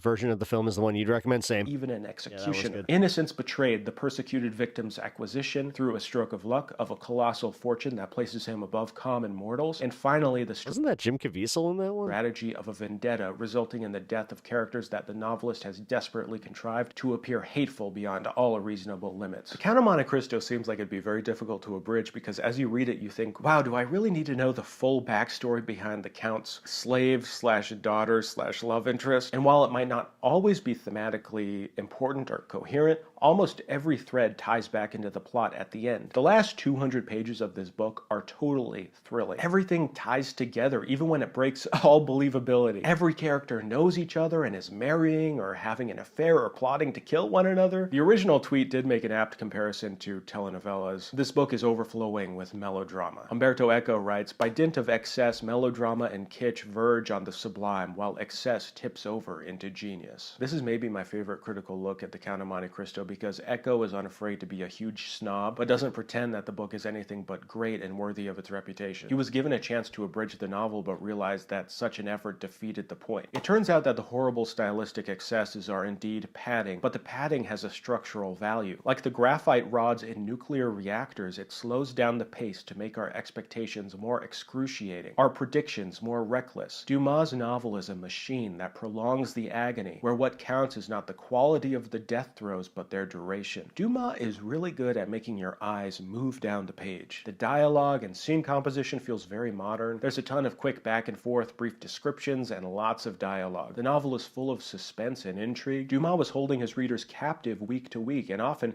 he'll tighten the springs on his plot contraption just for fun. Echo writes, when all the archetypes shamelessly burst in, we plumb Homeric depths. 2 cliches are laughable, 100 cliches are affecting, because we become obscurely aware that the cliches are talking to one another and holding a get-together. As the height of suffering meets sensuality and the height of depravity verges on mystical energy, the height of banality lets us glimpse a hint of the sublime. Part of why the Count of Monte Cristo endures is because the Count is a fundamental archetype, especially to modern readers. Independently wealthy, a brilliant detective, and bent on right. Caviezel, Guy Pearson, that was it. That was old. Yeah, that was Henry Cavill.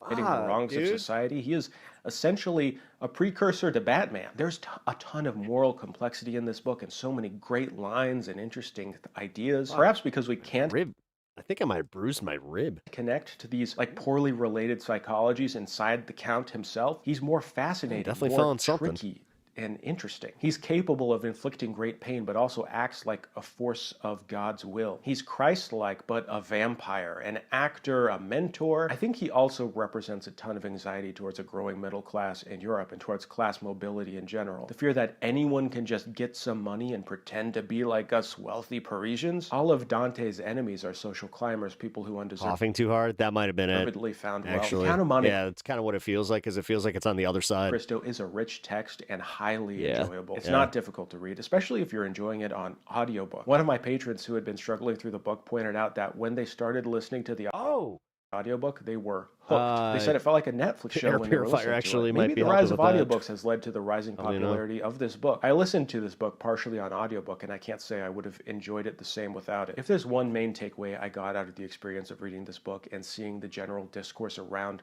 lit slop, it's that too many people equate enjoying something for pleasure as inherently bad. I'm always advocating. Yeah, this is honestly where I was kind of getting on the whole Matt Leck take on superhero movies, where it's like, okay, like there's a bunch of people in the comic book space that have a similar attitude about like, oh, so you just read, you know, Marvel books and DC books, like you're not even looking like, and you know, there is something to be said about the independent books and how good they are, and just like, yeah, you should definitely take a chance on some, you know, less well-known titles.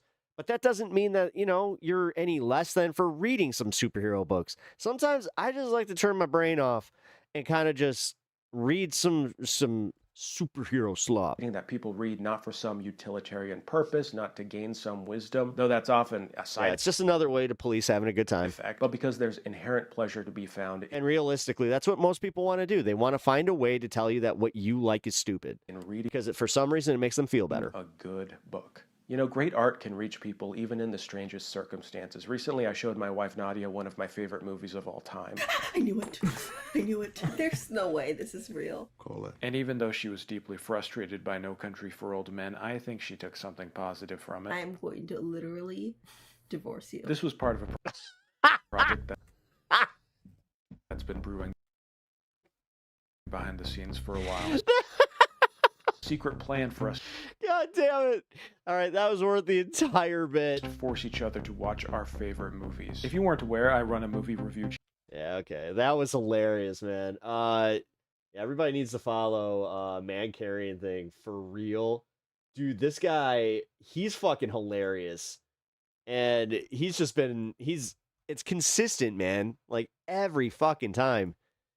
And he's quick too. Like he puts out stuff just it's almost daily, man. Like, and he doesn't do like short form. It is crazy. All right, guys. Oh, and we got Stan back. Oh, adorable. I got this bud. Look at him. I say that a lot. Look at him. Look at him. He's so cute. And then we got the Stan. Oh, man. I do both. You are just adorable today. I love you. You do. It is cuteness. So It is cuteness overload. It really is. Pep, I want to know something really funny before you go. Uh-oh, what's that?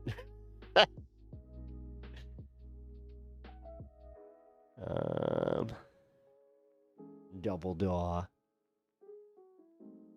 Yeah, he is, dude, he is just so fucking cute. He really is. I got the stand, man. Our Conservative has a no racism rule, and you can spot, or you can post without being vetted and approved by mods after gaining enough karma. What? Really? I mean, I just go there to occasionally see like what they're talking about. Like my big thing is if something hits r/conservative, that means that it is officially hit the conservative circles. Because every once in a while, we do need to kind of like check ourselves on that. Just be like, okay, like let's make sure that this isn't just us making something out of nothing. You know what I mean? You know what I mean? Okay, so.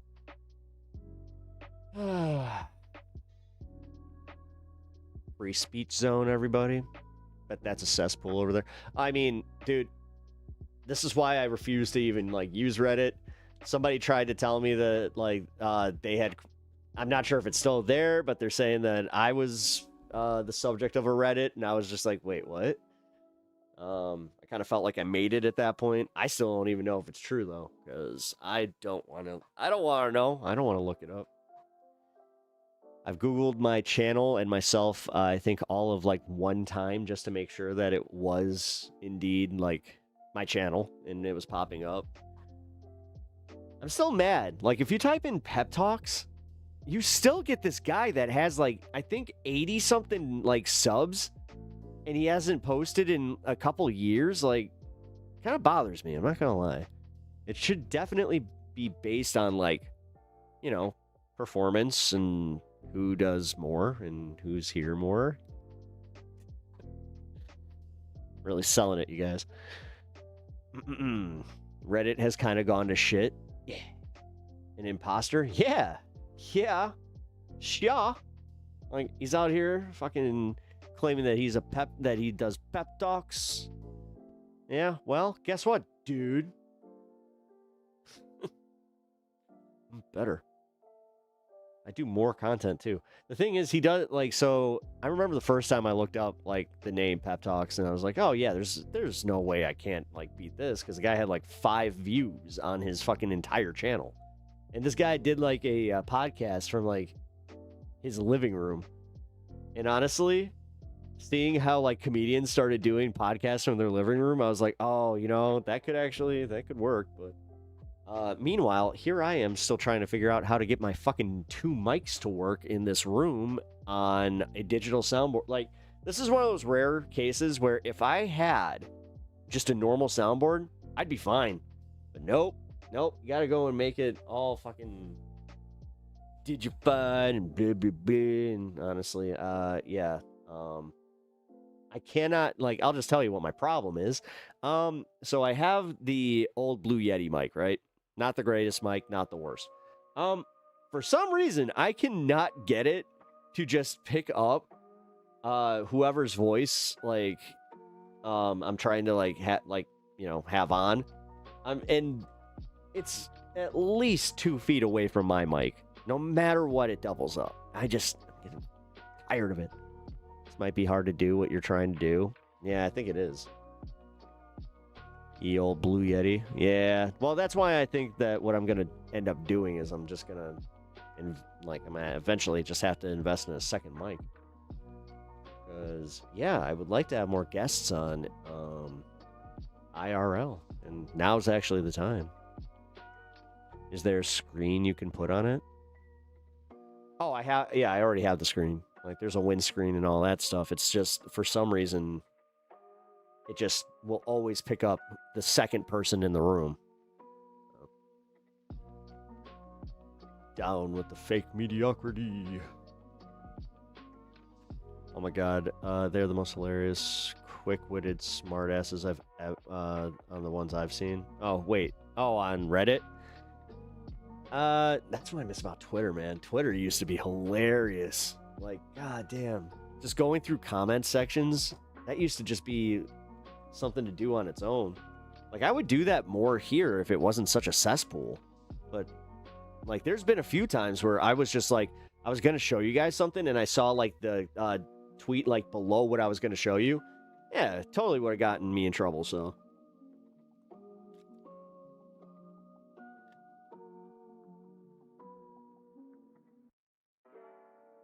Wait, the only way you can could possibly achieve this is having them be right up on the Blue Yeti and have the Yeti set to the lowest gain possible. Yeah, I've already got it on the lowest gain, but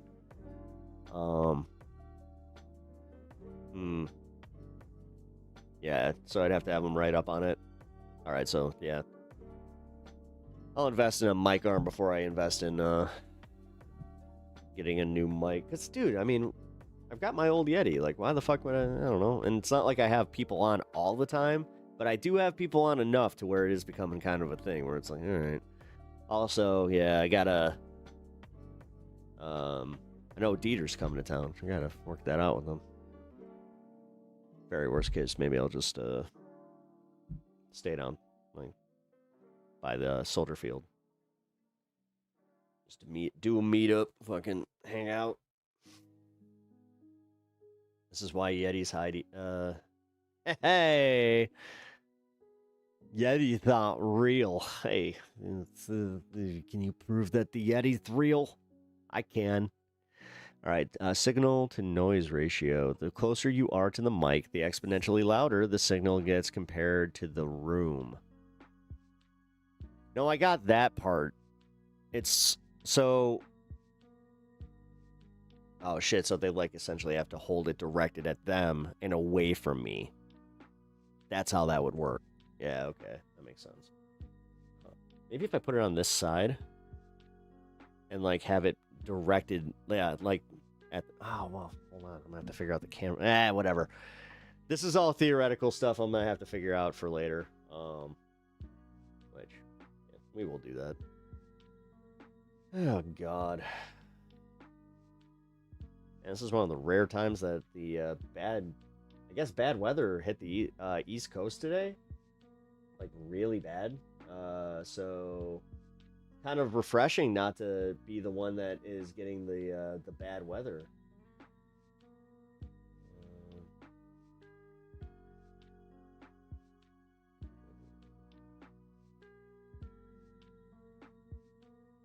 Information that the general person doesn't usually... Wait, it might... was just me giving an explanation to the phenomenon. Information on the general person doesn't usually. Oh, okay. Wait, look up the cardioid pattern of the specific microphone you have. Okay.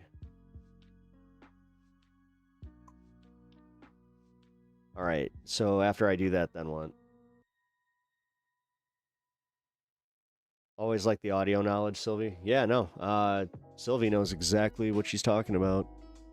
And this is kind of the bitch of it is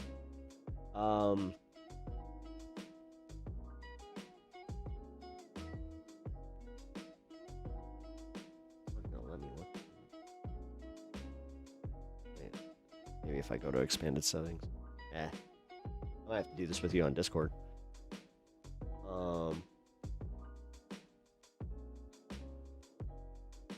You want to make sure it's on the cardioid setting. Okay, yeah. Multi-pattern, cardioid. Okay. Here.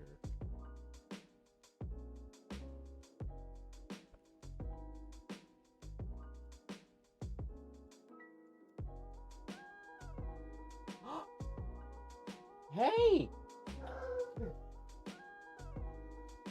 Come here. Oh, damn. My cat just, like, he doesn't do that. He just went, oh.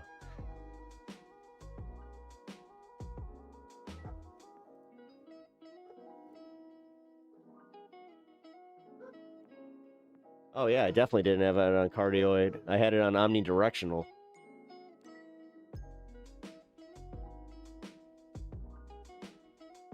Oh, that's why. No, you're right. It was the omnidirectional thing. Okay.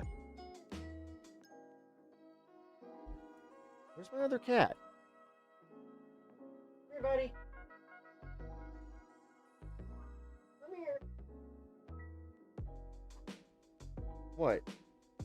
Why is it when he Oh, wow. I got a cat that's totally fucking selfish. I see how it is.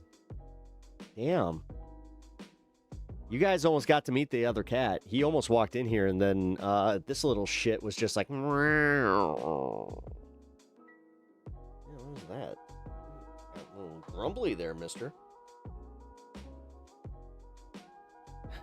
And it eliminates the proximity effect mostly. Well, that's the thing. So... I think I can get this figured out.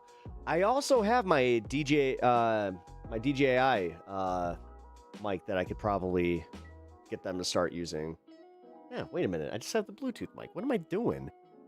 Duh. That would be the easiest way. Just have that paired here and just have them go through that. Camera hog Lido. No. You know what? Before I go, guys, I want to figure this out. Where's your brother? Where is your brother?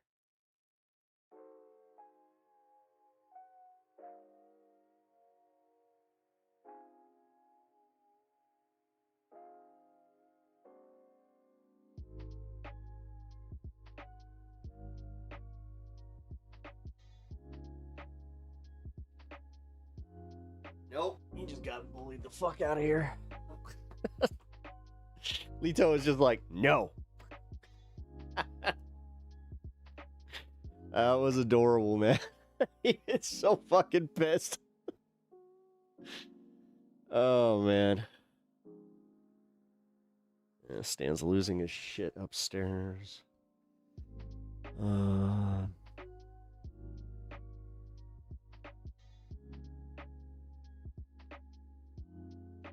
The other cat is like the hidden daughter in Meet the Osbournes. Yeah, no, essentially it is. I don't think... I honestly, like, outside of just showing you guys the few pictures and, you know, if I can snag a few videos of him fighting with my other cat, yeah, he's not like a stream cat. Because, like, the thing is, the way he likes to lay with you, you have to be in a very specific spot, like on the couch. He likes a very specific spot, like when you're laying on the bed. So, yeah, he's a very particular cat. You know what? Can't fault him. He's adorable, though. He really is. We know there is a... it's not his twin. I mean, he's pretty significantly... Well, not significantly older. He's like 5 years older than Lito. Lito's a baby. Lito's only, I think, 2 years old. Like, he's still technically... Like, he came to us just out of kitten phase. And, oh my god, dude. He was so cute. He's got pautism. We think he actually does. Like, no joke. We think that there's something up with him. But it's okay. You know? We love him anyway. Why wouldn't we? Yeah, he's definitely got a little something up. Like, he's got that thing where he thuds anytime that, like, he jumps. Hey, you. There he is. And then we got the special boy. We got the special boy. Yeah. What's up, dude? Hey, get out of the trash can. Come on. Don't sully this moment. Don't sully this moment of me praising you as a good dog. Oh no, kitty mama, take, yeah, well, chill chats are so good. Yeah, we have had chill chat, man. This has been good. This has been a good stream. I liked this stream. This was a good one. Yesterday was great. I did have that moment where I had it. Sorry again, apologies guys, but I did. It finally hit me where it was like, wow, this is just the culmination of so much shit. Who do you think will win the World Cup? Brazil. Oh. Brazil or Argentina? Not the U.S. Alex came in clutch. Yes, he did. He really did. Yeah, he actually, like, legitimately cheered me up. That was fun. Like, he knew exactly how to kind of turn that around. he did want to talk about that, which I felt bad because he was like, yeah, man, I want to talk about this. And I was just like, yeah, dude, totally. Pep, you finally see the hamster wheel. Yeah. I just hate the fact that, yeah, it all happened at the same time. Like, everything just happened at the same time. So, but all right, folks, that's it. That's all she wrote today. I do appreciate you guys hanging out. Let's see, who are we redirecting to? I think this space is still live, right? Let's see, redirect.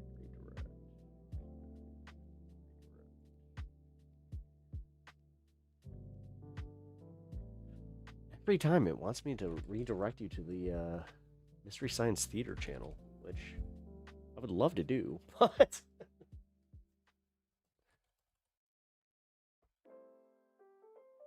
yeah, DA's on. Cool. Let's do that. All right, so you guys are going to go over to this space, hang out over there tonight, and then you guys who are just chilling here. Let's see.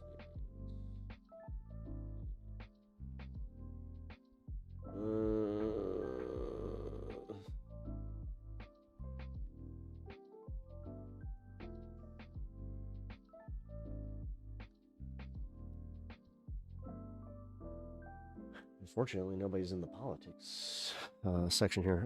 It's okay. Bye. Yeah, sorry, guys. I always hate how I do that, though. Clean 5. Yes, it has been a clean 5 today. No, this is always fun. Like, and today it was definitely fun. Let's see. Tomorrow I will be on at 6. Kind of the new starting point for our Thursdays. I've been kind of all over the place. 8 is a little too late for me to go and do like even a 4-hour stream, so yeah. But guys, I do appreciate you. Oh shit, that's right. Fuck. Tomorrow's pending the vacation situation. Vacation. I can't even call it vacation. It's me going to see my dad for his birthday. Either way, I do appreciate you guys hanging out tonight. Keep the notifications on, and I will also post in Discord what's going on. So, either way, just look out for the stuff. And hopefully, I will be here with you guys to chill. So, enough of this Midwest goodbye stuff. Good night. Just one more thing. Hold on. I'm just kidding. All right, good night, folks. Who the heck is Pep Talks? I'm not gay, but I fantasize about Marco Rubio. Pep Talks. Pep Talks.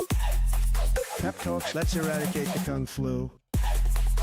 I'm literally coming. Pep Talks. Pep Talks. Who the heck is Pep Talk? They want our women. They want our children. Pep talk. Sometimes no means yes. Grab them by the pep talk. Grab them by the Marco Rubio. Obama is a racist. Pep talk. I'm literally coming. I'm pep literally talks. Coming. Pep talks. We found weapons of mass destruction. My fellow Americans, it has been confirmed today from Pep Talks that we are indeed all high on politics.